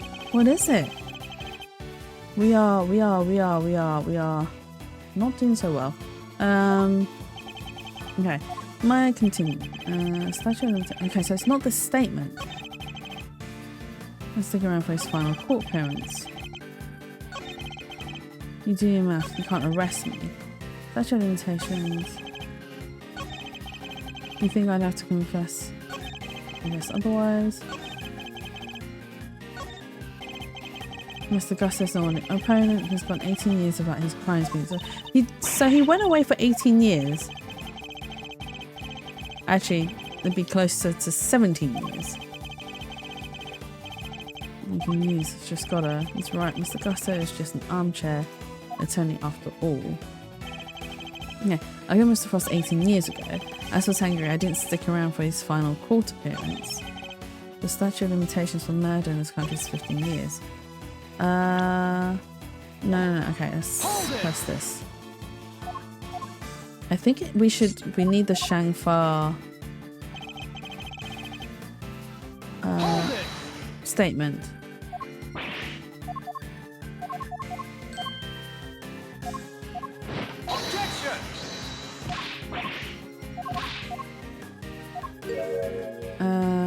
His training in Shangfa, okay.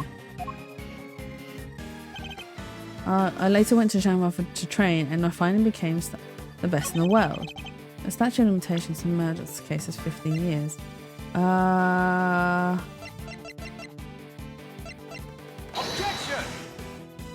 No.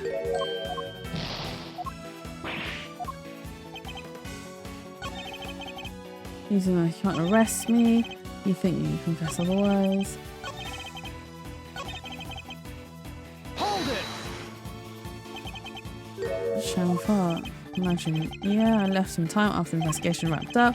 I've been meaning to go there, start my studies while. Oh, and this is where he does the dragon, then he offers it to a winner. Okay. Statute of limitations for murder. Do we present this bit? Oh my god, what am I doing wrong? There must be something I'm doing wrong. So maybe it's not this statement, maybe it's this statement.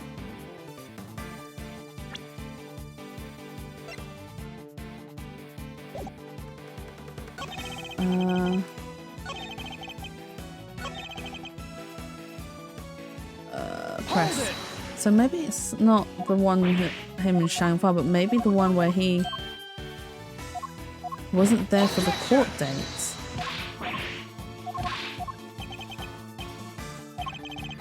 Maybe I'm pushing further. Anything I should follow up on? No. Oh my god, the wrong one. The wrong one!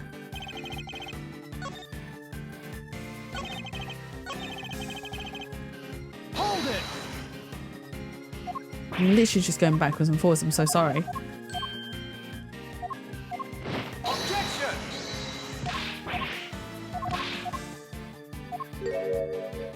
Mr. Tanger's final day in court. Okay, as a Tanger, I didn't stick around for his final court appearance, which we then present Objection. this, right?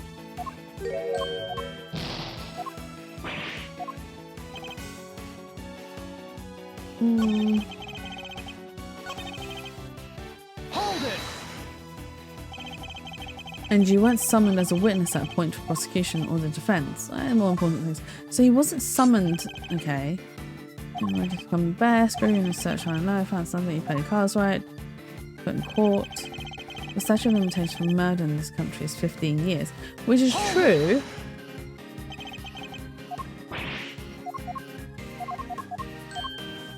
Oh my god, I'm so stuck. Objection.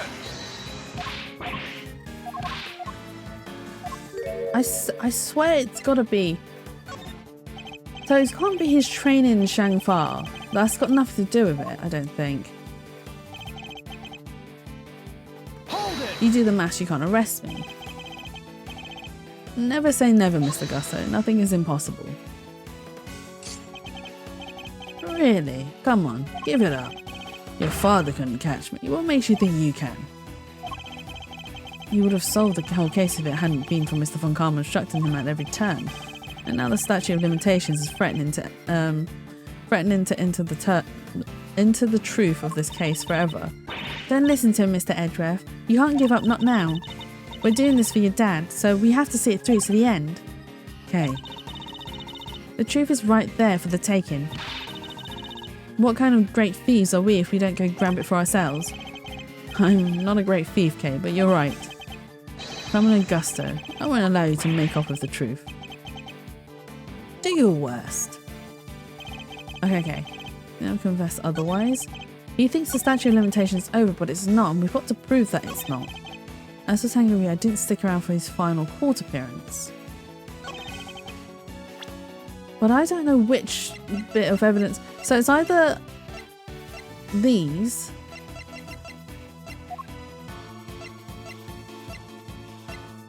It's not the analysis.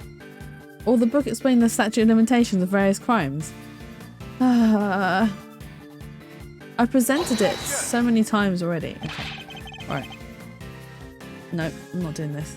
I'm not going backwards and forwards. I know it's something to do with that.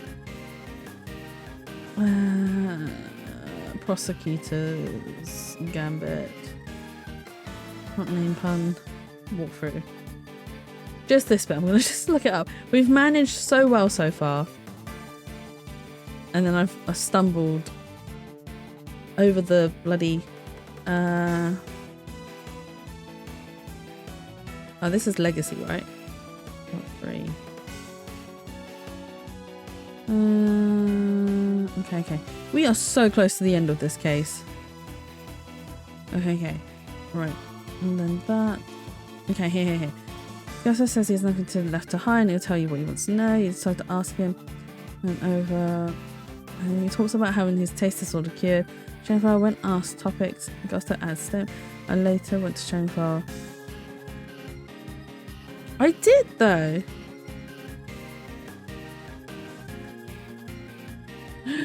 You can do it, Jess. You're almost there. I know, right?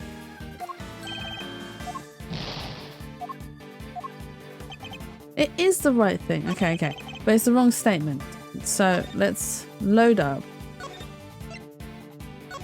So silly. Right, yes, load. I was right though. It is the book, but I was presenting it at the wrong statement. And I had the wrong statement. Okay. We got this. It's close. We're close to the end. Okay, statute of limitations. What do I have? Tangery, I didn't stick around. Okay, that's the wrong statement. So we need to press this. Okay, and then ask about his Shangfar. Objection. Okay. His training in Shangfa. Okay, and then he adds a statement, I later went to Shangfa to train and I finally became the best in the world. Which is then when we present the book. Oh my god. I knew it was the book, but I thought it was the other statement because this statement then became the one before the other statement, and it didn't make sense because usually it comes after. The statute of limitation for murder is subject to the following condition. The statute is suspended should the suspect flee to a foreign country, which means that the time you spent abroad doesn't count toward the total time under the statute. No way. So it's like someone hit pause while he was in Shangfa. It appears that there may be time left on the clock yet, but that will depend on how long you stayed in Shangfa, Mr. Gusto. It was 3 years exactly. 3 years, hold on. Nobody says anything until I've done the math, so we've got 14 years, right? The murder happened 18 years back. The statute is 15 years. Add the 3 overseas.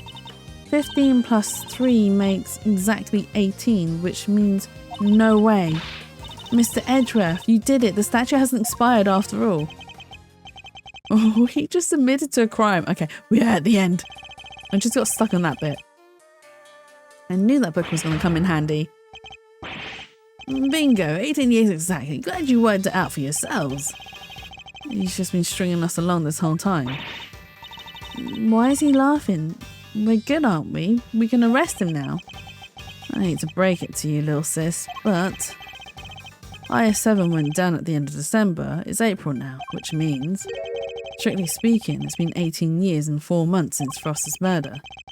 If Gusto stayed in Shangfa really lasted 3 years on the nose, it's not enough. We're a few months short. Not enough, but what did I tell you? You can't touch me. Are we really going to have a murderer that's going to get away with murder? I hate to admit it, but he'd read the board well when he made his confession. How unfortunate, Mr. Edgeworth. If only the statue had been suspended for another year. Those who would overturn the goddess's judgment must be willing to pay the price should they fail. And you, Mr. Edgeworth, have failed. So what price is he going to have to pay? There must be something I can do. I knew it. Well, if the law can't bring Mr. Gusto to justice, then... Jeez, what are you thinking? Objection! Oh? There's no need to go adding to your rap sheet just yet. We're not done here, far from it, because there's still a way we can nail him. How are we going to nail him? There is. Alright, Marzarino, pep talk. I need you to think back over everything we know about the case. Gusto's has overlooked one critical thing that you yourself were led to believe wrongly about, which is... he wasn't there for Samson's last trial, remember? Best I can tell you, he doesn't seem to know that the final verdict that came down that day is. Which means there's still one way left to us. Crack open your statues for dummies there and take another look. It's the accomplice. 17 years ago, they really did a number on Samson and framed him like a pretty picture. You want to know exactly? Fender has a thing. Fender has a thing for Gusto. But if we make good use of that verdict now, we can make Gusto pay in full for what he's done. Fender, are you? Those who would overturn the goddess's judgment must be willing to pay the price should they fail. Samson's my client, Miles, and I can't bring myself to use the source of his pain as a weapon in this fight. So whether we play our last card or not, it's gonna have to be up to you. We're gonna have to reopen the case, aren't we? Bringing Mr. Gusto to justice can only happen if I use the outcome of that hard-fought trial. So, should I raise an objection and play that card or not? Raise an objection, do it! Your father would have wanted you to do it. My father, Mr. Von Karma, one sought to reveal the truth, the other to hide it. I know which path I chose to follow, the one that seeks to reveal the truth. Let's do it. This court has reached its final verdict. The record will state that Mr. Gusto has been found not guilty on all counts. No, Your Honour, Mr. Commander Gusto is absolutely guilty, and I refuse to let him walk away. His crimes are too unspeakable to go unpunished. Do you mean to suggest that you have grounds upon which to call for his arrest? I do. Now to show Judge Gavel something that proves the statute of limitations hasn't yet expired. Do the book first. Oh no, okay. Inadmissible. Oh wow, okay. On the grounds that it appears to be entirely irrelevant. Believe me, Mr. Edgeworth, I understand your frustration. It isn't easy giving up on a lost cause. Tangeria's trial lasted a year, and though it ended with a verdict that couldn't have been more wrong, that very verdict may be what finally sees Mr. Gusto arrested. Now to show Judge Gavel something that proves the statute of limitations hasn't expired. Very well. Is there a particular page of the IS-7 case, that file that you would like to show? Oh wait, hang on. What page was it? Statute expired 3 years ago on December 24th. It'll be victim. No, not victim. Suspect data. There we go. I'd like to direct your attention to the page concerning the suspect. As you can see, Samson Tangeria was convicted as an accomplice, and it took around 1 year for his indictment for that verdict to be reached. Yes, that does seem to be the case. The book you gave us details certain conditions pertaining to the statute of limitations for murder. One of them, as I mentioned, is that the statute is suspended if the suspect flees the country, and another states that the statute is suspended from the time of any accomplice's indictment to the end of their trial. What? Tangeria was convicted as an accomplice? Yep, guess you were in Shangva when the verdict came down. Samson was convicted as an accomplice, not as the main perpetrator. Which is clearly news to you, and not good news either, am I right? But how can that be? Tangeria wasn't an accomplice to anyone. He was innocent, and you know it. Oh, we know it. It's what we've been trying to prove all along. And in a pleasing twist of fate, his wrongful conviction will be the very thing that sets him free. If you spent 3 years in Shangfa, and your accomplice Samson Tangeria was on trial for 1 year, it means you can still be charged with Mr. Frost's murder up to 19 years after the fact. In other words, the statute of limitations hasn't expired at all. We are just within the limitations as well. Oh my god. The goddess' judgment is infallible, but that of her servants, it appears, is not. It seems the prosecutor in charge of this case may have erred. Unbelievably, we may have no choice but to instigate a full inquiry. No, how could this? You weren't supposed to be able to. 18 years, that's a long time to let somebody else suffer for your crimes. Put him behind bars, Jack. I will, definitely. He's going behind absolute those thickened bars. He's not going to see daylight. He's going to be buried underneath the ground. That's how passionate I am about this. It's time to pay the piper, Gusto, and not a moment too soon.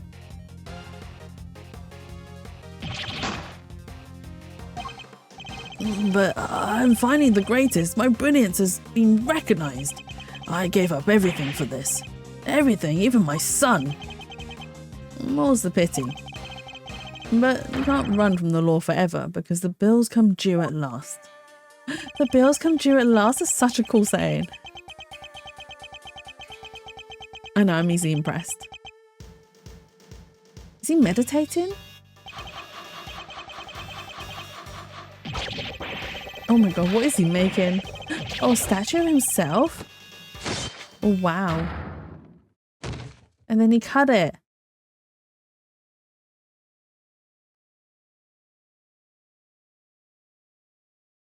Oh, we're finally at the end of this case. Mr. Gust is all set for his trip downtown, sir. Oh, good. Which means it's your turn next, right? I suppose so. Yeah, unfortunately, Judy needs to be arrested for attempted murder. Judes. I'm so sorry, everybody. I've caused you all so much trouble. But thank you. Thank you so much for bringing Mr. Gusto to justice at last. I'm afraid there's no escaping the consequences of your actions, Miss Brown. But those actions were born of the legal mistakes that were made all those years ago. We all know that.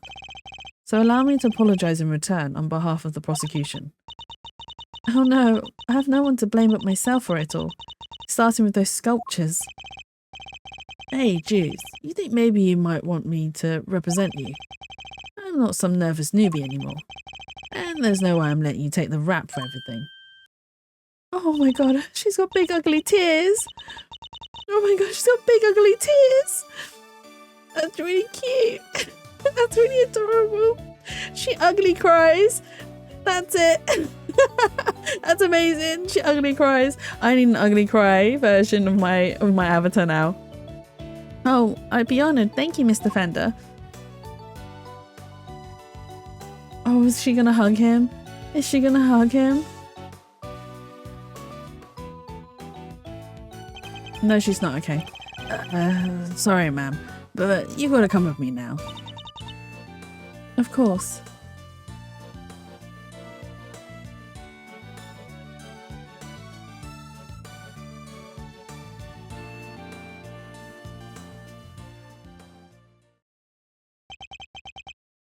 Judge Gavin.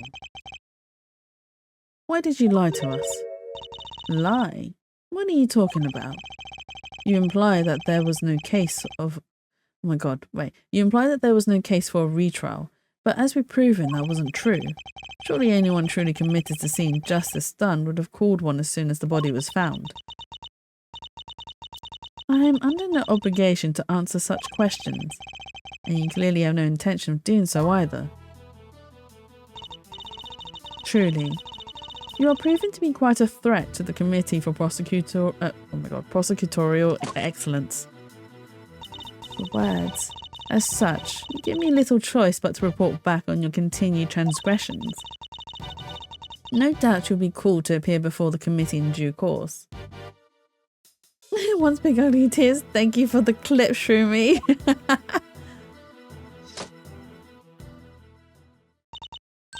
Now, I must be on my way.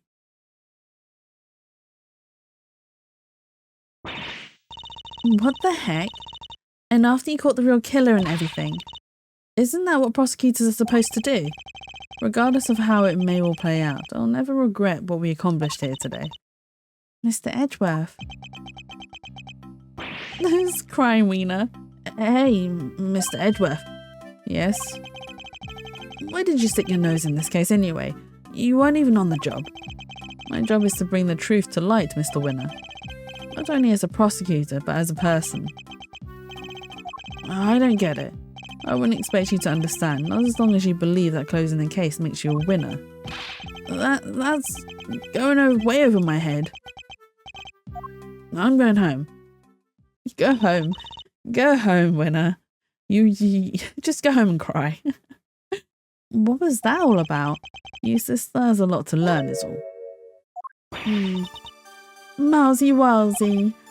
Yes? I just wanted to say old Greggy Pegler would have been proud of you today. Oh, look at me tearing up. That and thanks for helping poor Sammy Poople. Of course. Hey, Edgy. Looks like you cleared everything up, huh? So, what happened exactly? I was kind of busy sketching. Wait, where did Judy and Verity go? Wow, you really weren't paying attention, were you? Though I'm loath to admit it, Larry's sketches did come through for us on more than one occasion. Not that I'm about to tell him that. Hide the truth from Larry. Quit it with the glaring, will ya? Whatever I did, I'm sorry. Calm down, Larry. I wasn't glaring at you. You totally were. You're just like your pop. He was a terrible liar too. He was. Listen, I'm gonna head out. Need to fill Samson in on what went down today. You wanna come with? Yes, of course. Oh, that's so cute. Great, then I'm coming too. Let's go meet Samson and tell him the good news and release him.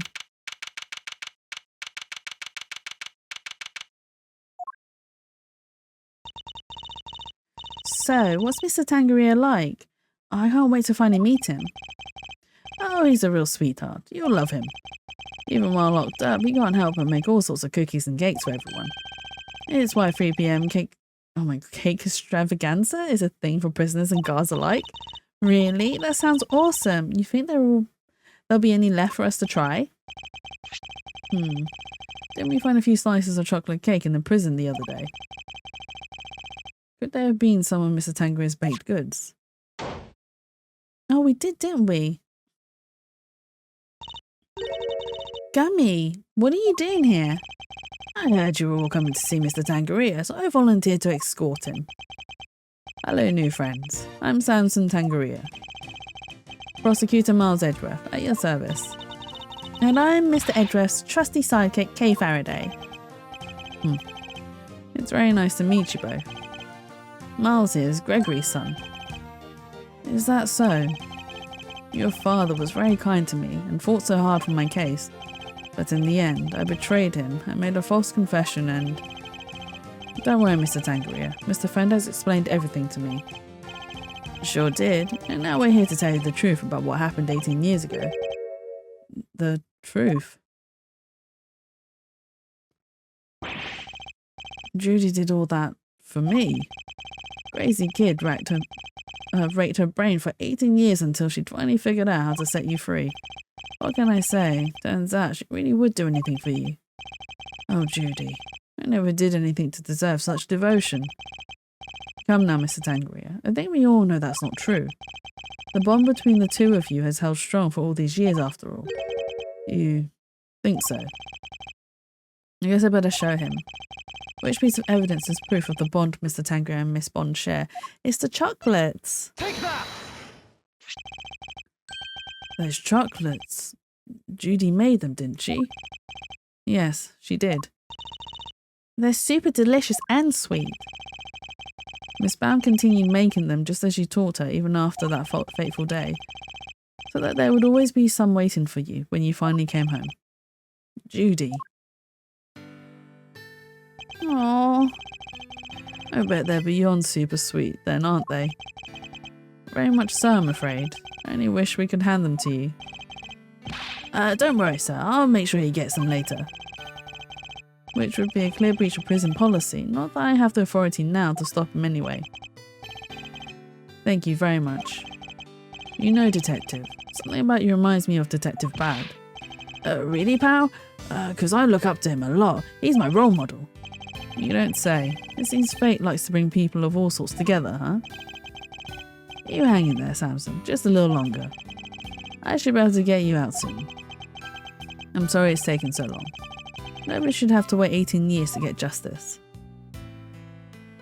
Oh, this episode's gonna make me cry. Don't be silly, Eddie. I'm the one who should be saying sorry. Or rather... Thank you. Truly. Oh no, he's gonna make me cry. Samson.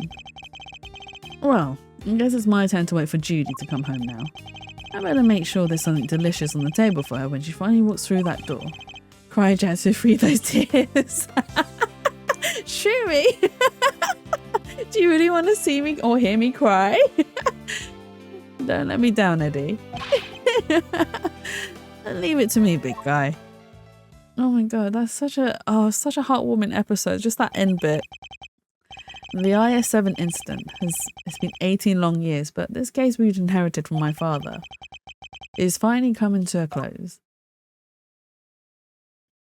Oh, it's so heartwarming. My poor heart. Hey Miles, thanks for today. And sorry for forcing you to make the final call like that. Not at all. I simply made the call that felt right to me. Huh? What are you guys talking about? You know how Samson was wrongfully convicted? We had to pretend that he wasn't in order to nail Gusto. But to use his false conviction against him, even to save him. As his lawyer, I just couldn't bring myself to do it. Yeah, I can see that. But now that Gusto's behind bars, I can finally start to get that wrongful conviction overturned. Yes, and I'm sure you will. Wait a minute, does this mean that even if you were only doing what's right, If the false conviction had been overturned before today, Mr. Gusto would have gotten away scot-free. Yup. Here's what we folks in the trade like to call a legal contradiction. The law is far from perfect. Because of things like legal contradictions, right? Yeah, but you never know. Things might change, the law's always evolving, just like us humans. Your Uncle Eddie and Marzarino included, am I right? The potential for growth and change. In people and the law, huh? So, Miles, why did the music suddenly stop? Are you going to keep fighting crime as a prosecutor or help people as an attorney? Something tells me you've got a big decision ahead of you. One only you can answer. I know. Well, let's just say I won't complain if you show up at the office one day. I mean, can you imagine though, Phoenix and Miles working together side by side, both as attorneys? Oh my god, they make the dream team. And on that note, it's time for me to skedaddle. Oh, you big time. And I was repaying my debts, but for now... Thanks again for today. I mean it. Bye, Fender. Did he seem kind of in a hurry to get out of here to you? He did. And honestly speaking, I'm the one who owes him a debt of gratitude. After all, he gave me the chance to reckon with my father's final case. He did. When I was a boy, all I ever dreamed of was becoming an attorney just like my father. But then, during my time with Mr. Von Karma, I learned the way of the prosecutor instead. Eventually, with the help of some good friends, I found my own voice and a new way to live. But now my career as a prosecutor is at risk of being taken away from me. It may be time to take another long, hard look at how I want to live my life, whether I like it or not. Miles's career is always at risk, that's the thing though. If not because he's been framed for murder or, well, Gavel is trying to take his badge away. Hey, Gregory. Oh, is he at the grave? Sorry for reporting in so late. Oh no, he's at the office talking to the picture. It may have taken 18 years, but we're finally in a position to prove Samson's innocence. All thanks to your boy Miles. I couldn't have done it without him. You should have seen him. The way he fought for the truth gave me chills. It was like I was watching you. Oh my god, this is so cute. Oh my god, I'm gonna cry again. I'm gonna cry again. Look, I know I'm not half the attorney you were, but those guiding principles you tried to instill in me, I like to think I'm embodying them now as I carry on your legacy. Here's hoping. Aww, look, he got a picture with the father, now the son. That's so cute. Miles looks so confused, but he's so adorable. Oh my god. Your boy will be joining me in that soon. It's too heartwarming. Am I going to fight crime as a prosecutor or help people as an attorney? What is the right answer? Which path should I choose? Oh, you're really crying? Of course I am, Shroomy. Of course I am. Oh my god. Yeah, save the progress. It was too cute. It was very adorable. And that is the end of that chapter.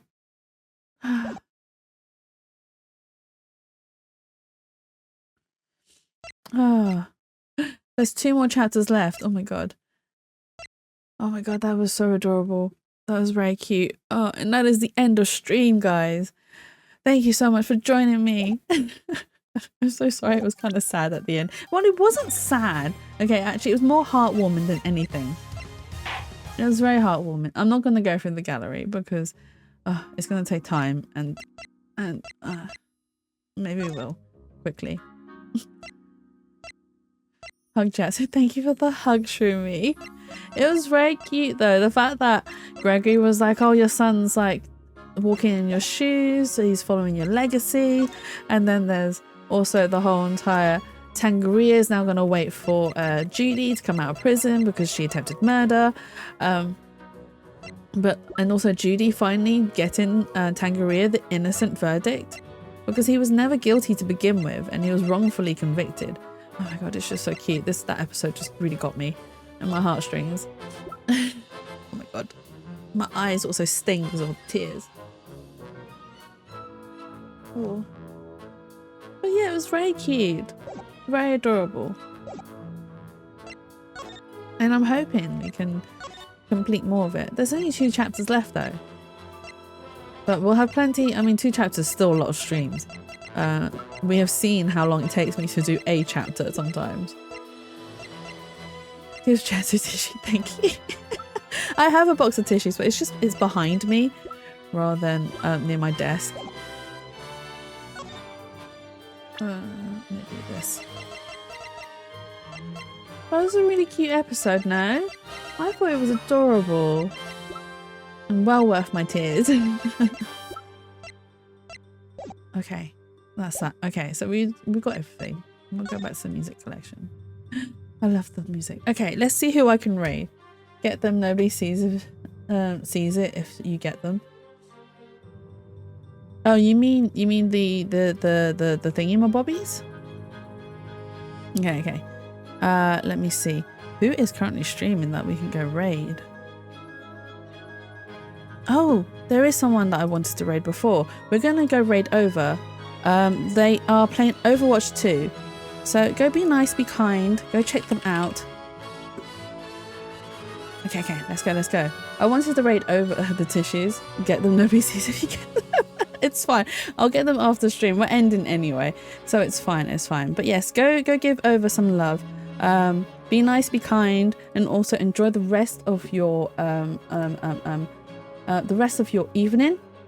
And I will see you guys again on Tuesday. We have one more chapter left to do of Urban Myth Dissolution Center. Oh my god, one last chapter, and then we'll play some new games from then on. But I'll decide on a new game from there. Also, if you don't follow me on socials, here are all my socials. If you haven't joined the Discord, come join the Discord as well. But yeah, I will see you guys again on Tuesday. Again, enjoy the rest of your evening, rest of your weekend, and have fun. And I will see you guys soon. So, bye for now. Oh, raid messages. Oh my god. I'm a pro. I promise I'm a pro. If you are subbed, use this raid message. If you are not subbed, use this raid message.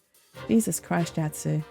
I'm all over the place. We got this. It's fine. Right, I'm gonna end stream now. Bye for now.